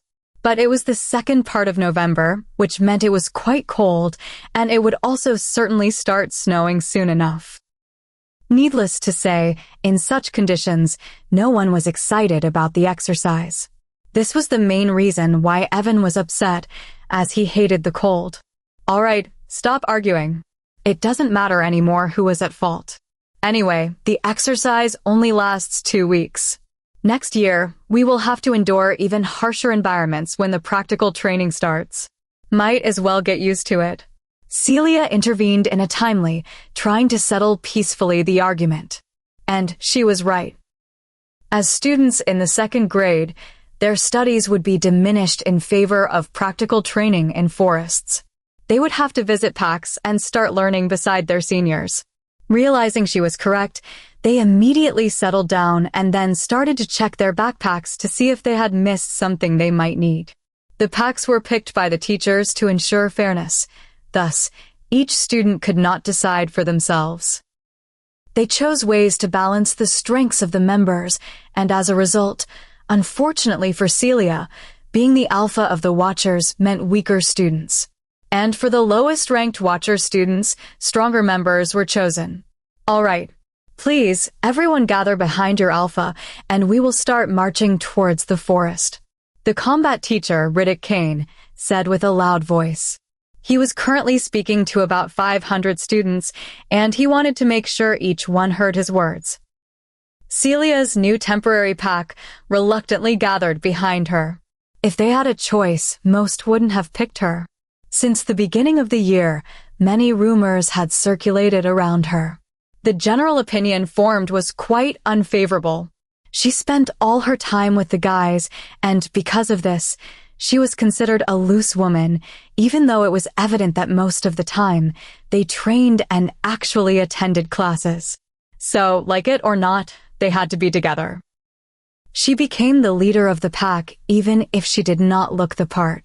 And most girls could not stand her as she had charmed her pack members to help her gain it, in their opinion.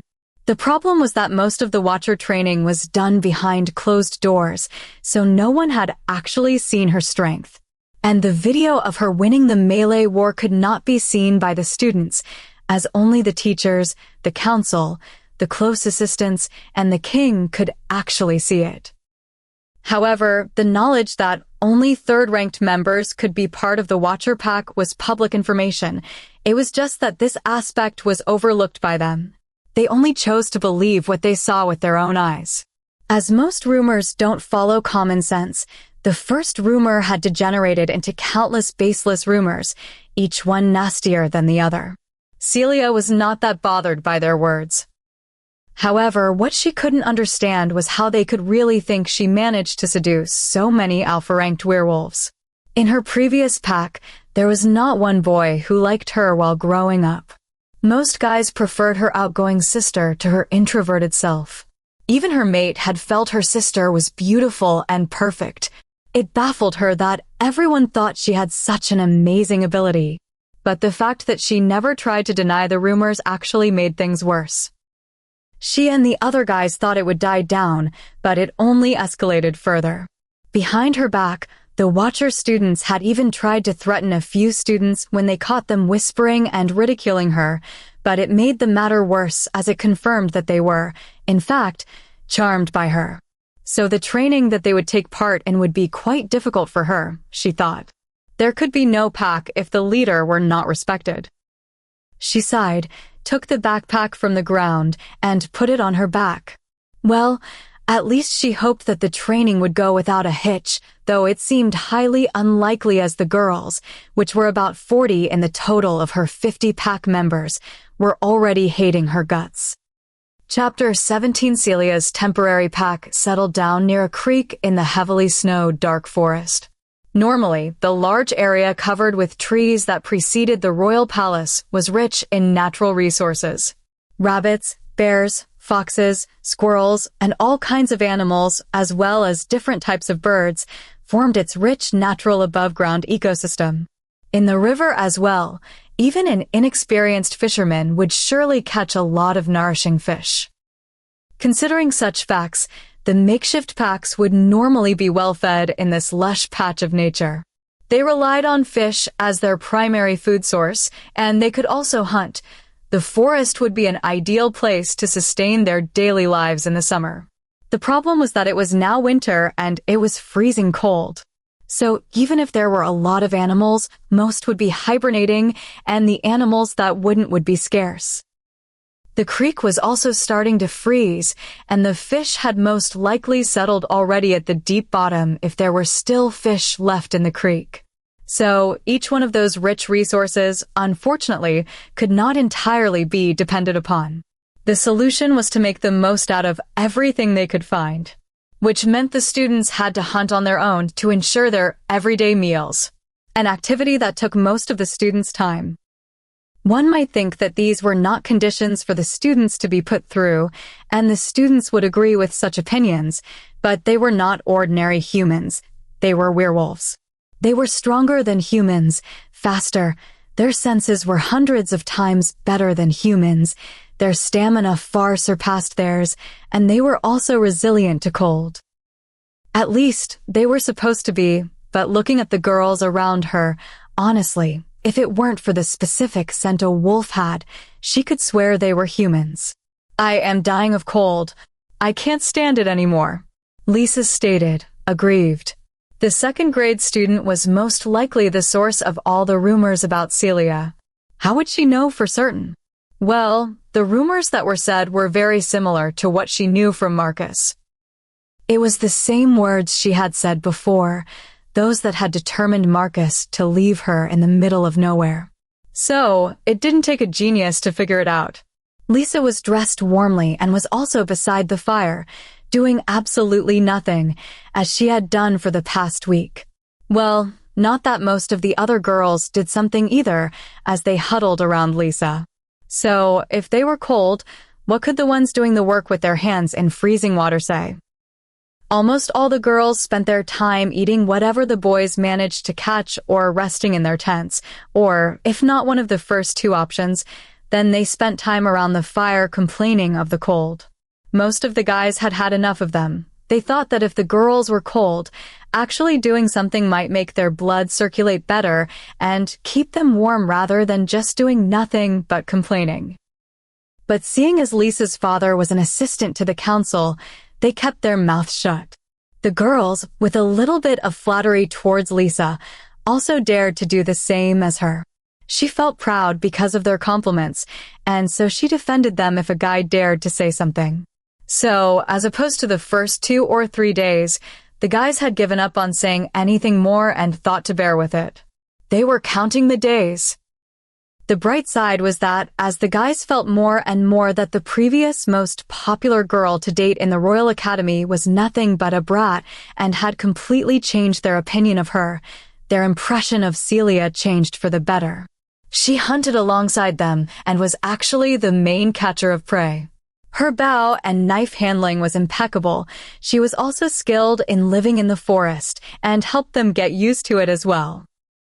Not to mention, they realized that she was, in fact, truly fit to be a watcher. She was several times better than even the alphas of their home packs. During one of the hunts, the blood of a deer attracted 2 large bears, and she was the one who had killed both of them swiftly, gaining their deepest respect. The moves and strength she used at that time had left them speechless. They were werewolves, but most had been living inside packs protected by their elders. They had not come face to face with bears, so even though they had the power to kill a bear themselves, they were still late in reacting when they came near one, even less 2. And a second of distraction could mean a serious injury. Celia did not bother about Lisa, or the other girls for that matter. She assigned the tasks on the first day considering the strength of each individual, but as the papers she handed to everyone were tossed in the fire and were followed by a snicker from the girls, she gave up. She had explained the importance of the exercise and that the grade they would receive would affect their final grade.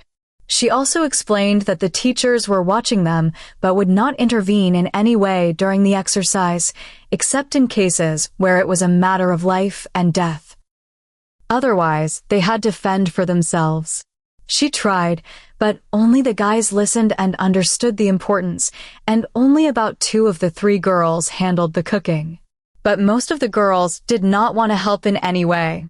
She did not care that Lisa's father was a council assistant. She was not afraid that she could be excluded from the Watcher course. The problem was that when she insisted on them doing their chores, they had made a mess intentionally. She did not want to risk the whole pack's grade for the rest of them. So when Lisa complained about the cold, none of the guys or Celia reacted in any way. They took their weapons and left the area near the creek, trying to find the following day's food. The large pack needed about 2 or 3 deer a day to feed. It was already getting dark, but it was better than staying near the campsite, and night also did not pose a problem for them if they used their wolf vision. Going deeper into the forest, they hunted the first deer. Celia's arrow swiftly found its way in the middle of the deer's eyes. A fast and without suffering death was the least she could do for the animal. Assuring there were no more prey around, they each left their hiding places and gathered around. Wow, another clean kill. You are amazing, Alpha. One of the guys enthusiastically stated, a sentiment shared by the others, too. It wasn't the first time they had seen her shots, but it still amazed them each time. Celia nodded calmly and left to follow the scent of another deer. The expressionless face, which had made it difficult for them to understand her thoughts at first, no longer concerned them. The guys were not affected by her lack of response. They had gotten used to her personality. They strolled on the icy ground, following the tracks that had yet to be covered under the snow bed, with the last-ranked wolf dragging behind him the prey. Walking some more time through the snow and an already dark view, the werewolves sensed the scent of yet another deer.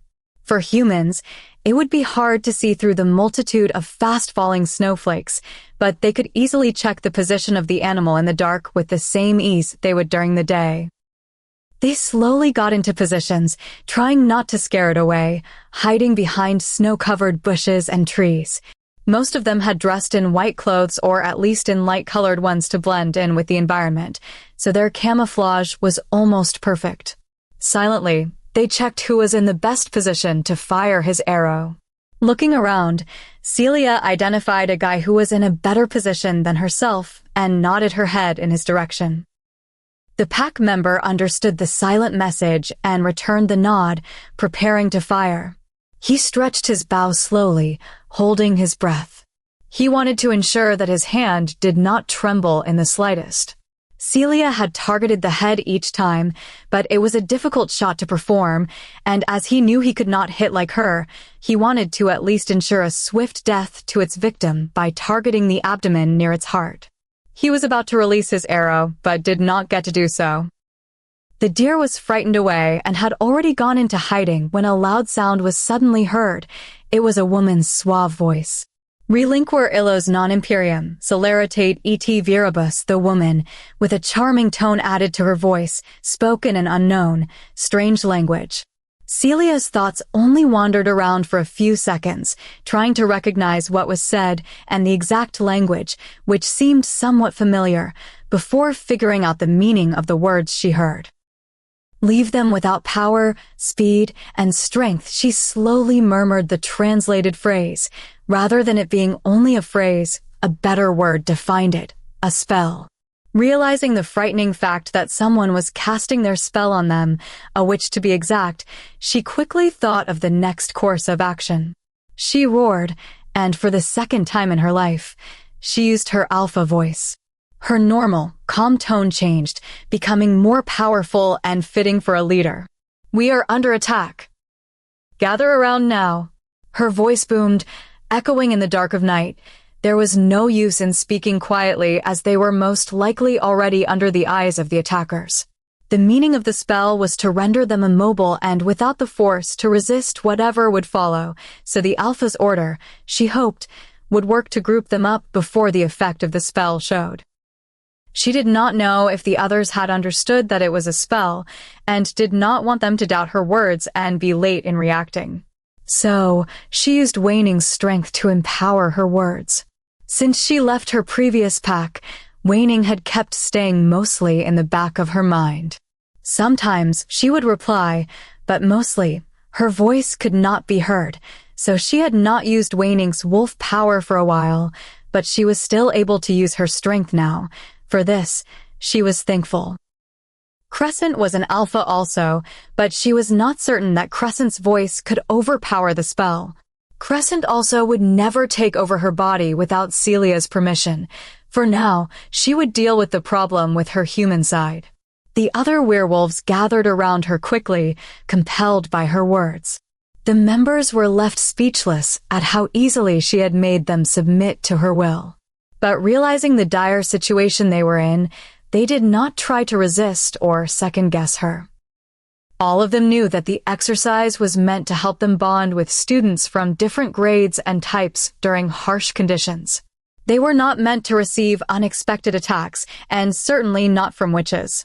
This forest, although vastly large, was still in the area of the royal palace, and witches or other supernatural creatures were not permitted to even approach its border without express permission from His Highness. So, naturally, they could only assume it was not a drill but a real-life, potentially endangering situation. Just as the last werewolf hurried towards the group, finally, the spell worked its magic. They felt their weight getting heavier until most of them fell to their knees. Celia was still on her feet with a couple of the stronger werewolves, but the latter were also beginning to falter. Shortly, the spell was in full effect, so the stronger werewolves also fell to their knees. A second spell was cast not a moment later as a shiny white mist glittered between the falling snowflakes, strengthening the first one and preventing them from even moving. If not for the perilous situation they were in, one would find it to be a beautiful sight. A true sight of winter magic was all around them. Celia also could not be bothered to notice it as she forcefully steadied her feet, and, because of the struggle to fight the spells, her eyes darkened instantly, and her fangs and claws grew pointed. Her breath was ragged, and white steam could be seen in the dark as her pulse and heartbeat heightened. The other werewolves were trying to move. They were even trying to shift into their wolves, but it was no use. They could not change their position in the slightest. She ignored their struggles and the sounds they were making, trying to pinpoint the movements and sounds of the intruders. But she did not move her feet, or even her head for that matter, trying not to give away the fact that if she tried a little harder, she would be able to. The enemy was in the dark, they were in plain sight and vulnerable, as she was the only one who could attack. The only advantage was the fact that no one knew of her strength, and the fact that the spell did not have the strong effect it should have on her. And she did not want to make them aware without first knowing who she was dealing with. Well. What do we have here? A girl still standing. Now this is something I would have never imagined, said a male's hoarse voice. With a screeching sound made by stepping on the frozen snow, she could slowly make out the contour of the male as he approached until the dark silhouette transformed into a clear image. He was followed by 10 or more others behind him. They were the last people she would ever expect to collude with witches. By their clothes and weapons, she was certain they were hunters. Chapter 18. Now this is truly something you don't see every day. A deep voice rang, surprised, with a bit of a tinge of mocking tone added to it. The person who seemed to be the head of the hunters was perhaps no older than 45 to 50 years old. Dressed in khaki, dark clothes, with a black puffer vest and a fur hat, he looked just like a regular animal hunter. And the rest who appeared from behind the man were more or less dressed in the same manner. What would differentiate them from normal hunters, though, was the fact that in the multitude of guns and rifles which were hanging from their belts, backs, and hands, wolfbane-filled bullets were loaded. They most likely had wolfbane smeared even on the small knives, which were hanging from their thighs. "Chief, how come she is still standing? Wasn't a witch's spell absolute?" asked a confused one of the younger people emerging from between the lifeless, frozen trees. "Yup. This should be the case." The chief replied pensively and quickly pointed his weapon towards Celia in a defensive stance, perhaps trying to test if the spell had also affected her. But even in the weapon's direct range, she did not move an inch. Even her eyes did not blink. Luckily, her fangs were hidden inside the closed mouth, her claws covered by the sleeves of her white coat, and her dark eyes could only be seen clearly if you were to approach her.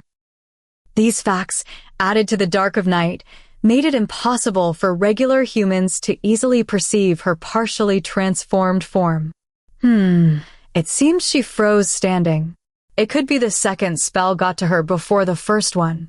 What werewolf would not move when a deadly wolfbane-filled rifle was pointed at it?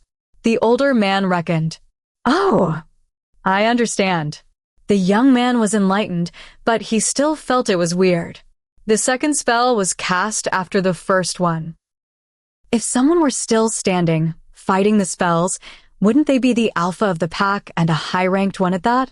But he did not have the experience of his superior, so he believed what the chief said. Not to mention, she was a girl. How could she fight against it? Seeing the 10 wolves or so before them frozen on their knees, not even managing to shift, they relaxed their bodies and lowered their guard. As expected, having those 2 witches had so many advantages. Since they have been using them for a year, the percentage of captured wolves has risen from 10 to 20% to 100%. They were so effective that they even dared to enter the forest of the Wolf King, which generally would be suicide. The witches were to freeze the wolves. They would load them in trucks and be gone.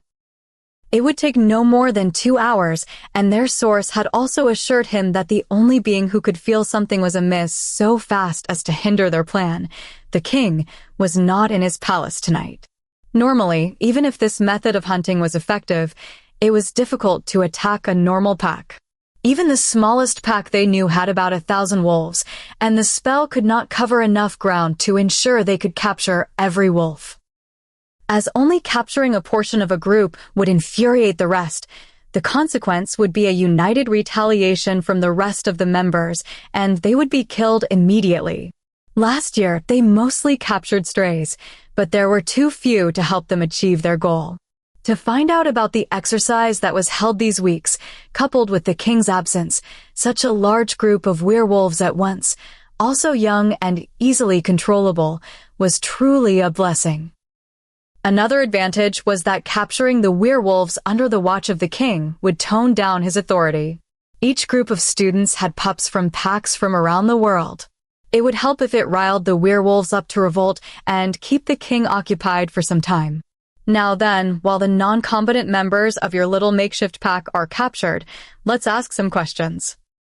The chief of the hunters said, relaxed, lowering himself to one of the werewolves that seemed smaller and easier to interrogate. Usually, under the influence of the spell, the werewolves were silenced. Still, the hunter had on his neck a small amulet that partially nullified the effect of the second spell. So, even though the last-ranked werewolf, who still had the deer beside him, could not move, he would still answer the questions regardless of his will. Which one of the males here is the alpha, little pup? He serenely asked, disregarding Celia's presence altogether through his question. The young wolf was scared, hearing the malicious voice and angry, feeling his inability to react to an attack, but even so, his solidarity with his pack would not let him answer the question honestly. He wanted to lie, but unfortunately, the amulet also had the effect of making one answer questions truthfully. So, instead of a lie, the truth came out. Celia is the alpha. The words easily slipped from his lips, making even him baffled by what he had uttered. Oh! Celia? Repeated the name, wide-eyed, the hunter, briskly raising his gaze towards the only female between them. Then, after half a second, he continued speaking. Now that is interesting. This explains better why the young female pup is still standing. Celia was more and more covered in snow, with small snowflakes littering her face and hair. As the small pieces of sculpted ice kept melting on the warm werewolf girl's skin, small droplets of water adorned her beautiful face all around. One could mistake this water for sweat caused by the evident fright of the situation. Perhaps this was also in the minds of the hunters, but she still did not react to their words. To dare enter His Highness's forest, something important was happening. She already found out that they wanted them captured instead of killed. When would hunters not kill a werewolf on sight? Why the need to capture them alive? Perhaps she could find out a little bit more. She also did not dare act rashly, knowing now that they only wanted to capture them. If help was already on the way and she did not wait, what if it resulted in the death of some of the werewolves? She could still wait a little longer. As long as the hunters talked, she would not act. But how can a female wolf be the alpha? What is her rank and what type of student is she? Asked again, the hunter was curious. I might as well ask a little more before the trucks with the other werewolves arrive. Celia is a third-rank wolf. She is a Watcher student. He slipped the words from his mouth again, even though this time the werewolf did not want to answer at all. All the hunters who had been listening were fairly surprised at this piece of information, which made them listen more intently to the interrogation. All the attention was on the conversation between the two. A Watcher student and a third-ranked werewolf all in one. We have never captured a Watcher before. They neglected to inform us of there being Watcher students in the exercise. Those stupid wolves can't even do this little work right. Well, at least the capture of a Watcher student redeems them a bit, I guess. The older man sighed, shaking his head from side to side disapprovingly. Don't mess with our alpha. The young werewolf affirmed anger through gritted teeth. He really cursed the man inside his mind. When he was asked a question, he replied easily, even without meaning to, but if he wanted to speak of his own volition, it was difficult. He barely managed to open his mouth to say those few words. Oh, it seems we have some very protective wolves. Smirking, pleased, the hunter spoke mockingly at the futile attempt to retaliate, seeing that the other werewolves were also trying to move angrily. Because of the sarcastic words, all the hunters snickered haughtily, with some even whistling as though they agreed. With his smile growing even larger because of the response, the chief of the hunters got up and walked towards Celia. Seeing her up close, only then did he realize her eyes were dark as night. But he was still not alarmed, as she had not tried to move at all this whole time. Werewolves were impulsive creatures in his preconceived mind. A werewolf would have rashly attacked 100 times by now if he or she could. After all, not one werewolf in the past had stayed still and assessed the situation before fighting against them. Naturally, Celia would be no different in his opinion. However, the man seemed to be forgetting that the werewolves in front of him were not rogue ones that he had hunted in the past. They were pack-born and raised werewolves who were many times calmer and more rational. What a beautiful female wolf. Who would say you would be a third-rank wolf, little pup? You look quite delicious. What do you say, boys? He said, licking his lips. The hunters got the lewd remark and smirked even more. So do we get a shot? Some of them enthusiastically and quickly tried their luck. Only after I get the first taste, boys. Only after that. The grinning hunter affirmed indulgently, lowering his guard even more so that he placed his rifle on his back instead of still carrying it in his hands. The trucks arrived while he still admired the unmoving Celia. He had even raised his hand to caress her face, but stopped himself when the other hunters got down from the trucks to load their prey. Hey, Chief, could we also take the deer? How about some barbecue tonight? The young hunter, who was still standing next to the last-ranked werewolf, asked happily. Sure, that's wonderful, started to say the distracted chief, taking his eyes off Celia to look in the direction of the young hunter. But he was stopped in his reply as Celia's hand was already on his neck. When he regained his mind a second later, feeling the choke, he realized that his feet were barely even touching the ground. Celia knew she had waited for as long as she could, but in the distance, she could not hear the sounds of help coming. If she were to wait to be transported, it would be even more difficult to save her and the others. So she decided to place her trust in her strength and that of her wolves. They helped her before when she was attacked by rogues, so even if it was her first-hand experience in dealing with hunters, she was determined to survive and help her pack to survive, too. If help did not come, she would be that help. Chief, yelled, afraid the young hunter as he saw his chief held by one hand in the air by the female wolf and could not believe his eyes.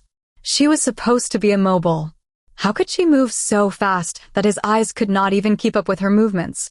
Even if they had not dealt with third-rank wolves before, the high-ranked wolves should still be at least slowed down somewhat if the spell could not stop their movements altogether.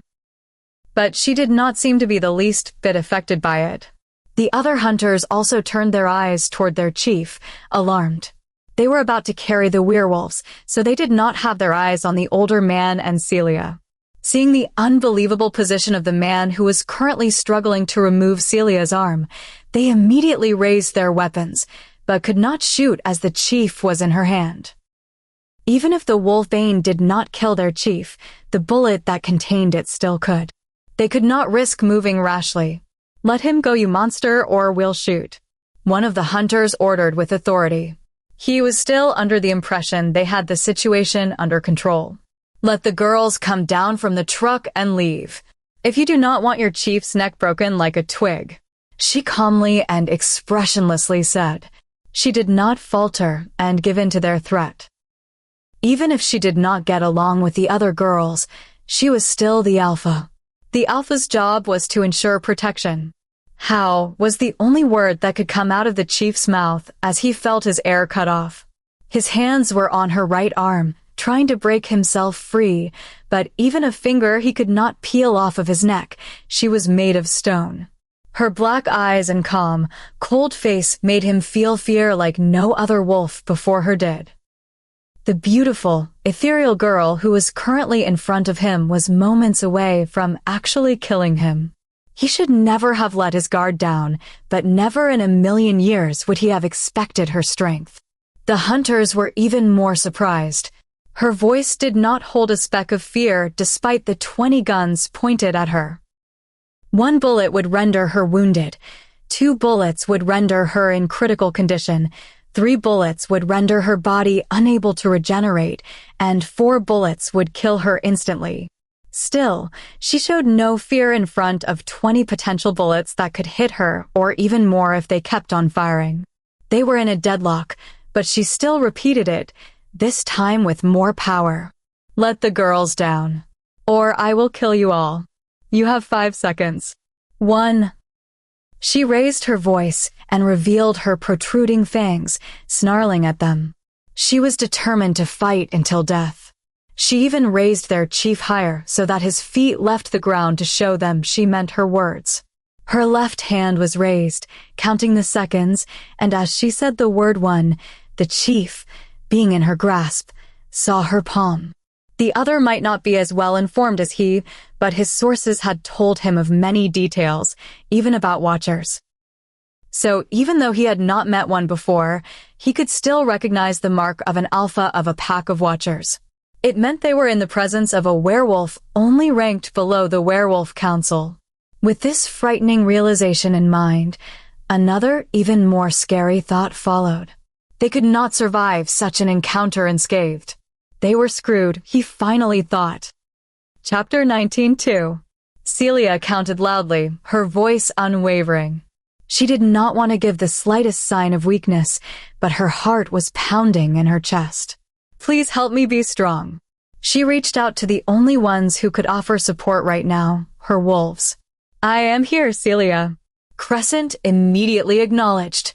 It seemed that Waning was still not able to answer, but Celia felt that at least her aura had increased. She was certain that the power coursing through her far surpassed Crescent's, so it was surely the white wolf lending her strength. Still, she should really hold a proper conversation with her, she thought. Waning had always been quiet, but she had never been as quiet as she had these last few months. Well, the conversation would be later. That is, if she made it out alive. With the corner of her eye, she checked on the other werewolves. They appeared to be still immobile, and as the hunters had said they were to be taken, most likely, they would not be killed until the hunter's goal, whatever that was accomplished.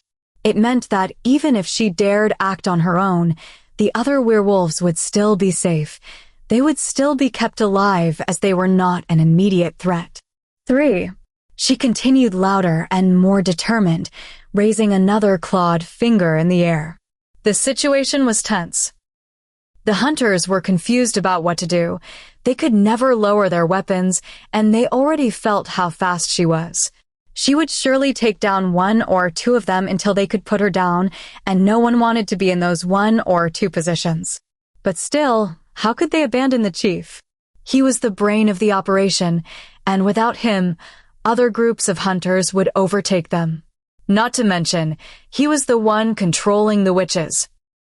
Seeing they appeared unwilling to listen to her words, Celia tightened her claws around the chief's neck, making him gasp even more, as he lacked the ability to breathe in the slightest. Perhaps she reckoned that like this, she would be more convincing, or maybe it had only been a move caused by nervousness. Either way, unfortunately, it had the opposite effect. A single loud sound was heard as a bullet was released from one of the rifles. The young hunter by the deer had lost his composure and, while trembling due to fear, had accidentally pulled the trigger, putting an end to the stalemate situation. Feeling the wound in her left side and the wolf's bane that quickly entered her body, sending ripples of pain like she had never felt before, Celia tightened her clawed hand, involuntarily cracking the neck of the hunter. It was the first time she killed someone, even if she did not mean to. Normally, her own actions should have trapped her in confusion and stilled her into place because of the traumatic act, but the situation and the adrenaline pumping in her body made her continue thinking about the next step instead of breaking down. She could not waste time thinking about the life she took. Realizing that as he was dead, the chief had lost his value as a hostage, she quickly tossed the lifeless body towards the hunters, hoping to at least distract them for a moment and perhaps lessen their numbers.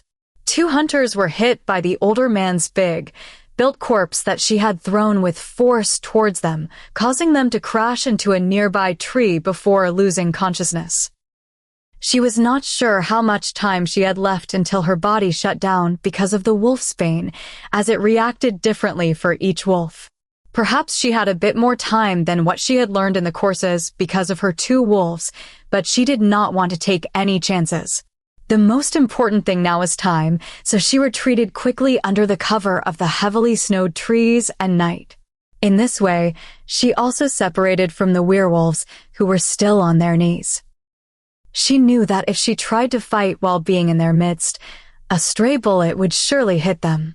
The hunters wouldn't try to kill them actively, but while fighting her, she doubted they would be careful around creatures they usually killed on sight.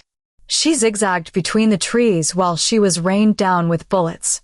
The first gunshot had caused them all to open fire in her direction. She thought about shifting into her wolf, but she was much smaller in human form, so she could hide her presence easier, not to mention the wolfsbane would also prevent her from shifting. Moreover, her giant wolf's form could be hit more easily. Circling them with top speed, she took the bow that she had strapped to her back, then pulled the arrows in it before firing them quickly, shooting 5 hunters in succession. She could have continued like this, just running between the trees and taking down even more hunters. But unfortunately, with no more arrows left, she could only discard her bow and use her bare hands in the subsequent attacks. Quickly changing her direction, as the hunters noticed from where the arrows were shot and were already focusing their bullets in that direction, she zigzagged again between the snow-covered pine trees and came from behind 2 other hunters. As she raised her foot, striking the back of one of them, she ensured his body fell in the direction of another hunter who was preparing to shoot her. Then, not wasting any time, she took the other hunter, who had been near the first, by the neck and briskly pulled it to the side, cracking it. With no other hunters near him, she only threw his body in the opposite direction before quickly withdrawing. The hunters had already noticed her position in the few seconds she had attacked, but the swiftness of a high-ranking werewolf was no joke. She was already between the trees again as the fires were shot. Her advantages were that it was dark and she was so fast that they could not keep up with her. They randomly fired in the direction she was last seen, but it only helped her as it hid the sound of her exiting into another part of the forest and grabbing another hunter by his back. This time, she dragged the hunter into the darkness and slammed his body into a tree, breaking his spine before running again. She could not use the same method as before because she was not so sure it would work. Each time, she had to change her movements not to lose the element of surprise. But even with the element of surprise, she was still hit by a stray bullet. In their frenzy, the hunters had fired even towards their companion when she tried to claw her long nails into another hunter's back. The second bullet's wolfsbane made her falter, and she did not retreat in time in the dark. The half a step she missed in moving back was another opportunity for a third bullet to hit her and a fourth one. After the 5th bullet, Celia was already down. "Stop it. It's enough." The following person who was left in charge, the right-hand man of the chief, said this when she was already lying on the cold ground. The bullets they had in their possession were quite difficult to make. Even human lives were lost in the process of manufacturing them. They could not afford to use them unwisely. Because of the witch's help, they thought they wouldn't even have to use them. Who would have thought their luck was so bad in the hunt today? The firing of the rifles stopped, and they did not question if she truly died. The 7th bullet that hit her while she was falling on the snow-covered ground did not make her even flinch. It was a sign that they managed to kill her. They hoped. They ceased their fire but did not lower their weapons. They were still afraid of her suddenly sprinting on her feet again. Even with 7 wolfsbane doses in her, they were not sure they killed her. No werewolf had made them fear her as much as she did, besides the werewolf king of whom legends were written. So, it was no wonder that even if they were assured of her death consciously, they still had the impression she could fight back again. They stood still for a couple of minutes, but they couldn't wait any longer. Time was running out. The patrol werewolves would catch them if they still hadn't left. The second in command slowly approached her. She had fallen on her side with her face positioned in his direction. Her long hair, which had come undone, lay on the snow bed, partially covering her face. Only a small part of the fair white skin could be seen, but it was enough to make him feel awed by the beauty. She looked like she was a snow fairy, so breathtakingly beautiful, he thought. He shrugged his thoughts, knowing what had happened moments earlier when his chief had not been careful in her presence. Carefully and alert to any sound or movement, he came closer, only 2 feet away, and saw that, indeed, she was dead. She had to be, judging by the pool of blood, which was slowly enveloping the ground around her. With her wounds still dripping with the crimson-colored fluid, as the wolfsbane prevented regeneration and deducing by how much blood was near her body, dyeing the white translucent snow a bright red, her death was inevitable. There was at least half of her body's blood, if not more, surrounding her, and it kept pouring uninterrupted. They would have never expected that despite losing that much blood and despite being shot that many times, Celia was still barely alive. She heard their movements like she was in a dream. They seemed like they were far away, but she did not have the strength even to move a finger. She was scared and helpless. Even her pulse and breathing slowed down until they were barely there at all. Lying on the cold white snow, she did not feel its coldness physically. She did not feel much at all. The wolfsbane had numbed her entirely. Mentally, she was suffering. She was upset because she had not accomplished her dreams. Her life had just barely begun a few months ago. She had just started to work for her goals, but it seemed like it would all come to an end. Her life did not pass before her eyes like one would imagine before their death, but she still felt an enormous amount of fear and loss, the loss of everything that mattered to her. She thought of her brother, of her new friends, and involuntarily, the last face she saw in her mind was of the Werewolf King. "Celia, Celia," shouted Crescent desperately, but she could no longer reply, even if to say one word mentally. Seeing her helpless state, Crescent had lost all hope. These were their last moments before death. "I am here. Do not worry." Waning, the previously absent white wolf, was finally encouraged.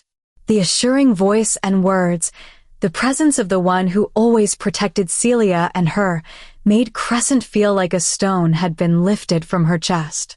Waning was always like the big sister of the 3, the one on whom they could depend. "Waning." Celia is not answering. Her consciousness is slipping. She immediately informed the frightened. Would Waning be able to help still, like she had done in the past? The situation was as dire as it could be. "It is all right. It takes more than a little wolfsbane and bullets to kill us." Now move back deep in her mind. "Hurry." Waning calmed Crescent down briefly before asking her to take her place. There was no time to tell Crescent what she was about to do, and there was also no need to. Like always, Crescent did not question Waning. She hurriedly did as the latter instructed. "Celia, I know that you do not have enough strength, but I need you to meet me halfway, just like how we did for the seer test." Waning finally spoke to the human side, who had only been a spectator to their interaction. Her powers were quickly failing her. Celia heard her just before falling unconscious completely and, with her last bit of strength, forced herself to concentrate. In the dark zone of her mind, the area where wolves would generally be, a splendid white wolf sat with her paws in front of her. Her stature was magnificent. Her gray eyes shone as she calmly waited for Celia. She could not move closer as she was already waiting in the middle. In the distance, she saw her approaching with difficulty but could not help her in the slightest, even though, in her own mind, Celia took the appearance she had on the outside as evidence of the mentally shattered state. Her white clothes were ragged and full of blood that kept dripping on the floor. A small drop of blood was even on her lips. She slowly but steadily approached until she collapsed in front of the white wolf. She seemed so small, usually compared to Waning.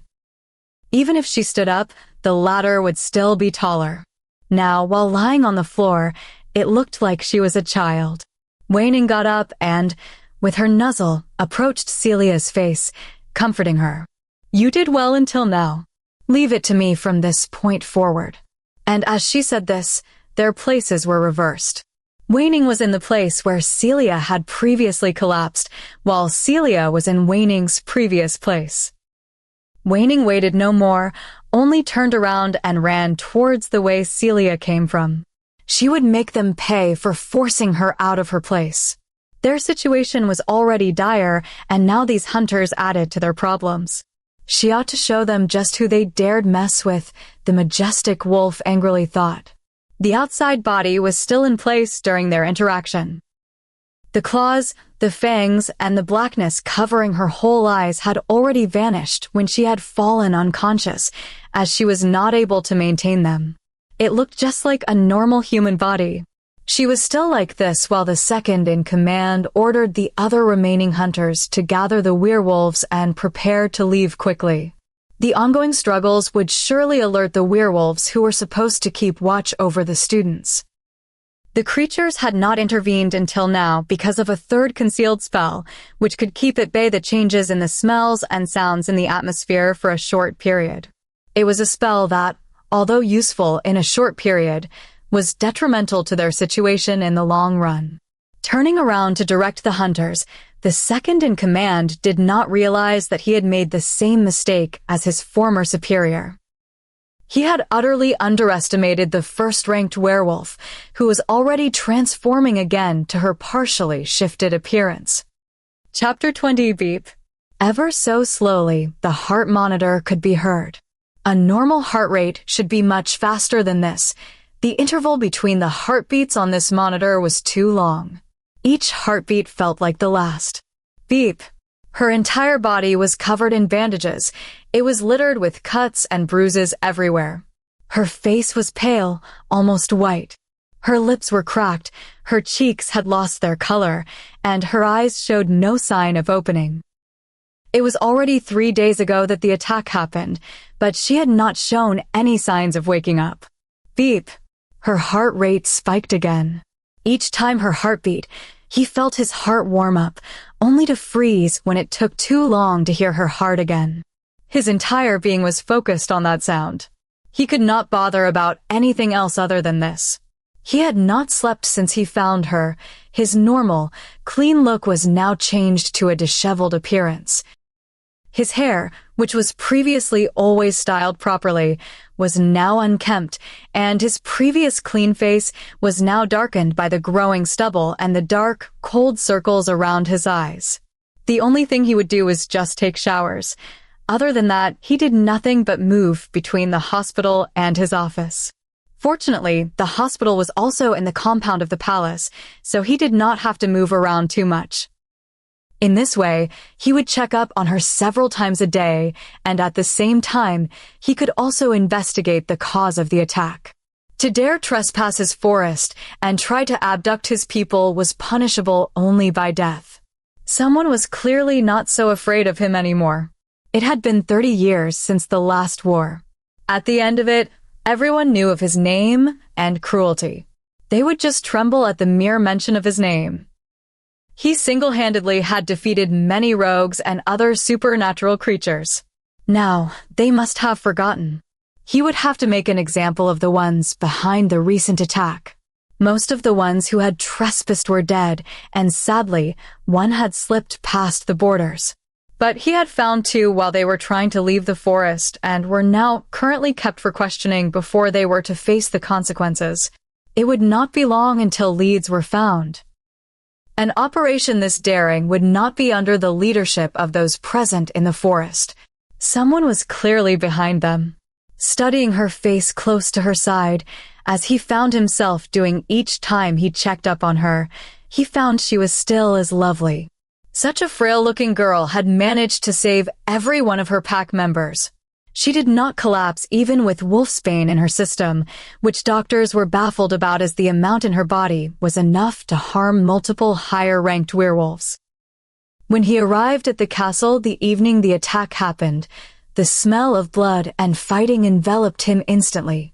His heightened senses immediately detected a disturbance in the forest, so leaving no explanations to the assistants behind him, he transformed into his wolf and ran towards the forest. The place he sensed the smells from was easy to spot, as the scent of blood became pungent with each closer step.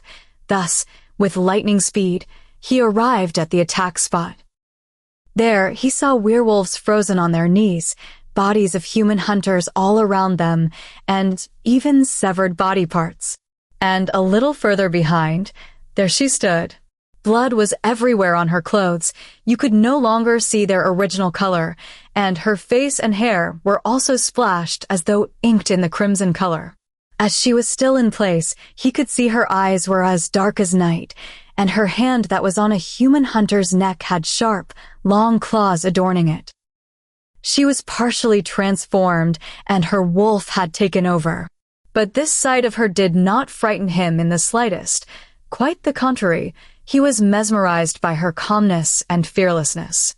She stood proud and with little regard for her wounds as she ended the hunter's life. Then, giving into the pain, her eyes regained their original chocolate color, her fangs and claws retreated to their normal appearance, and she slowly closed her eyes as she collapsed on the snow. It was at that moment that he sensed his heartbreak. The feeling of hurt in his heart was strange, as he had never felt such pain before. It felt like his heart had broken into millions of pieces. How funny it would be if the people who had said his heart was made of stone in the past would know just how easy it was to break it. Seeing no other danger for the rest of the werewolves, who were beginning to move and knowing for certain that Micah would soon arrive as he had seen him following a little further behind, he left them there and, with her on his back, ran to the Royal Hospital. Even though the doctors there immediately reacted at the sight of the king and assured the best treatment was given to the female werewolf that had personally been carried by him to the emergency room, he still ordered every doctor there to take care of her to the best of their ability. If she died, he promised them they would share her fate. They did their best, but they trembling informed him that the amount of wolfsbane in her system was deadly. They could not even understand how she was still alive. He roared at them, looking with dark black eyes as if to tear them apart. His terrifying aura made them kneel in fear and show their neck in submission. They had been deliberating for 3 hours for the best course of action, while 2 or 3 younger doctors had been by her side, maintaining the least bit of life she clung to. But as they analyzed her blood and the quantity of wolfsbane in it, they gave him only bad news. I need answers from you, solutions, nothing else. The next to tell me she will die before her. He shouted at them, losing his composure. Doctors, the Alpha just saved 49 werewolves all by herself. We will not have our Watcher Alpha die. You must inform us of any solution whatsoever. Micah intervened in a timely, having barely arrived earlier with other assistance. If he had not, the Beta feared there would be no doctors left to treat Celia in a few more seconds. Your Highness, I have a solution, said one of the younger doctors, stuttering. That won't work. I have told you already. Her blood doesn't match any werewolf we have data on, and even if it did, it is too risky for the other person involved, answered another doctor, looking at the younger one, wishing he could strangle him. You shut up. Salas roared, using his alpha voice, making the older doctor shut his mouth, utterly scared, without even being able to give an explanation. Now you. Tell me about it, he said coldly, looking at the young doctor, his voice toned down but still authoritative. The wolfsbane in the Alpha's blood has the highest level of toxicity in it we have ever seen. Generally, wolfsbane that human hunters use is made of the plant's flowers because it is also a little toxic for the humans who turn them into bullets infused wolfsbane. So, although the sap from its root has a higher level of toxicity, it is never used in weapons as it would be fatal for even humans. The toxicity level is so high that if we were to consider that it would take 4 wolfsbane bullets to kill one high-ranking werewolf with the 3rd rank normally, with the wolfsbane made from its roots, it would take only 2 bullets. Unfortunately, this exact more toxic version of the wolfsbane flows through the Alpha's veins. Get to the point, Doctor. My patience is running out. I do not have time for a general course in wolfsbane. Salas affirmed difficulty, at the same time trying to keep Sky from getting out of control. I am getting to that, Your Highness. Please let me explain the risks involved. He said this time with a steady voice. Seeing the confidence of the doctor in his presence, and also knowing that he was the only one willingly giving him a solution, Salas did not interrupt again and let him talk. Another problem is that we have never seen such strange reactions from the wolfsbane in her system. Each time we try to give her a blood transfusion to decrease the wolfsbane in her veins, it only decreases in the slightest, even though she has already lost so much blood from the 7 gunshot wounds. All the transfusions we have done have helped her a little, and we have not managed to make her body restart its own regeneration. It takes too much time with the transfusions, and she will die before then. What my solution implies is to have another werewolf's blood flow linked to her own, for her blood to circulate in the other werewolf's blood until both their bodies share the same level of toxicity and slowly manage to decrease it. 2 bodies would have the time it takes for the regeneration to restart. All right, do it.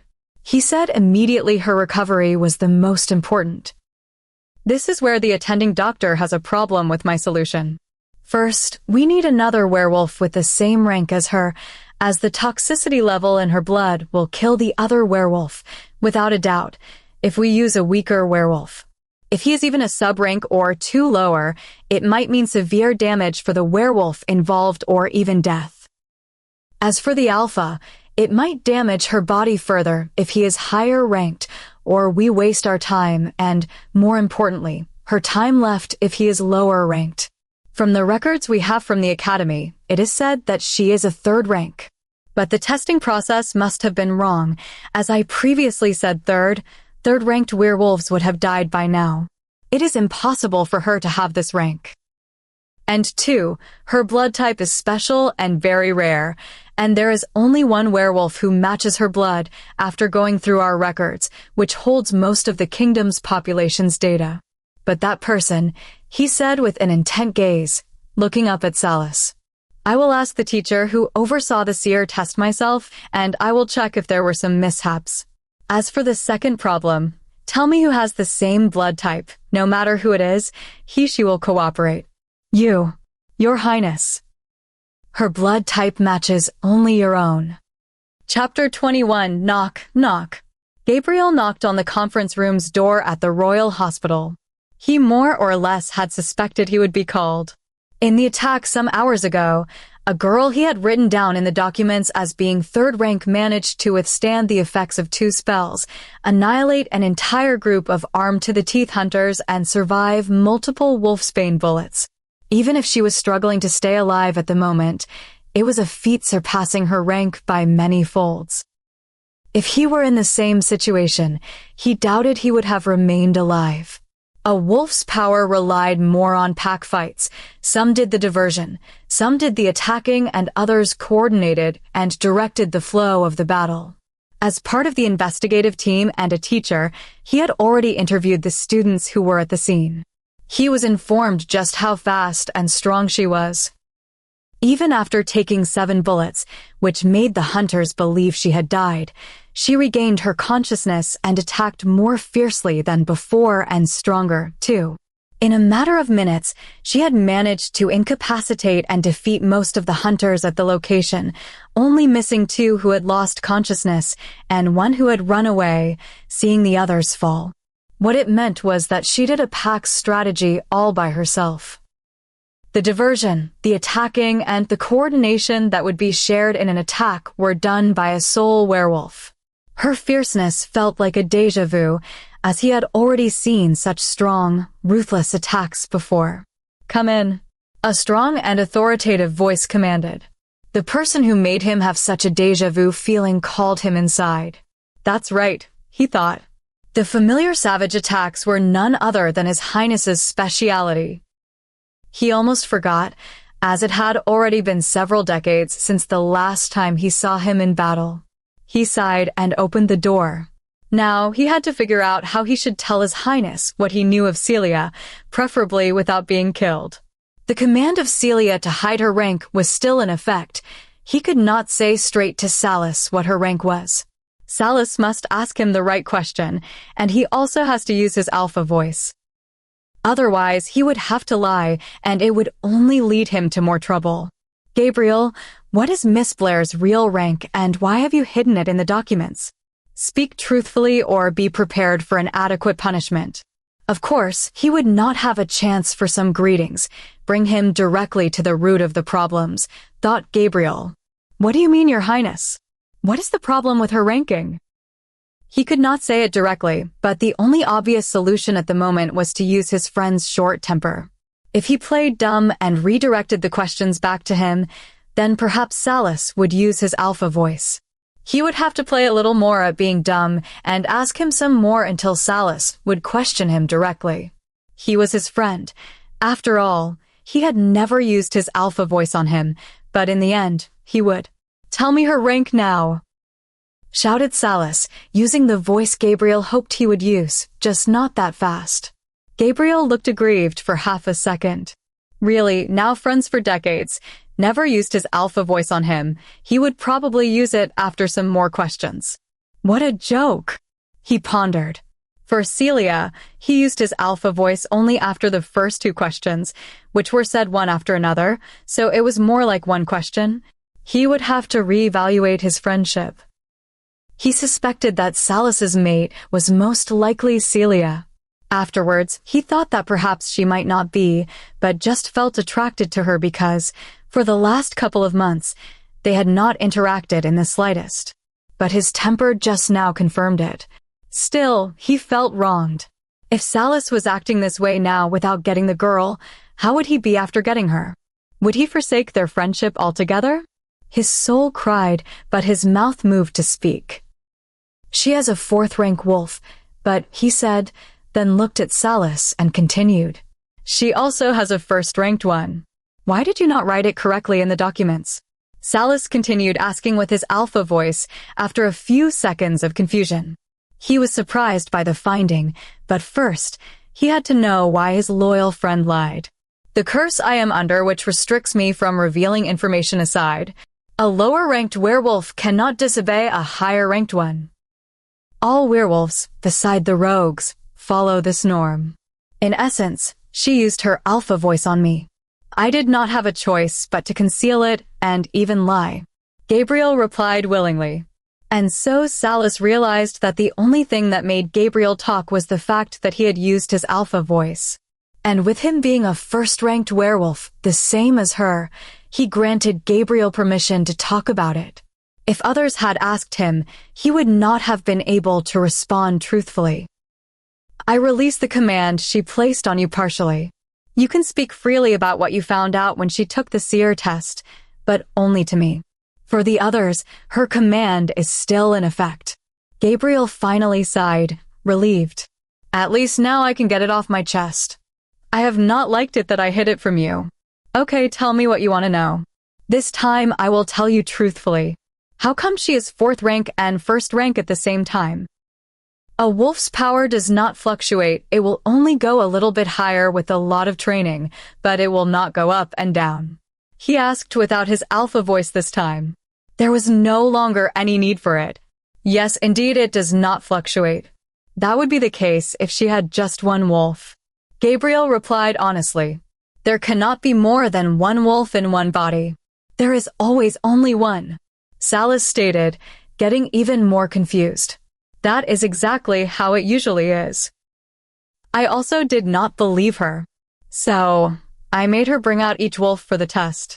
The orb first showed me a 4th-rank wolf and, the second time around, a 1st-rank one. And let me tell you, the 1st-rank wolf is quite a fierce one. When I tried to call you and inform you about it, she used her voice on me and stopped me in a heartbeat. I could not disobey in the slightest. She even called me a pup. At my age to be called a pup, how do I look like a Gabriel started explaining, getting slightly off track at the remembrance of the encounter. He wouldn't admit it in front of anyone, but he even had nightmares about it. Gabriel, do not deviate from the main idea. I do not have much time. The main idea is that I do not know exactly how it is possible to have 2 wolves, but she indeed does. And the first-ranked one, for some reason, keeps herself hidden deep within Celia's mind. That is why her aura does not make everyone around her submit themselves. She also knows more than Celia about why there are two wolves, but for the moment she has not shared it with even Celia herself. But if it's true that she is a first-rank wolf, why did she struggle with the hunters and not eliminate them faster? For a first-rank wolf, a couple dozen of hunters should be a piece of cake. Salis inquired again, curious about this fact. Salis, from what I understood from the other students, she was hit by a bullet before she managed to react for one reason, so she was at a disadvantage from the start. And for the second reason, you have to understand that the first-ranked wolf has been suppressed most of the time. She has never been used fully, so my best guess is that it has taken its toll on her. If she was properly trained and if her first-rank wolf was used more, I think most likely she would stand a chance of even fighting on par with you. All right, I understand now. I have to go. We will talk more later, Salis said finally, cutting the conversation short. In the first place, he only needed to know her rank. Knowing now that she was a first-ranked werewolf was enough. He could give her blood himself to help her regenerate. He couldn't be more pleased with this fact. Okay. Oh, but tell me, how is she? The students said she was shot multiple times. Her pack members have also been gathered with the other students and are asking about her. I told them that I will inform them about her state. If not, they will likely barge in and find out themselves. Gabriel asked, following Salis with his gaze as the latter was already at the door. Just inform them she will be all right. I will make sure of it. Salis replied and briskly exited. 10 minutes later, his beta, Micah, had assembled the group of doctors again. Doctors, I know that you are sworn to secrecy because of the patient-doctor confidentiality. But allow me to make sure of it. None of you are allowed to speak anything of the Alpha, her name, her data, her rank, or the procedure she will undergo under your care. You will not even put it in your records. Now then, start the procedure without delay. I will assist Miss Blair in lowering the wolfsbane in her veins. Using his alpha voice made the doctors do nothing but agree to his words. So, even though they were confused about how he could share his blood with her when he was the first-rank werewolf and could kill her in the process, they could only assemble the tools themselves without the assistance of nurses and begin working. His command implied no one else was to know, so they could not use them. Walking into the intensive care unit, Celia was in and seeing her pale face, her haggard breathing, and her frowning face scrunched in pain. The whole image was difficult for him. But because he knew she would be all right, his heart was slightly alleviated. Not waiting longer, he stepped towards her bed and slowly approached her forehead, placing a gentle feather-like kiss. It was wrong for him to do so. He was aware of this. But he wanted to do something to assure her that someone was by her side. Maybe she felt him because although she was unconscious, her face relaxed a little, and the frown between her brows disappeared. The serene, beautiful face, although very much battered, still made his heart speed up. Your Highness, we are ready. The young doctor informed him that the rest had already prepared everything needed for the process. At the doctor's words, he only nodded his head. And after glancing one more time at the frail woman, he headed towards the other bed. He took off his coat and his shirt so the doctors would have better access to his veins before lowering himself onto the nearby bed. The doctors waited no longer and started to connect his blood vessels to an intravenous drip and then connected again to Celia's blood vessels. After all these years, His Highness had never needed their assistance and they barely ever saw him, but today, it was the second time already to be in his presence and both times under the submission of his alpha voice. That was frightening enough now to take care of someone clearly special to him, only putting more pressure on them. The blood steadily flowed from his veins before transferring to the intravenous drip and again went into her veins. On the other hand, he had another intravenous drip that connected her blood to his own veins. As her veins constantly dripped, blood flooding his own, his face paled. It was a constant, heart-wrenching, paralyzing ache. He did not gasp or cry out, even though the pain was indeed unbearable, as his heart hurt even more. For such a petite person as her to be under such immense pain, double the amount of pain in fact, as he now only shared half of it. He honestly did not know how she could endure it. He had been hit by wolfsbane before. In the frenzy of the last war decades ago, stray arrows managed to hit him. But they were nowhere near as powerful as these bullets. Somebody had done intensive research on them, and it seemed, clearly, it was not just a group of hunters involved, but many more were behind the recent events. He would have a lot of tracking and confronting to do, it seemed. The hunted would become the hunters. Chapter 22. In the dark, infinite place, a single small soul was present. It was a small, fluffy gray wolf with tinges of black. The little wolf was curled in a ball, with her tail covering her small muzzle and her paws retracted under her abdomen. Perhaps fearing the dark and loneliness, she kept trying to nestle more. This fact, coupled with a slow, whimpering voice that could be heard whisperingly from time to time, made a heartbreaking image. "What's the matter, small wolf?" Someone said this using the mind link as she appeared from behind. Hearing the gentle voice, the small wolf slowly opened her eyes and raised her head. The presence of someone else besides herself was a cause of joy for the small furry ball in the vast, cold place.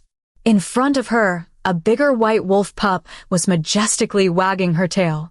She was enchanting with her fur so white that it almost seemed translucent, and her gray eyes that sparkled when looking at her.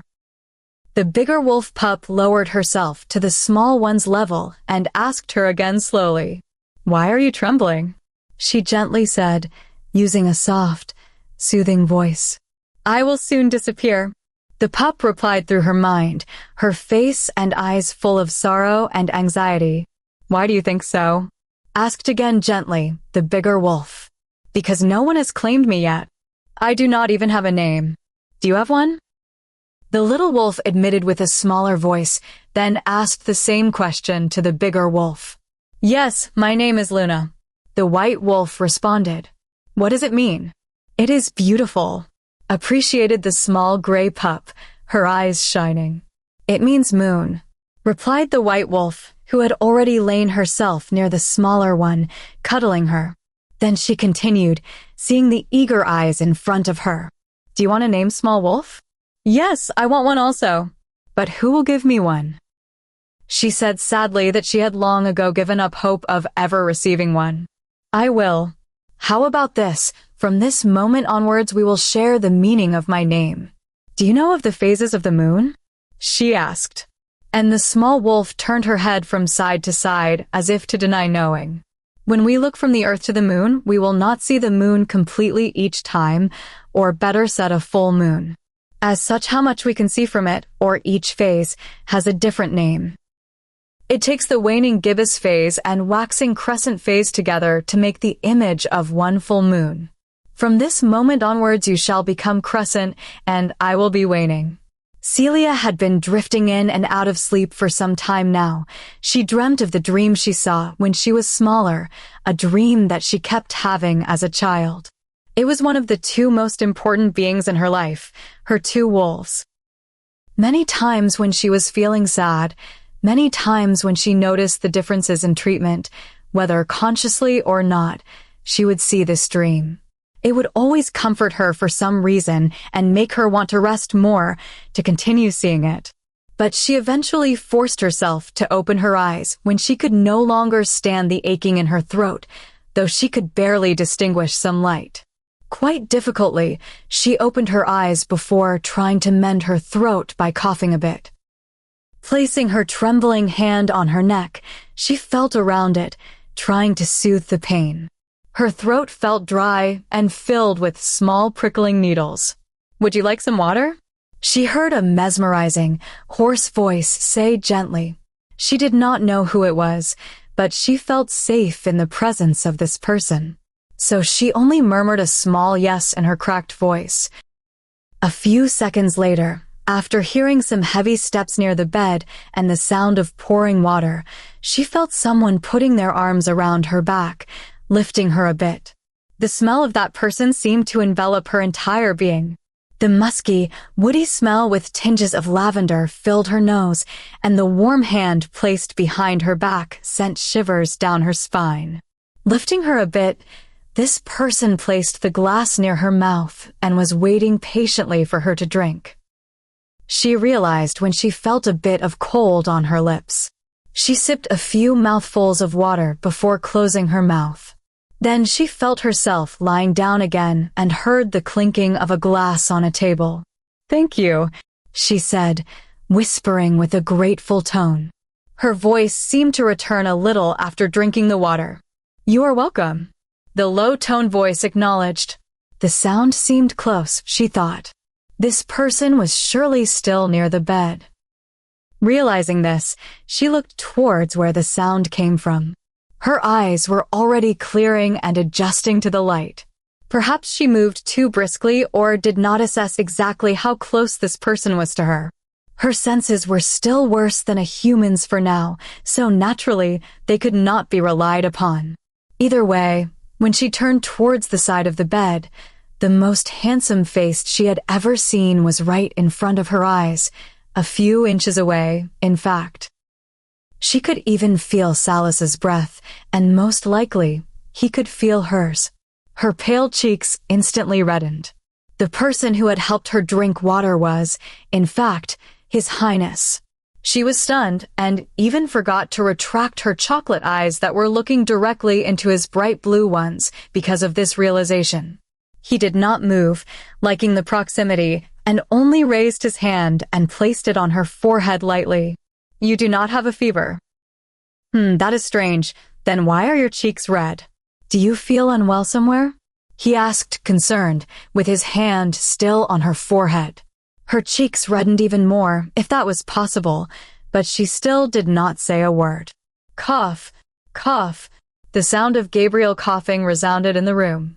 "Your Highness, every lady would feel embarrassed if you were that close." The teacher was gentlemanly and subtly informed the woman of the unaccustomed king. At least, this was what he thought subtlety meant. Hearing another voice, Celia regained her composure and broke eye contact, directing her gaze towards her teacher, who was standing a bit further away. Salas did not ask anything more, realizing his mistake at the uncommonly close distance. But still, he was displeased, having lost contact with her eyes and touch as he retracted his hand. So he only straightened his body, but did not move from the side of the bed. "How are you feeling, Celia?" "The doctor said that your regeneration finally kicked into the fullest, so all your wounds are closed and almost healed by now, and they should not pose any problems," Gabriel inquired in a friendly manner. "I am all right, only slightly dizzy, but I am confused. I should not be alive right now," she said calmly. She had lost consciousness after the fourth bullet, but she was sure more shots followed. Logically speaking, no werewolf, having been shot that many times, should still be breathing. Well, if it weren't for His Highness, Gabriel started to say, but was not able to finish as Salas already interrupted him. "We got you as fast as we could to the hospital. And luckily, the doctors were able to treat you in time." The first-ranked werewolf man stated, his heart uncomfortable as he repeated her words inside his mind. "I shouldn't be alive right now." She only nodded in understanding. She realized that her stronger wolves had something to do with her fast healing, so she did not want to stir suspicions by being too surprised and asking too many questions about her health. "And my pack temporary members, how are they? And the other Watcher students, were they attacked as well?" she asked anxiously, clearing her head from haziness while she tried to shift her body upwards, worried. "They are all right. Do not worry. The temporary pack members are already attending classes as usual, and your classmates are also attending theirs. The other students, who were in the same pack as you for the exercise, have had a week to rest and recuperate from the psychological trauma, but otherwise have no injuries. As for the other packs that participated in the exercise, They were not attacked. Either your pack was the only target, or your pack was nearer to where they entered through the border. If the latter is true, they were just unfortunate enough to attack the leader of the Watchers first. Quite unlucky hunters, Gabriel stated, chuckling. Salas, who was still closer to her, although the highest rank in the room, and the king for that matter, had not replied to her question himself, as he was busy arranging the pillow behind her back to a more comfortable position, earning himself another blush from her, which was quite endearing, he thought. Thank you, she whispered, stuttering. It seemed like each time she talked to him, she lost her voice. Her usual calm self changed 180 degrees. She really should stop doing that, she thought. Then she continued to speak as she processed inside her mind what Gabriel had said. A week's rest? Does that mean I have been unconscious for a week? She gasped as she realized exactly how much time had passed. Salas had already distanced himself from her by this point, with his mission already finished, not wanting to make her too uncomfortable. Yes, a whole week. You had us quite worried, some more than others, Gabriel said, looking with squinted eyes in Salas's direction. And as the latter glared at him, he restrained his joking attitude and continued. Your pack members have bombarded my phone with messages and calls. We had to restrict everyone's access, so they were not able to see you. Gabriel sighed, defeated by pups, then pulled his phone out of his pocket and raised it in the air, showing her the screen. Yet another phone call from Jake was displayed on the smartphone screen. Do you mind answering the call? Even if I told them you were all right and assured them it won't be long until you wake up, they keep pestering me every day. I don't know how they have so much battery on their phones. They keep eating mine away, he said, sighing again while he was already handing her the phone. She nodded her head apologetically and took it from his hands to answer. Saying her greeting, the loud, worried voice could be heard from the other end. She only exchanged a few words with Jake, not wanting to be rude in the presence of the king by prolonging the conversation and ignoring him, then managed to close the phone call after she promised she would call again to discuss the details. She could not talk more even if she wanted to, as she kept feeling a scrutinizing gaze upon her at all times, Salas's probably. Gabriel was by the window, waiting for her to finish her conversation. He was also gazing outside, so it was not him, and there was only one more person in the room. Maybe she was just overly conscious, but it kept sending an itch to her heart. So she cut the conversation as short as she could.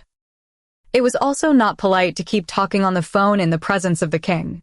Hearing her say her goodbyes, Gabriel retracted his gaze and approached her bed to retrieve his phone. Now then, if you are feeling up to it, I would also like to ask some questions about the attack, he said smilingly, glad he got the pack off his back, truly enormously glad. We should let her rest some more. She just barely woke up. It would be better for you to come back to the palace tomorrow. She will answer then. Salas finally broke his silence. I can answer now, it is not a problem, Celia assured quickly, and hearing the word palace, she looked around only to notice that she was not inside a hospital care unit, but in fact, in a room resembling one inside a palace, a room fit for a princess. No, he will come back tomorrow. Salas firmly denied it.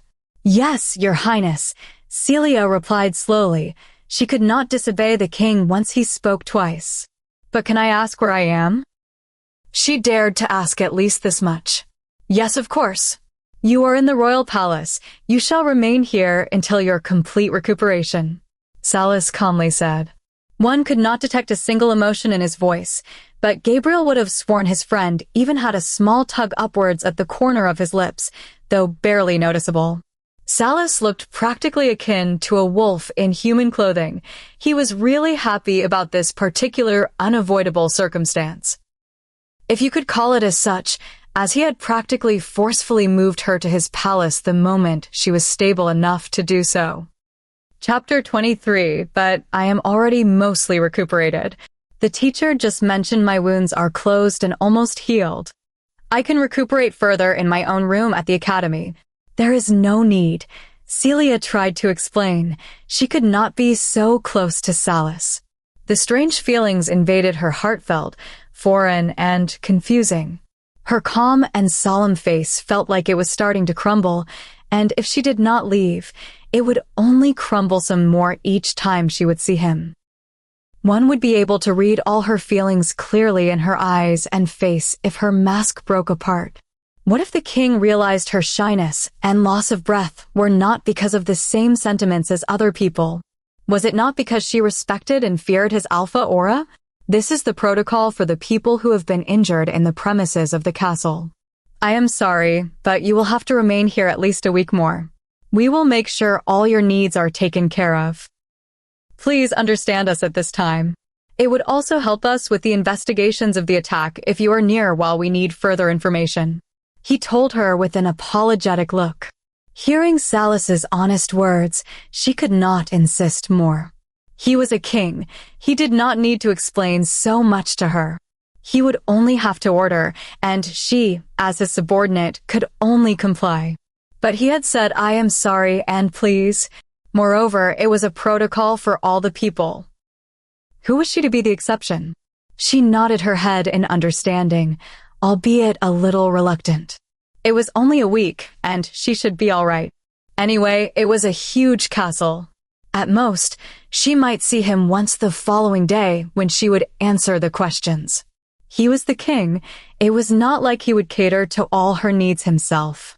Her thoughts had gone too far.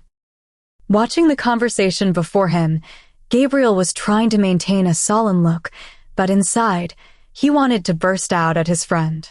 What protocol?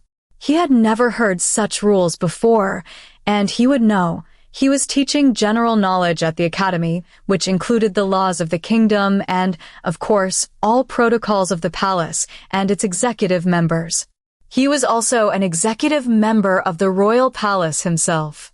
Lies, nothing but lies, Gabriel thought. Well, but it was all good to him. Wait until they left the room. He would ask Salas why he was not notified of the changes to the protocols. Ho ho ho.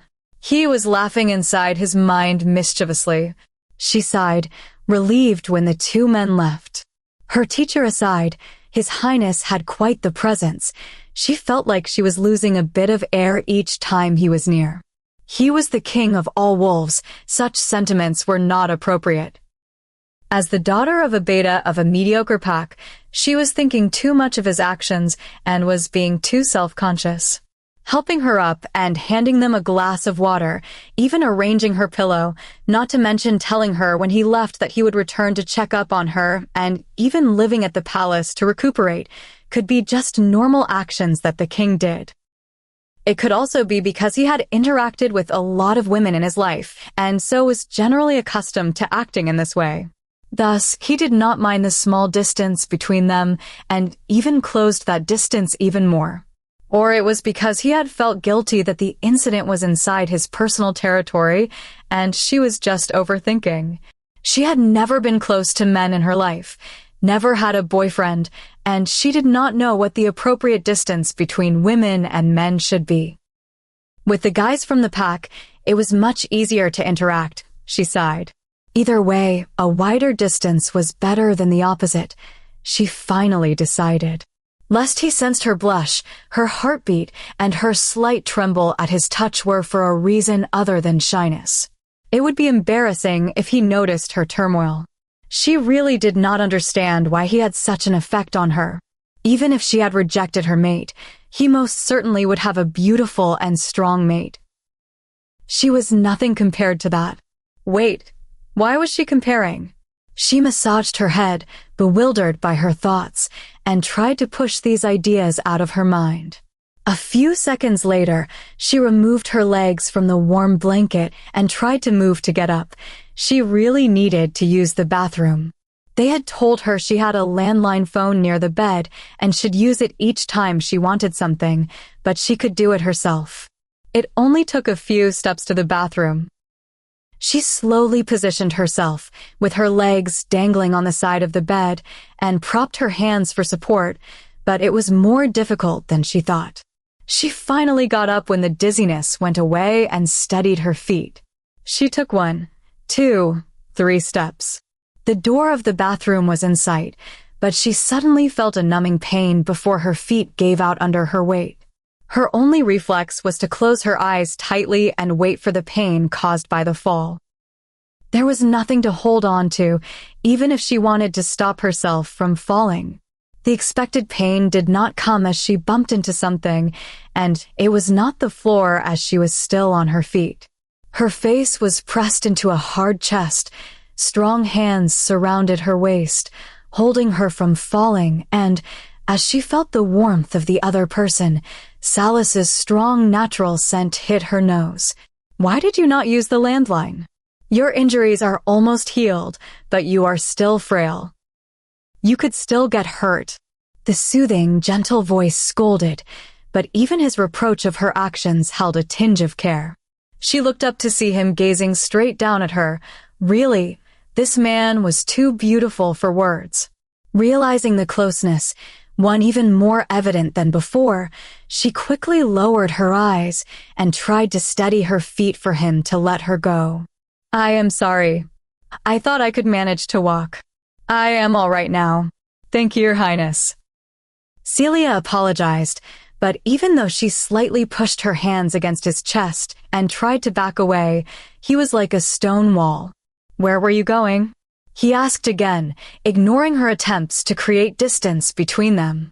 She could not openly push him away and could only reply, hoping he would let go. He was the king. How could she dare be rude? I just wanted to walk a little.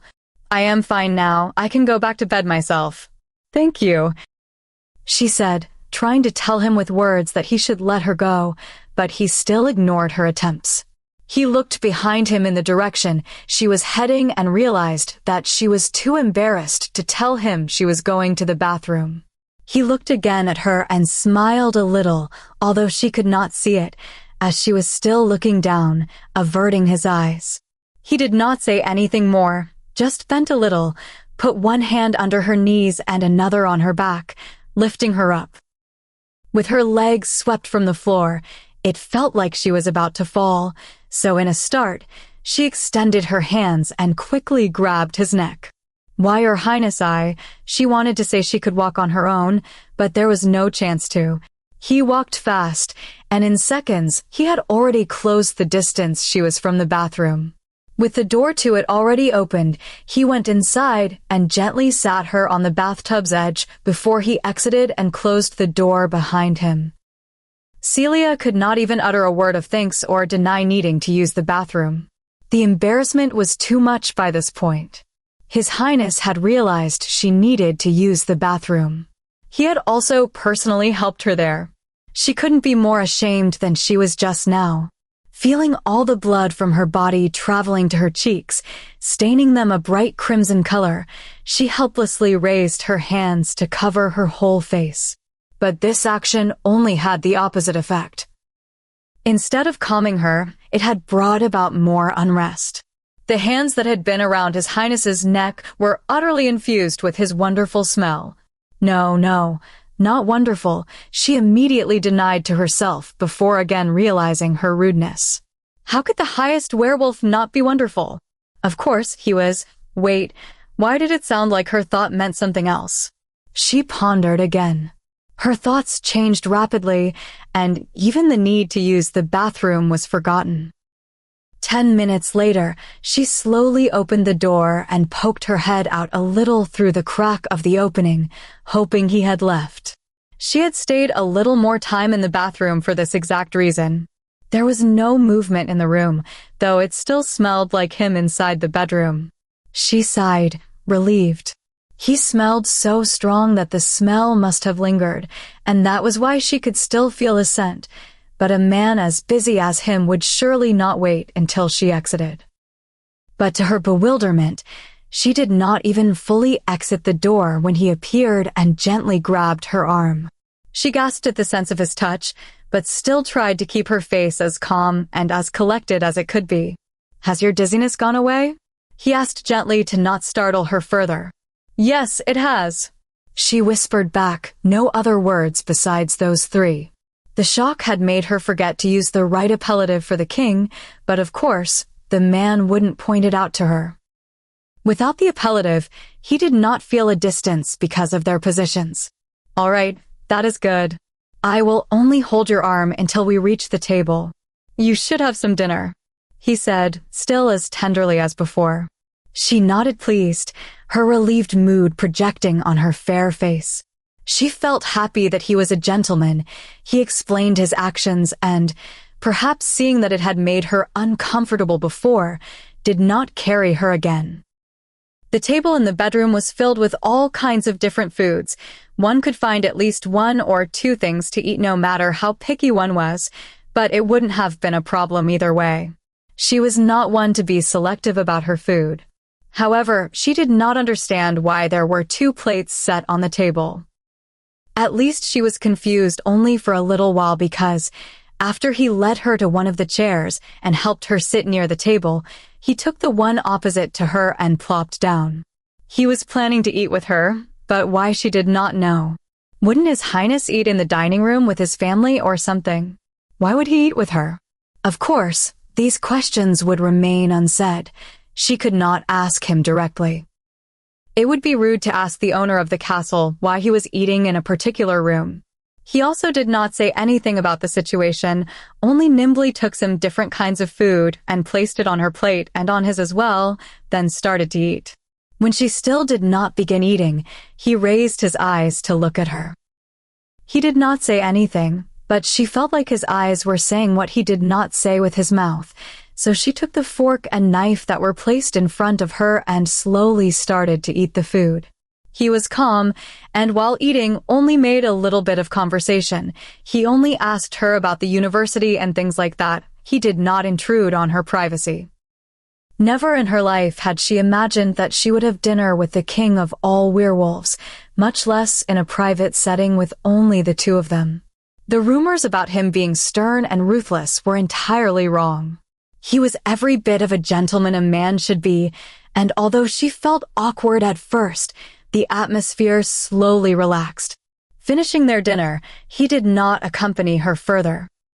He left after making sure one of the maids that collected the plates and leftover food remained behind with her to help, and also after telling her they would see each other the following day at breakfast.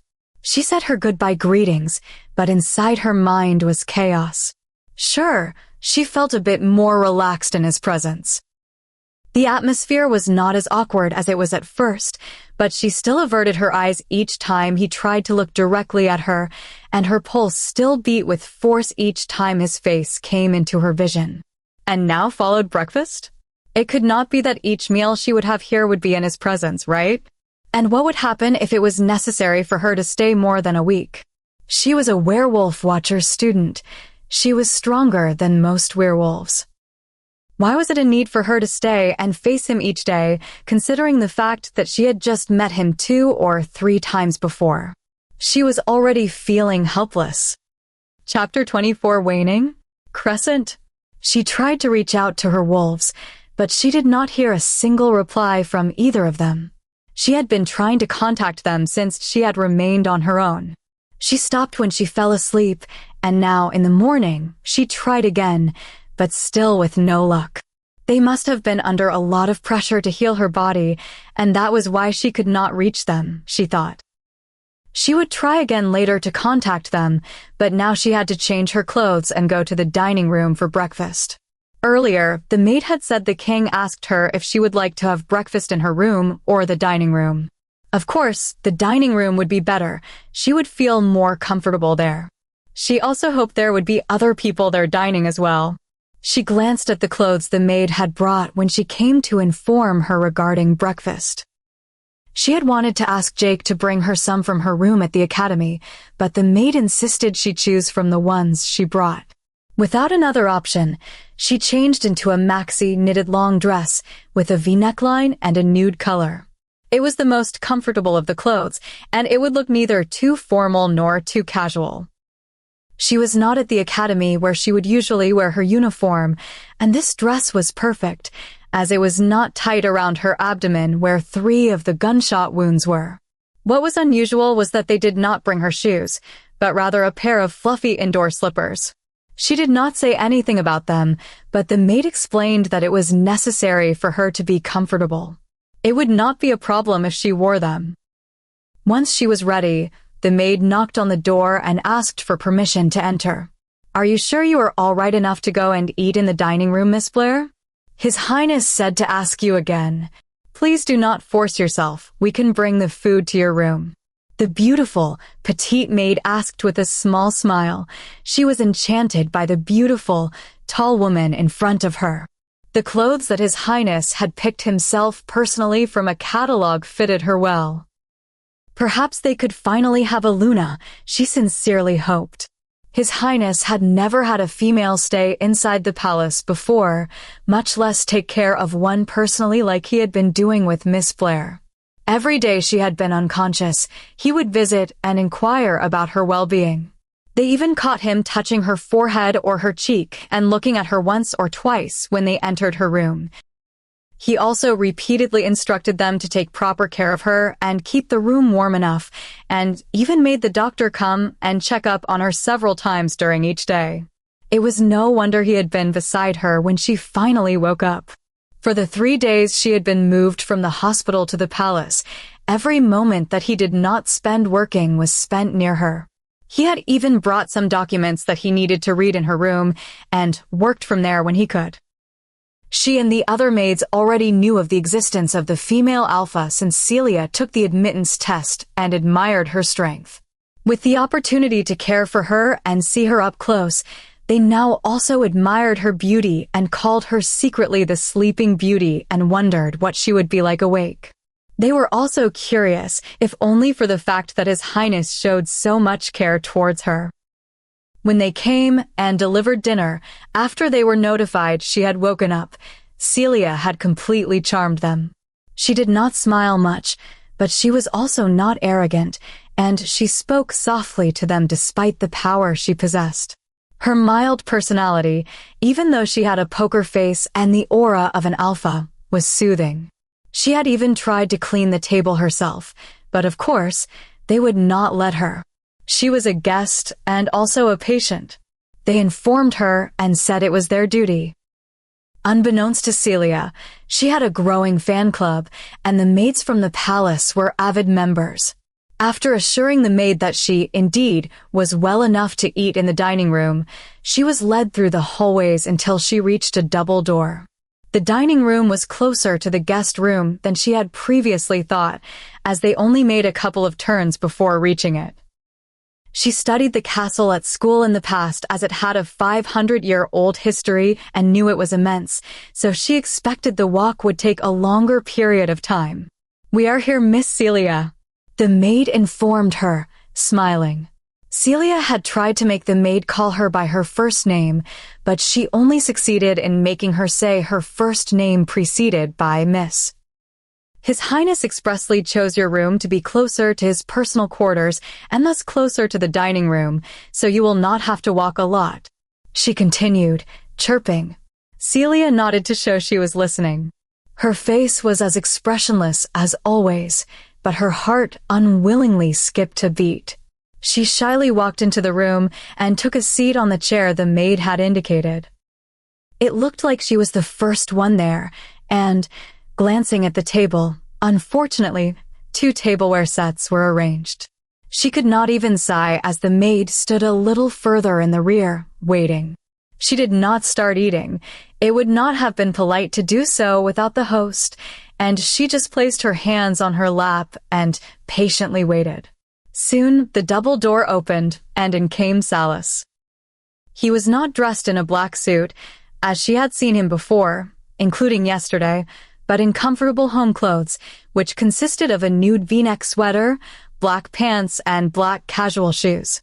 Just as he entered the dining room, she immediately noticed him as her seat faced the entrance, so she quickly rose to her feet to bow. But before she could bend her abdomen, he was already by her side, stopping her. "Please, there is no need for formalities. Your body is still not well. Take a seat," Salas quickly said with the same indulgent tone as before and also took his seat at the table. You can leave us. We will call if we need you.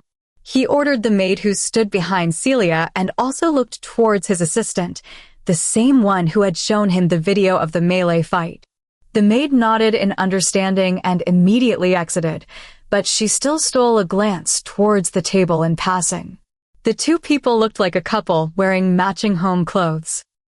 She was eager to inform the other girls and took off towards the kitchen. His assistant, exchanging a glance with Salis, knew that His Highness was referring to him as well, so he quickly followed the maid out the door, leaving both of them completely alone. How are you feeling, Celia? Did you manage to get some sleep last night? Salis asked calmly as he took a sip of his coffee. I am feeling much better. The room was cozy and warm. Thank you for your care, Your Highness. She replied with a poker face, but still with a tinge of redness on her cheeks, almost unnoticeable. She was so nervous that she did not notice he had dropped all formalities and called her by her given name. I am glad. Please let me or the maids know if you have any discomforts. He expressed himself normally in a polite tone, but inside his mind, he was glad that she was feeling comfortable inside the palace. In this way, he could make her stay longer. And even more importantly, he was pleased she had not shown any irritation because he had called her by her first name. Everything has been perfect. I could not ask for more. Thank you. Everyone had treated her with care. How could there be discomfort, she thought. She lightly sipped her coffee, trying to keep her eyes from wandering around. She was not a big eater, and for breakfast, she would eat even less. At home, she was always the one cooking, so because of the smell emitted while preparing the food, she was accustomed to feeling full without finishing her meal. Trying to seem she was busy with something in an attempt to disperse the awkwardness, she sipped from the coffee again. But when she tried to sip once more, she could not lift her hand and cup from the table. Confused, she looked to see what was obstructing her arm. On top of her slender, small hand, there was another bigger one. It had enveloped the whole back of her hand. That is enough with the coffee. Please eat a croissant or some fruit. You have to replenish your energy.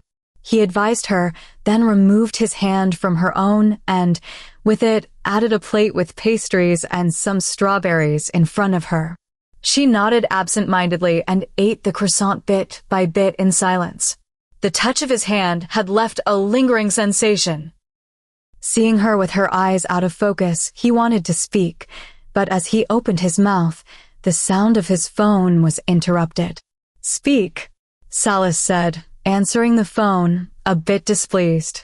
Your Highness, the items you have requested to be brought from Miss Blair's room at the Academy have arrived. His beta, Micah, quickly informed. He noticed the annoyed tone on the other end of the phone call, so even more would not drag the conversation. He only said briefly the call's purpose. All right, bring them to her room, Salis ordered concisely, and then closed the phone call. I have been informed that your books, laptop, and phone have arrived. You can find them in your room. Salis informed Celia, his tone miles apart from just now. It was like he was a totally different person. Thank you, Your Highness.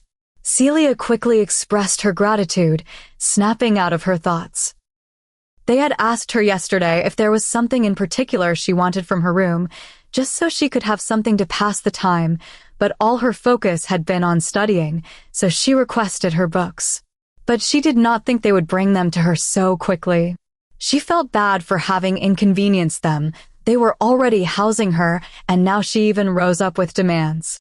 But she was afraid her studies would falter after all the material to be learned was quite extensive. Now then, let's go, Salis said, looking brightly at her just as they finished their breakfast. Yes, she replied, but did not ask where to go. They discussed yesterday, informing Gabriel and Salis about the attack. Although the other students had already said most of what happened, her testimony was important for the investigation. Of course, she was aware of this, and they had even mentioned it to her yesterday. Naturally, the place he was taking her to was the room where her teacher would be waiting. Knowing this, she followed behind him with her head lowered, gazing at the floor. She could not walk side by side with the king, as it would be considered disrespectful. After a few steps down the long hallway, he began to slow down, so she also slowed her steps. However, she found it strange that he walked even slower after a few more steps, but he did not stop. He was still walking further down the hallway. She once again slowed down her pace, following his own. She intended to walk behind, so of course, each time he walked slower, her steps would be even slower. But as she was still following behind, looking at the floor, he stopped walking unexpectedly, making her bump into his back. She yelped as she hit her nose on his back and immediately moved back a step, embarrassed. In her thoughtlessness, she must have increased her pace. She flustered, realized. "Forgive me, Your Highness." She quickly apologized, but he only sighed before speaking. "Walk beside me.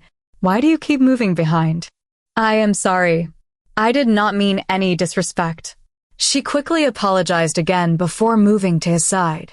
He sighed but was not in any way angered. He really liked that they were walking together, even as they were currently, whether she was behind or parallel with him, it didn't matter in this regard. But behind him, he could not see her face, he could not see her. So he looked towards her direction and gently explained, "How can we talk if you are behind me? I only meant you should be by my side." "There is no need for apologies, Celia." She did not speak anymore because she would have only said sorry again, so instead, she slowly moved near him to his left side. Satisfied, he did not say anything more and just walked again. They walked this time side by side through the hallway until they reached a door, and Salas finally stopped to open it, then beckoned her with his hand to enter before him. She thanked him and stepped inside, but as she was expecting to see his office and Gabriel waiting, the image in front of her eyes stunned her. She had never seen anything quite like this in her life. She was so bewildered that she did not even move forward to allow Salas to enter. Chapter 25. It was the middle of winter. The snow had already fallen heavily from the beginning of December. Even when the attack occurred, it continued to snow. The trees had lost their leaves and were covered in snow. There was no grass or any kind of plants or flowers anywhere outside. Everywhere you looked, there was only white snow and frost. But in contrast to the white frozen nature of the outside world, in the royal palace, inside a huge room with a glass ceiling and windows all around, Celia was sitting on the floor looking all around her at the beautiful multicolored flowers. She had thought Salas would bring her to his office to discuss the information she held about the attack, but instead, he had brought her to a beautiful indoor garden. "Do you like it?" he asked as he approached her, but there were no words with which she could describe the beauty of the place. It seemed it had been made by fairies. She could not believe she was sitting on the floor, which, in fact, was not a floor at all. Covered in all kinds of different types of flowers, each one more beautiful than the next, and fragrant green grass that invited the feel of summer. It really couldn't be considered an indoor ground. A bed of flowers and grass best described it. There were butterflies all around on the flowers, in the small trees and the air. Even bird songs could be heard. She looked his way when she heard Salas's voice. He had disappeared for a bit when they entered, but she had been too charmed by the colors and the enchanting atmosphere and just by seeing so many flowers in one place in the middle of winter. So she had not noticed he was not with her until now. "It is beautiful, breathtakingly so," she said with a calm and serene face, but a small smile adorned the corner of her mouth, and her eyes sparkled. He smiled and crouched to her level. He did not say more, but slowly approached her hand and gently took it in his own. Seeing his actions, she did not visibly react in any way, as she was confused about what he wanted to do. Moreover, she could not retract her hand even if she felt uncomfortable, even if his touch sent tingling through her skin. The Werewolf Kingdom was not a society in which the ruler was elected. The king's words were the final law. Salas had never been a tyrant about it. He had never issued unfair or restricting laws. Quite the contrary, everything he did was in the interest of his people, so all the more reason he should be respected. Though she would never have expected the aloof and unapproachable king, everyone made him out to be like this. It seemed he quite liked to touch people. He had touched her a few times now already. She was nervous and a bit unwilling to let him hold her hand. But fortunately, he only took it and turned her palm up and, with the other hand, which he had kept behind his back until this point, covered her whole palm. Then he immediately retracted both of his arms as Celia felt something small and soft inside her hand. Bringing her arm back in front of her, she found he had placed a small dwarf baby bunny.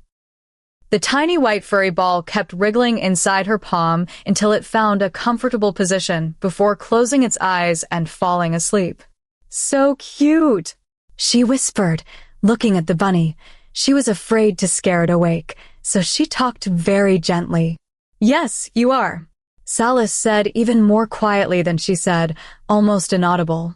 It was so quiet that the charmed Celia, by the bunny, had not noticed and so did not react to his words. "I have never studied about there being a garden inside the royal palace before. There was no such information in the books at school," Celia stated while petting the small furry ball. "This was my mother's garden. She did not want people to know about it. She did not even bring guests here often because she was afraid they would ask for her flowers or damage it in some way." She stopped petting the bunny, hearing this information, and, wide-eyed, suddenly looked at him as he was still crouching near her. "Then I should not be here. What if I harm something by sitting here?" She was alarmed and frantically looked around her to check the flowers. When she had sat down, she was careful enough and had not stepped on any, but now, hearing his words, she was even more nervous about damaging something. "Do not worry, she would not have minded you entering. You trod carefully and sat down with attentiveness, even without knowing this from me," Salas assured her. But still, Celia wanted to say it was not right for her to trespass in her garden, but he did not let her speak further. "No, but no one has been here to appreciate its beauty in some decades. I have only cared for it as a remembrance of her. I do not know of flowers and do not see beauty in them. It is good that at least there is another person knowing of its existence and appreciates it. As long as you will be staying here, please come whenever you want." I am sure she would have loved for someone to actually feel what she felt looking at the flowers. He gently affirmed, with an honest tone. He truly meant what he had told her. "Thank you for showing me Her Majesty's garden. It is a privilege." She thanked him for his thoughtfulness and did not refuse his offer of coming to see the garden, but whether she would come again or not was another matter. He had said she could sit comfortably, but she still rose on her feet, afraid to damage a plant. She also wanted to return the baby bunny to its burrow. After returning the small furry ball, they walked a bit through the garden slowly, and as she looked around, she would stop from time to time to get a closer look at the flowers. Each and every one of them was beautiful, but the most beautiful flowers were in the center of the garden. The flowers everywhere were of so many different colors. They were red, pink, white, yellow, magenta, violet, purple, and mixtures of those colors. But what attracted her attention the most was the bush of flowers in the center of the garden. They were colorless roses. They were white, almost translucent. Only the leaves were green, but the flowers themselves could be said to be made out of glass. She had never seen something quite like this. Seeing her stop before them, looking surprised at the flowers, he explained about them without her asking. "These roses are called the fairies' flowers. They have no color until a person touches them, and depending on the one who touched them, they would show a different color." She was listening to his explanation as she approached the flowers. The petals looked like they were made of glass, but she wanted to gently touch a petal to see if even its texture resembled that of glass. "She once told me about the flowers and the meaning of the colors they would turn into." He continued explaining nostalgia. Even more so than the garden itself, this particular rose bush was the one that best reminded him of his family and childhood. She said that dark-hearted people would turn its flowers black, pure-hearted people would turn them into white. They would also turn into violet, purple, all different kind of colors, depending on the soul of said werewolf.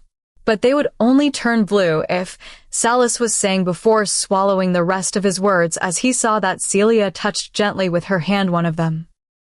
The colorless rose changed slowly, as if by magic, from a translucent white to a light blue with tinges of white on the edges of the petals. White meant a pure-hearted person, which he had expected her color to be. Few would ever try to save an entire pack of werewolves by him or herself. But the rose was white only at the edge of its petals. The rest of the petals, until they reached the stem, were a light blue hue. It turned blue. It indeed changes color. She said gently, happy to see the magic of the flower. What does the blue color mean? Celia asked, intrigued, still looking at the enchanting rose. He regained his composure, hearing her speak. It means a noble heart, Salas replied simply. He did not truly lie, but also did not say the whole truth. He could not even explain to himself why the flower turned blue, much less explain it to her. The meaning made her flustered. She could only look at the roses with a tinge of red on her cheeks, trying to look composed. It felt like he had complimented her, even though he only explained the meaning. Ring. Ring. The awkward atmosphere was fortunately dispelled by the ringing phone. Yes, Salas answered after he took the phone out of his pocket. Perhaps he was also happy about the interruption. The blue rose had his mind bewildered. Your Highness, Gabriel has arrived. His assistant informed him briefly, not wanting to disturb him for too long. All right, tell him to wait in the office. We will be right over, Salas ordered succinctly before ending the call. I am sorry, it seems we can't look around more now. Gabriel is waiting for us. Salas informed apologetic Celia as the latter was still looking mesmerized by the rose that had returned to their translucent look after she had taken her hand away from its petals. All right, she simply said and proceeded to leave the garden. The view was wonderful, and she would have liked nothing more than to spend her time here as long as she could, but the information about the attack was the most important after all. She could not delay their investigation. Side by side again, as she did not dare tarry and walk behind the king to his annoyance, they soon arrived at the door of the garden when Salas spoke once more, just as she was about to exit. I know fighting for your life, killing to stay alive, and to protect others at the same time was not easy at all. I cannot begin to fathom your thoughts about it, and perhaps the memory of that night will haunt you for some more time. Whenever thoughts about it resurface, come take a walk in here, at least during your stay. My mother always said this place was capable of healing her spirit. I do not know if you feel the same way about it, but if it would help even a little. Salas gently said and continued to walk, not finishing his words. Not waiting for her reply meant he did not let her agree or disagree, but he seemed more of a gentleman because of this. She had a feeling he tried to bring her here to take her mind off the attack. He also did that the day before when Gabriel wanted to talk about that night.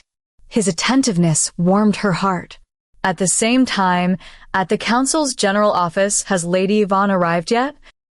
The head councilman, Reynolds, who was currently overlooking some documents at his desk, asked Elias as he sharply directed his attention to look at the young man who was standing near him. Not yet, master. Her plane is scheduled to land at 2 p.m. and she will arrive here 2 hours later. Elias replied immediately. After the scolding he had received the last time, he did not dare delay in informing the council member about matters related to His Highness or, better said, to His Highness's possible matchmaking. Good. Nodding, the elder then directed his attention again towards the documents. But, Emery, are you sure about this?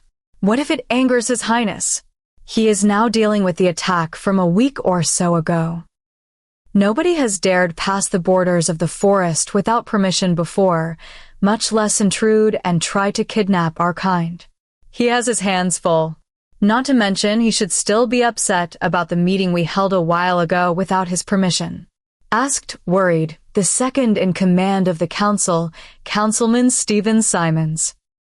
As opposed to the head council member, who still dared to interfere directly in His Highness's matters, he and the rest of the members were still more docile in this regard. Council member Reynolds had always been a close friend of the royal family, and His Highness would still turn a blind eye to his actions as long as he did not exaggerate too much. But would the rest be so lucky? Although, if he were to think about it, they had already acted more than they were allowed, by far, even. Stephen, there will always be something happening. That is how 100 years have already passed. Moreover, precisely because there has been an attack, His Highness must have an heir. For one, it will solidify his position. For two, it would be insurance for the future. And three, stop it with the Emery. My name is Victor. He explained, and in the last part, he even emphasized it with a harsh tone. But the second in command wanted to try to reason, but as he was about to call the head council member using his hated name, he quickly stopped and immediately rephrased his words, especially seeing the latter's angry eyes. But Victor, His Highness, is the strongest werewolf. What is there to strengthen? I mean, who could ever compete for his position? It would mean certain death for the one trying to shake his throne. Not to mention that it would only be treason, and we, the council, will never allow it.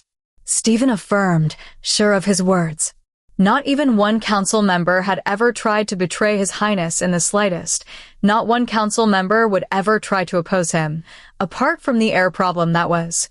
The newly developed wolfsbane bullets are twice, if not deadlier, than they were a few decades ago. We have no certainty of the future. Of course, we will do everything that needs to be done to stop the one behind the attack. In 99.99% of the cases, His Majesty and I will not have a problem dealing with this problem. I want to confirm the 0.01% chance that there would be one. The royal family has typically produced only one heir per generation. The family has already shrunk until His Majesty is the last werewolf with the highest rank achievable. He is the last one of the royal family. His child is our future. We can't wait any further. The elder sighed as he spoke and, taking another breath, continued with determination. Lady Yvonne is one of the most powerful female werewolves of our kind at the moment. She is the prime candidate we have selected. Whether it is status, beauty, ability, and most importantly rank, she has them all. He would surely fall in love with her, no matter how stoic and stern His Majesty is. If there is one woman capable of making him attracted to a female, I am sure she is the one. He finished the words with conviction. But what about the student watcher? She is the first female watcher ever. Surely her rank would also be high enough. Stephen asked as he pondered high-ranked females when he heard the head councilman talking about rank. Celia Blair's ability came to his mind as he recalled the bewildering fight he had watched on his laptop the day the Academy had emailed it to them. The female watcher is a third-rank wolf, but so is Lady Yvonne. Not to mention that Lady Yvonne is already 45 years old and has trained for a longer period of time, so she should be even higher in rank now. And another fact to keep in mind is that His Highness has already seen the Alpha a couple of times already. If he was attracted to her, he would have done something about it by now. The elder stated objectively. He wasn't a partial man to one particular lady. As long as His Highness would notice the said female, he would be satisfied. But it was true that Lady Yvonne had more advantages at this moment. But Victor, have you not heard the rumors? The second in command inquired, surprised. The news about His Highness would always be known by Emery before anyone else. It was the first time that the elder was not already aware of it. For some reason, it seemed to him that the attention of the leader of the council was misplaced. Rumors? Which one? The head councilman asked, intrigued, but still did not take his eyes off his files. It came to my knowledge that His Highness has moved Celia from the hospital to the royal palace to recuperate. He has never done so before. Perhaps it is his way of doing something about it, as you previously said. What if the presence of Lady Yvonne causes problems? Hearing this information, the head councilman was stunned. It seemed that his intelligence line faltered so much that even his second-in-command found something as important as this before him. Quite annoyed at this fact, he directed his gaze towards his assistant with narrowed eyes and humphed before looking back at Stephen. His assistant sighed. Truly, everyone was implicated in investigating the attack and other Watcher problems. He did not have time to inquire about the matters in the palace. He had thought that his attention to when Lady Yvonne would arrive and where she was at this moment was enough. He really had the worst job, he finally thought. The elder was never satisfied with his work. Well, even if Lady Yvonne's presence causes problems, it is all right. It would still be a move forward from this point onward, something to stir up the stalemate situation. His Highness was aware of the female Watcher and had seen her some months ago, but had not yet reacted, so it is uncertain whether he likes her or not. Also, even if His Majesty does not take a liking to Lady Yvonne, her presence might make the female Watcher want to be closer to His Majesty, wary of somebody stealing his heart. Truthfully speaking, I would not mind Celia Blair as his partner or Lady Yvonne either. If His Highness has a baby with someone, anyone, I would be satisfied. Emery replied with the same conviction as before. He was a stubborn man. It would take more than one or two reasons to make him change his mind once he set his thoughts on accomplishing something. His assistant and Stephen both sighed, looking at one another, understanding the other's thoughts just by looking at each other's faces. They only hoped that the interference of the old man did not make matters worse if there was truly something going on between Celia and His Highness. Chapter 26. She tried to cut the conversation with Jake as short as she could. Earlier, His Highness had been angry at him for coming to the palace. Usually, the palace was only open for official visits, so he must have been upset about students coming and going as they pleased. Perhaps he thought that as Jake visited her, others would follow as well, which would breach the security and protocols. She made Jake promise not to come anymore. Moreover, she would only be staying for about a week or so, and she had also received her phone so she could contact him freely in the future, making it unnecessary. Leading him to the door of the palace, she said her goodbyes and wanted to turn around to go to her room. Despite being patient, she walked quite a bit and was actually feeling tired, but she only made one step when Jake unexpectedly stopped her. Alpha, I am truly glad you are all right. I don't know what I would have done if something happened to you, he said, and did once again what he had wanted to do when he saw her entering the king's office. He hugged her with all his strength, even forgetting her wounds in the process. She was stunned by his familiarity towards her, but considering how close they had gotten these past few months, she did not stop him. She only gently patted his back with her hands. It is the last time you will ever go somewhere alone. The next time, me, the entire pack will be with you. We will never permit for such a thing to happen again, he affirmed, more like a whisper in her ear. She nodded and smiled a bit. She really felt her pack's care towards her. It was not a feeling she was used to, but it wasn't a bad sentiment at all. Releasing her from his embrace, Jake finally walked away towards the door, this time really leaving. She turned around once more, wanting to climb the stairs leading to her room, when she came face to face with Salus's eyes as he was at the top of the stairs. She strolled up the stairs as she was a bit shy seeing him, wondering if he had seen the embrace between her and Jake. There were no rules stating that Watchers could not date each other or be too close to one another, but what if he had misinterpreted the situation, and it actually bothered him, considering this was the royal palace? Not to mention that she somehow felt guilty of hugging Jake in front of him, but she was too intimidated by his presence to realize it. Has your beta left? He asked with a gentle voice, but his face still showed no emotion. Yes, Your Highness, he has. I am sorry once again. I have made sure he will not visit anymore. Anyway, I will be staying for only 1 week here, so there will be no more visitors. She replied, trying to reassure him that she or her pack would not bother him again. But as she lifted her head and looked into his eyes, she remained still in place. The usual ocean blue eyes that were capable of making her feel embarrassed with just one simple glance were now losing their blue hue, darkening a bit. It was almost as if he were trying to keep his wolf under control. Noticing her startled reaction and realizing its cause, he quickly turned away from her so she could no longer see his face and only said a few more words before briskly leaving. She understood the reaction of His Highness. She knew the reasons behind it without him having to actually say it, but it still took her aback.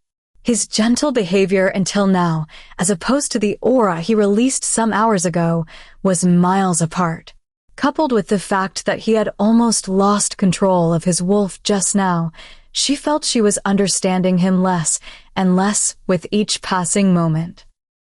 She had gotten used to his behavior from the previous night and in the morning, and thought perhaps it was his usual way of speaking. Though indeed he still spoke gently to her, towards Jake, he even growled threateningly. Perhaps he was gentler to girls and not to guys. These were the thoughts that were roaming through her mind as she was charging and opening her smartphone. She barely turned it on when the phone began ringing. She even saw that she had a dozen or so missed phone calls as soon as the telephone opened up before it rang. It was her brother, Daniel, so she did not ponder much and answered. Surely, he was not worried about her as she had explained to him she would be on an exercise regimen for 2 weeks and would not take her phone with her. She was in the forest for a week and unconscious for another week, so for her brother, not contacting him for this period of time should not have caused any worries. Sister, finally you answered your phone. I have been trying to contact you all morning, Daniel quickly said, relieved she finally answered. Yeah, sorry, the phone had no battery. I only just noticed and plugged it in. She explained simply. If he had only just tried to contact her this morning, there was no reason for him to know why she had not answered until now. She did not want him to worry. What is the matter? She asked him, curious and worried because of the sense of urgency she could feel in his tone. I know what happened to you is inexcusable. What Brianna and Mom did to you, the fact that they schemed to steal your rightful mate, can't be forgiven. That is why I never mentioned them when talking to you these months. I did not want to add to your pain. Daniel frantically tried to explain his reasons for bringing up these unreasonable problems. Matters of which he had not once spoken to her about since it happened, but he felt he needed to. Otherwise, he was not sure she would help. Daniel, it is all right. Don't try to motivate what you really want to say, and just tell me what the actual problem is. She interrupted him as a sigh left her chest. She was feeling tired both mentally and physically from the attack. Flashes of memory of her dismembering and killing the hunters kept appearing in her mind whenever she was alone, and all she wanted now was to sleep. He said, then sighed, trying to rephrase how to actually tell her, but he did not speak again as the phone was snatched from his hand, and another voice could be heard through it. Celia, after you left, Brianna was made the Luna of our pack. She is already pregnant, and everyone knows this ceremony is for her, so Richard forces Ryan to make her his Luna. Otherwise, he would not hand over his leadership. You also made your position clear that you will not accept him as a mate. The problem is that, even though he conducted the Luna ceremony for her, they are not getting along at all. The situation between them has gotten so strained that they have fought countless times, and he even hit her. At the moment, she is in the hospital with the risk of losing her child. Her father explained coldly as he took the phone from Daniel. Between the words he had just hurtfully laid out in front of her, not one was an apology. Not even one word expressed regret and reflection for their actions, let alone repentance for causing her harm. She did not know how to react to what she had just heard. It pained her that her sister was suffering. It hurt her if an innocent child suffered because of irresponsible adults. However, not only did they not attempt to contact her all this time to check on her well-being, considering she was the one most hurt by what happened and their betrayal, but now they even phoned to inform her of Brianna's situation. Of a person who was suffering as a consequence of her actions, and most probably wanted her to do something about it. A week ago, she almost died, and nobody from her family would have cared if she had. The common knowledge was that werewolves from the same family would feel something if their loved one had been hurt, especially if it got to the point of their life ending. They should have felt her being attacked. They should have felt the feeling of utter powerlessness as she felt her life drained from her body if she was considered a loved one by them. She listened to her father as these thoughts flooded her mind without a word of interruption. She kept waiting to hear a word directed to her by him, a word from him caring about her well-being. Her eyes were getting moist as he explained. Not even a hello, he said, and as she thought this, a small single tear fell on her poker-faced expression. He did not even ask her how she had been and how she was surviving. Another tear fell from the other eye, reaching her cheek all the way until it reached her jaw. I know you are a smart child, and you love your sister. You would do everything for her. The piece of a pack depends most on the Alpha and Luna getting along. They are already together and expecting a child. Still, because you did not reject Ryan formally, the bond between you two is not completely severed, so he still cannot fully accept Brianna and mark her as he should have done after the ceremony. Her father sighed, and, as he explained the premises of what he was about to ask of her, finally touched on the matter he wanted from her. I know you cannot leave the academy grounds as you please and come to our pack, but on the 20th of December, the annual ball for the gathering of alphas and betas will be held at the Royal Palace.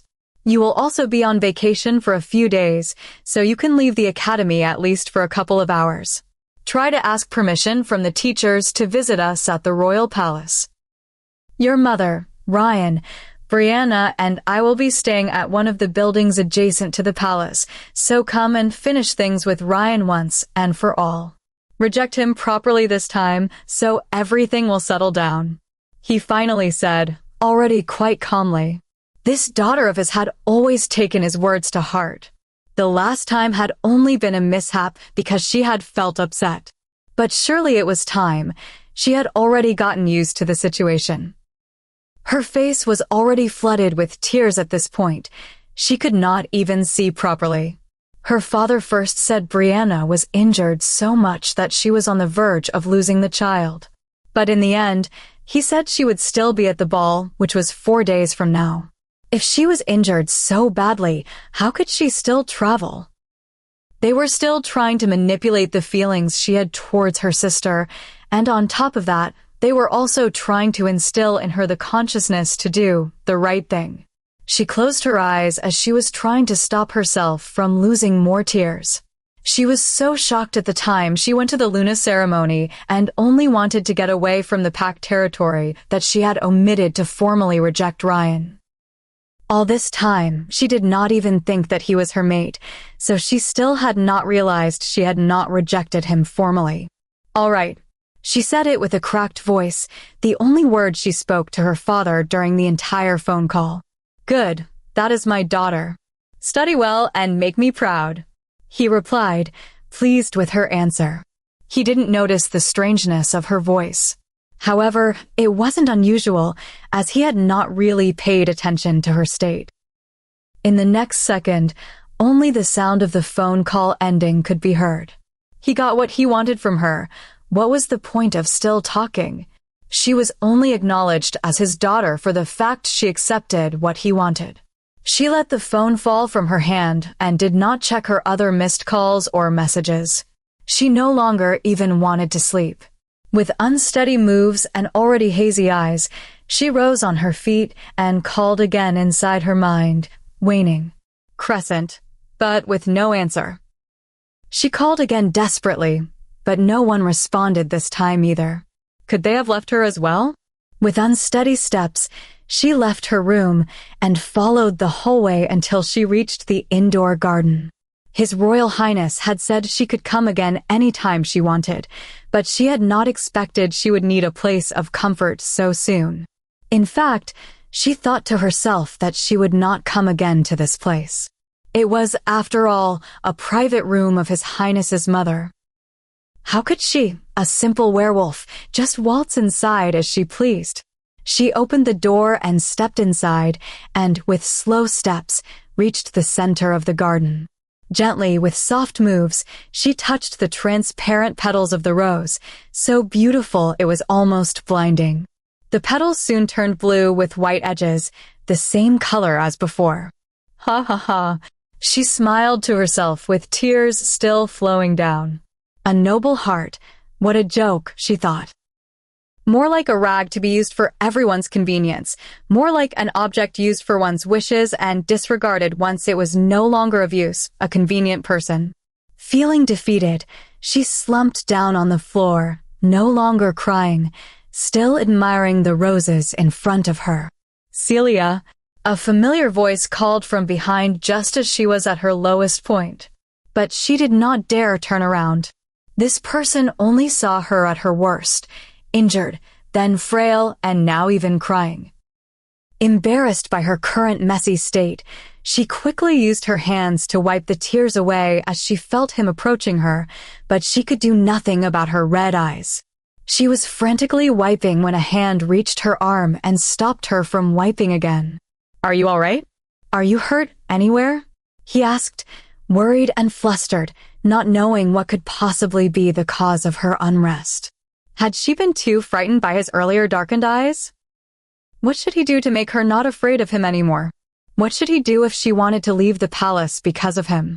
Unaware of the million wrong thoughts inside this person's head, Celia looked towards him, ashamed. He had said the words she wanted to hear from her father. She saw in his eyes the care she had wished for from her family. At his gentle words, she said nothing at all, only kept on admiring his inquiring and worried face. Such beautiful eyes had frowned because of her. With just a look, he tore apart her poker face, and without realizing it, she found herself putting her arms around his waist, hugging him and crying like she never cried before. Chapter 27. She had been plagued by nightmares when she fell asleep the previous night. But waking up after such a comfortable sleep, she felt refreshed. In fact, since she left her packed territory, this was the best sleep she had had. She was so comfortable that she did not open her eyes yet, trying only to cuddle some more in the warm bed with the smell of fresh flowers and a familiar, comforting smell of musk with tinges of lavender. This was strange, she thought. She did not have fresh flowers in the guest room, so why could she smell fresh flowers and musk? Trying to clear her mind, she hugged a bit more the pillow in her arms when she felt a soft, moist touch near her temple. It almost felt like a feather-like kiss. It startled her, and she immediately opened her eyes and looked in the direction from which the touch came, only to look straight into the pair of deep blue eyes of His Majesty. But this was not the most embarrassing thing. No, the most embarrassing thing was that when she moved so suddenly like that, not only were their eyes locked looking at each other, but their lips had locked together also. She was so stunned that, even though their lips were still touching, she did not move back. She could not even breathe at this moment, and her heart felt like it would jump out of her chest any moment now. Not only because of this unfortunate accident, which was the smaller problem perhaps, but most importantly because His Highness had not moved as well. After a few more moments of this immobile state, she suddenly moved back, regaining her senses. Looking at her surroundings, she discovered that she was in His Highness's indoor garden and, until she let go and moved back, she had been cuddling in his arms, sleeping. The comfortable pillow she had held was around his waist and chest. Her face was flushed red. Why did she think she would be in her bed when she clearly went into the garden? "I am sorry, Your Highness, I touched." She was trying to apologize, but she fell silent as she could not utter with her mouth that she had hugged and accidentally touched his lips. "But I am not sorry," he calmly affirmed, looking straight at her. She was looking down apologetically as she spoke with stuttering words, not daring to meet his eyes directly. But his words made her instinctively look at him, and, seeing his serious eyes, her body and face froze. What was she supposed to say after hearing his words? She stood silent for some time, feeling suffocated by his eyes that seemed to have captured hers.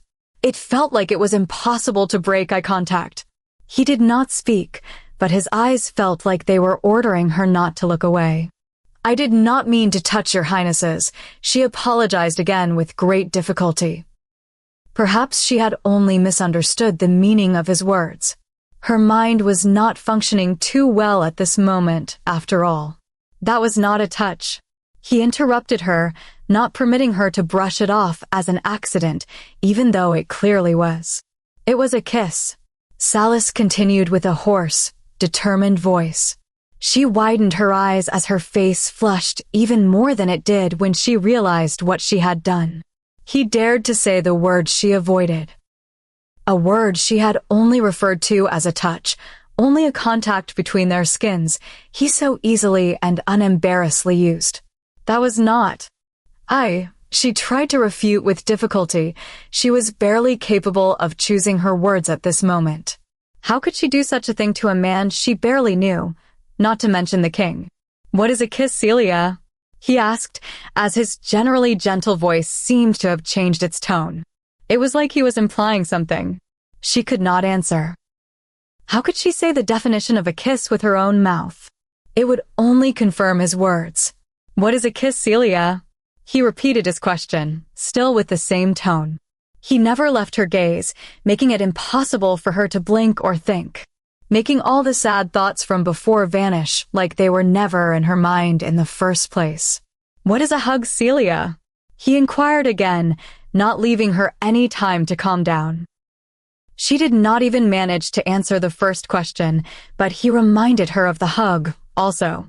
By this point, her breathing had stopped altogether, and feeling as though her heart could no longer bear his presence, she did the only thing that felt logical. She got up and ran away with all her strength, forgetting she was a patient and that he was the king, so it was rude of her to walk away from him. She ran and ran, only stopping when she reached her room and closed it off. Still pressing her back against the door and blocking it, she breathed heavily. It seemed she was compensating for the air she could not breathe in his presence. As her legs gave out under her weight, she slid down until she sat on the floor. She could do nothing about what happened. She was the one who hugged him first, so she could not refute even one of his words. But why did His Highness not try to brush it off as an accident? That would have been the polite thing to do, and he had been nothing but courteous and polite so far. In a span of almost 2 days, he had managed to make her change her opinion of him each time she saw him. First, he was gentle, then stern, and now incomprehensible. Which one was the real him, and why would he show her so many kinds of faces? And lastly, why would his face and touch linger in her mind, dominating her thoughts so? She was still crouched down on the floor several hours later. She was at least thankful he did not pursue her, but how would she face him for the rest of the time she was here? Knock, knock.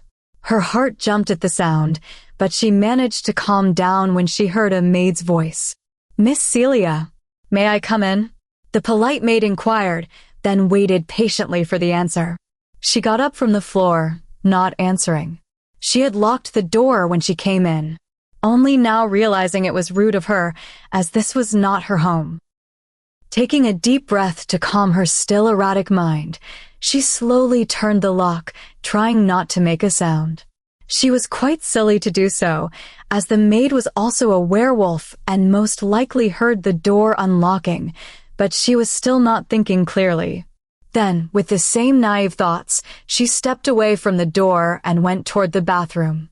"Please come in," She permitted a bit louder as if she had stepped out of the bathroom, feeling awkward at her own actions. "Miss Celia, I have brought dinner for you," replied the maid, entering with another maid carrying the tray with food. "Thank you." She thanked them, still awkward, not even daring to meet the two girls' eyes. She was wondering what to do if she had to face him at dinner, but she could see that there was only enough food for one person. If indeed she was to eat alone, how wonderful that would be. "You are welcome." His Highness had to leave for the day, so he instructed us to bring the dinner to your room. "Unfortunately, he will not be able to dine with you tonight," the maid explained, smiling even though she did not ask. "Ah, it is all right," she affirmed just because she felt it was the polite thing to do. But she was really wondering why the maid felt the need to explain further. It was not necessary to do so. Late into the night, after eating a few bites of her dinner and preparing to sleep, she was still perturbed. Her mind kept jumping from thought to thought when she was interrupted. "Celia," two voices were enthusiastically calling out to her, causing her to snap out of her thoughts. "Waning. Crescent," she quickly replied, in her mind, overjoyed. "Yup, it's us," Crescent affirmed playfully while she was jumping up and down in her mind. "Are you all right?" Waning asked, worried. She was the calmer of the two of them and was sitting down. "Yes, I am. I was so worried. You did not reply to me," she quickly said. "I am sorry it took a long time to heal you, so we needed a rest." Waning replied apologetically. They had never been disconnected from the human side for such a long time. Yup, Crescent affirmed as well. "She will not believe us with you jumping all around like that," Waning said, chuckling to the enthusiastic wolf. "But I need the exercise. It has been so long since I was out and even longer since I shifted," Crescent stated, restless, still jumping around. "I can understand the need to shift, but exercise? We don't have a body at the moment, so what exactly are you exercising for?" Waning reasoned calmly. If Celia had a poker expressionless face, Waning was even more like a statue, but it never bothered Celia or Crescent. That was her natural way of being. She had a cold personality, but only meant the best for the other two. Crescent pouted, but was not really upset. Seeing them like this in her mind, Celia giggled, putting a little bit of her mind at ease. They spent the night like this with Celia, talking to her wolves. However, this relaxed state of mind was unfortunately not carried over to the next day. In the morning, while she was getting ready for breakfast, she could feel her heart rate going up. Last night, she felt more at ease, but now she was alone again. Her wolves needed some more rest and had only woken up because they thought her changed mood. Knock, knock. She heard knocking at the door, making her jump from the sofa on which she was seated. It felt like the sound was made by something actually hitting her heart rather than the door. "Please come in," she said with a higher-pitched tone accidentally, while she was trying to abstain from showing her preoccupied state within her words. "Miss Celia, we have brought breakfast for you." The maid informed her, just as cheerful as the day before, as she was entering and opening the door more for the other maid to come in with a tray. She breathed, relieved. She had thought that she would have to see the king again soon, but it seemed like he was avoiding her, too. Her heart felt a pang when she thought of the last part. Why was she disappointed in him avoiding her when this was what she wanted? "Thank you," she said, hoping her emotions wouldn't be visible. This was not the time to think of such things. Wait, she should never have pondered this. She had convinced herself. "You are welcome." His Highness left early in the morning today, so he did not want to wake you up and only ordered us to bring your breakfast when you wake up. But do not worry, he will be dining at the palace in the evening," the maid cheerfully informed. She nodded her head, not acknowledging with words. Although she did not understand why the maid informed her each time about the king, it was not like she could ask her this directly. So she brushed the matter over, only trying to enjoy her meal, at least for now. She got through breakfast time successfully, and it looked like there was also no problem for lunch, but the troublesome matter was what she would be doing at dinner. In the car, typing on a laptop and reviewing some documents, Salis was at the same time listening to reports from Micah.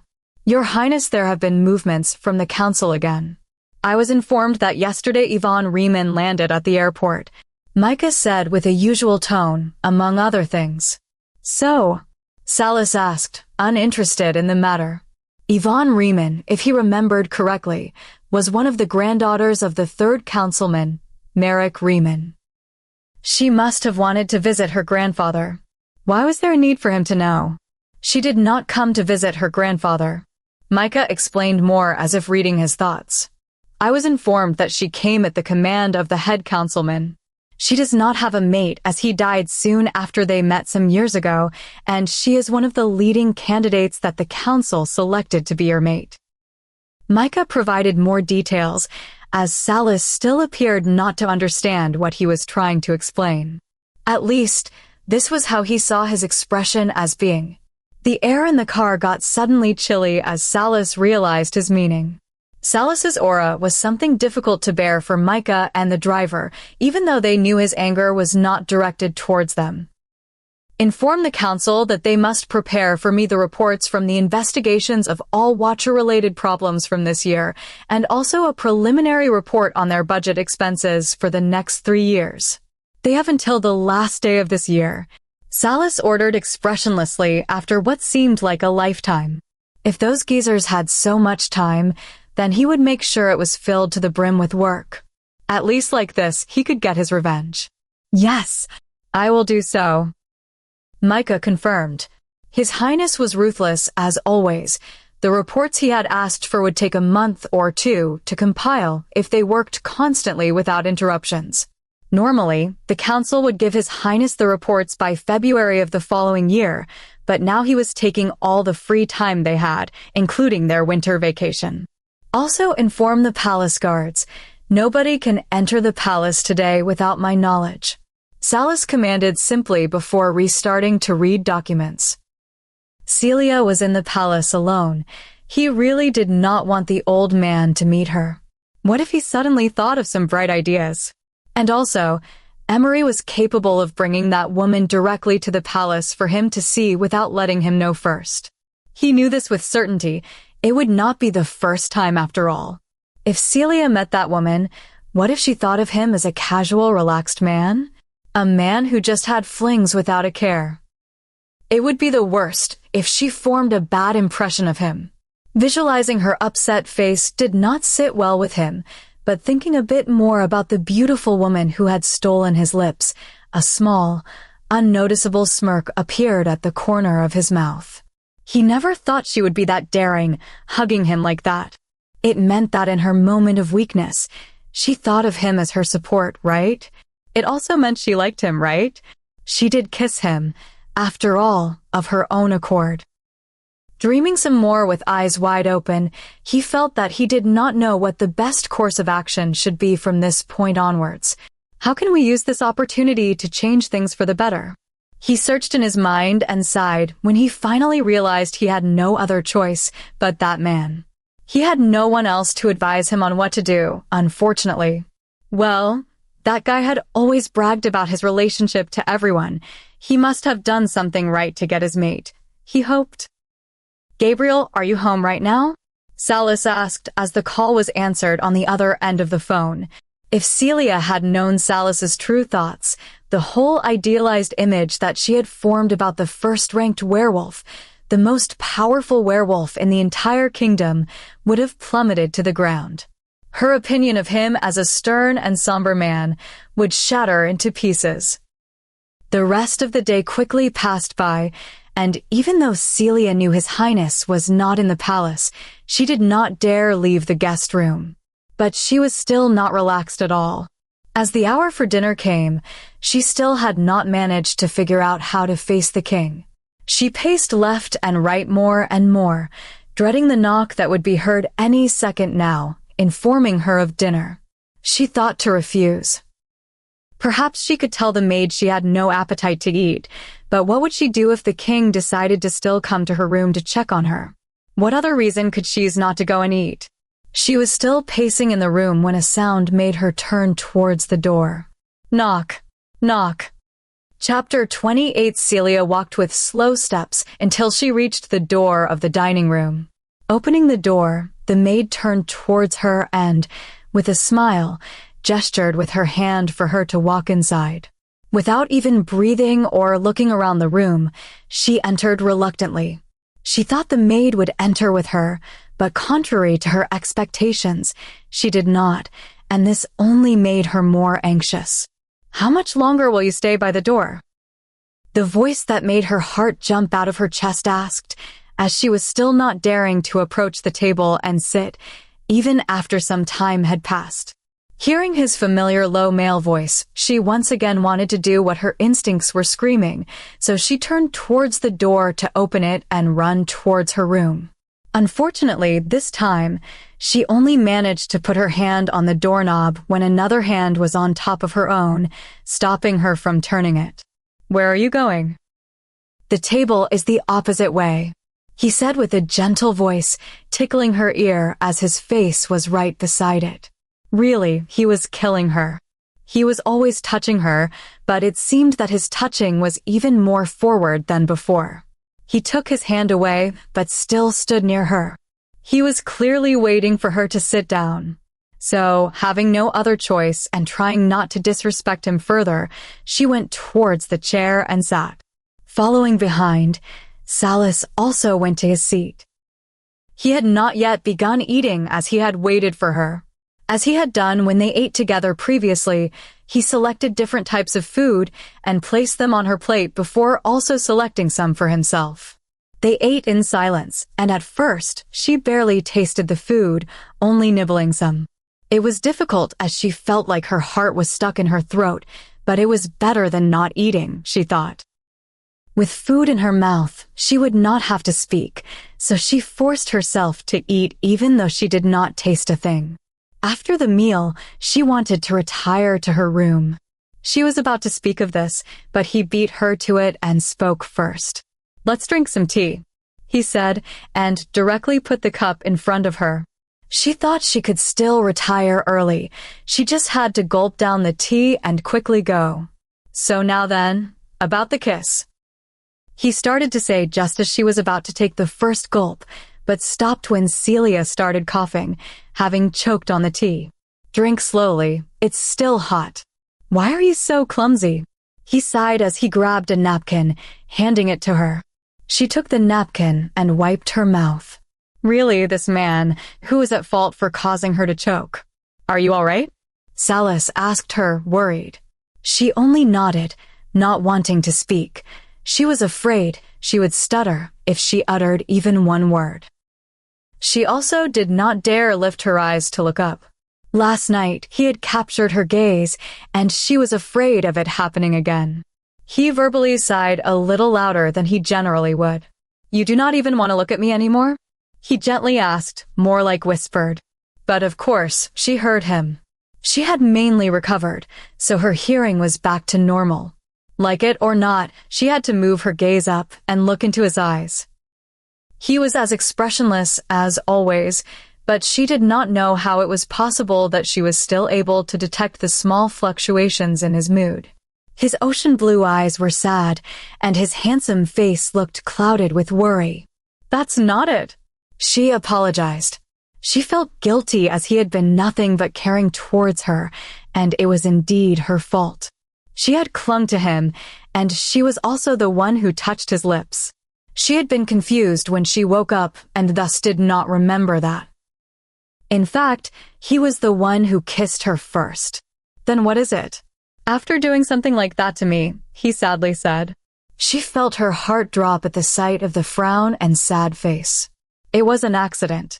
I am truly sorry. I did not mean any discourtesy towards your highness. If I can make up for my error somehow, she quickly said. She was unaware of his personal life, as he maintained tight security around him, and few people knew much about the king outside of official visits and business. Perhaps he had many women, perhaps he had none, But even so, it was not like he would accept such a personal contact with anybody. He must have felt insulted. Please don't call it an accident. For a first kiss of a person to be called an accident, he said again, this time with a dejected tone, but did not continue. It was like he had already gotten his point across. I am so sorry. It really was an. She wanted to say accident, but because of his pleading, she could not actually say it. To have committed the blame for taking the king's first kiss and then not acknowledging it, how would he think of her? At this point, she did not even realize that their roles had reversed or that it was her first kiss. I do not blame you. Yesterday, I was only worried about you, seeing you stagger towards the roses, so I came to make sure you were all right. And when you fell asleep hugging me, I was concerned to move you, so I let you sleep.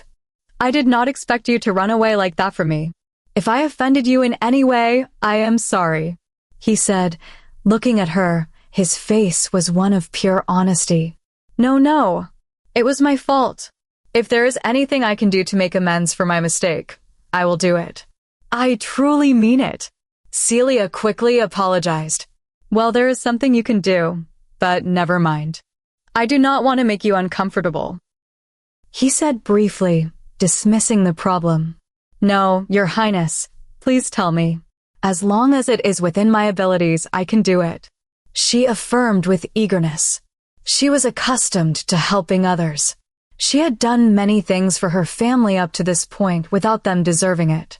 For His Highness, who had done so much for her, she could do it without question. Then, for the winter ball that is on the 20th, could you accompany me as my partner? Salis asked immediately, and, seeing her confused look, continued to explain. It is imperative for me to have a female partner, but unfortunately I do not have one. The problem is also that the ball is for alphas and betas and their partners. As you are an alpha, you would be the perfect fit. Of course, if you do not want to participate, I will not blame you. Forget it. On second thought, it is too much. I should not have brought it up. I will go alone, Salis said, still expressionless, but she could see in his eyes that his pride would have to suffer. She was the kind of person, especially now that she had learned what her family had done, who could not be pressured into doing something. However, if you had not insisted, she would have helped you immediately. All right, I will be Your Highness's partner. Leave it to me, Celia quickly offered, without a second thought. Really? Thank you. Now then, I have some work to do. We will discuss more later. Salis thanked, pleased, and without even drinking his tea, briskly left. His sad attitude changed immediately, brightening up at her response. Moreover, he was previously sitting relaxed, like he was not busy at all, but now he quickly left. It felt a little suspicious to her how he changed from one moment to another, and also the fact that he left suddenly. It felt like he was leaving, so she would not change her mind. She brushed the thoughts away. There was no reason for His Highness to do that, and at least now it would not be awkward to see him again. Actually, it was better that they discussed the previous day's situation. And perhaps deep down, a tingling feeling rubbed a corner of her heart, knowing that the king had been her first kiss and she had been his. The following day, she ate breakfast and lunch alone in her room as His Highness was once again absent from the palace. So, her time passed peacefully until the afternoon. She was reading books, trying to catch up on her studies, when 4 maids interrupted her learning time. Because the ball was only a few days away, they were instructed to help with her outfit and accessories. The maids brought with them dresses in all kinds of different styles, and even though she tried to tell them she was satisfied with how the first dress she tried on looked, they did not want to hear it, forcing her to try on every single dress. Only after she tried all the gowns would they settle on the one that looked best. This is the one.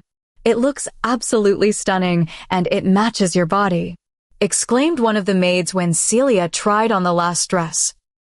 In reality, they had arranged the dresses in order from the least beautiful to the best, so naturally, the last one she tried on was the most suitable one.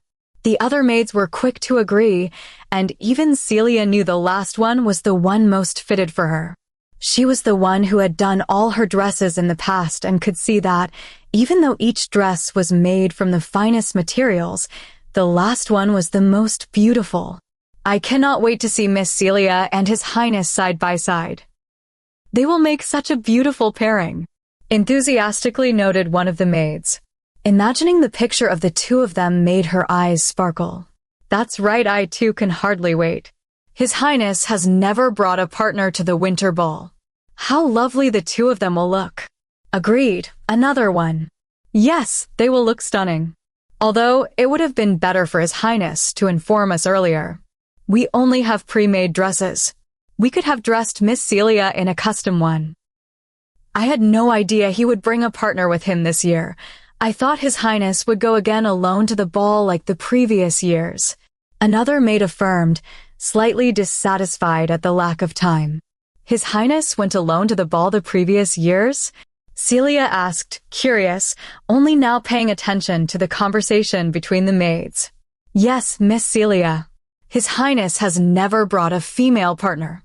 You are the first one, assured the maids immediately. Perhaps they were afraid she would be sad if she thought the king was used to having a female partner each year. But isn't it imperative to have a female partner? Celia inquired again, slightly confused. Miss Celia, of course it is not necessary to bring a female partner. The only ones obligated to attend are the alphas of the packs. Their companions and the betas are an optional presence. If there are some who do not come, there is no problem.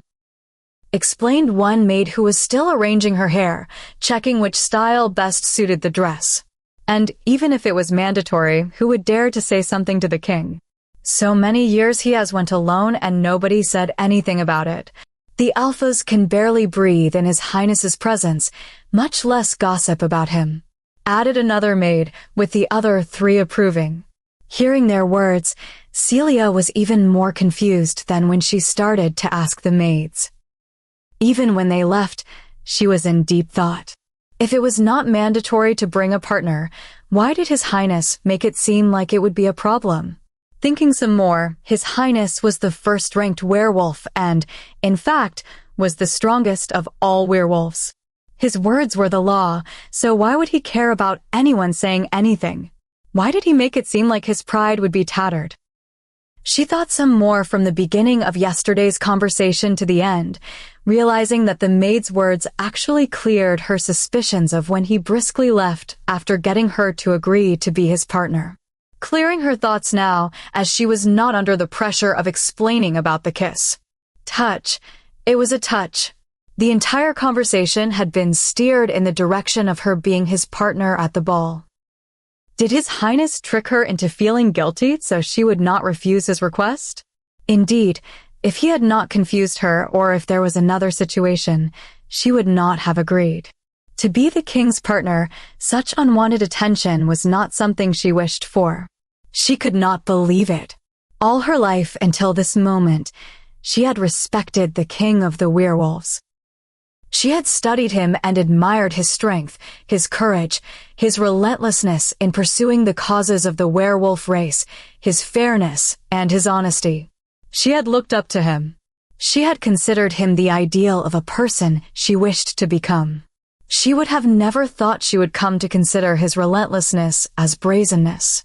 And most importantly, she would have never, absolutely never, thought that she would end up thinking of the king of all werewolves as a shameless man. Thanks for listening. To be continued.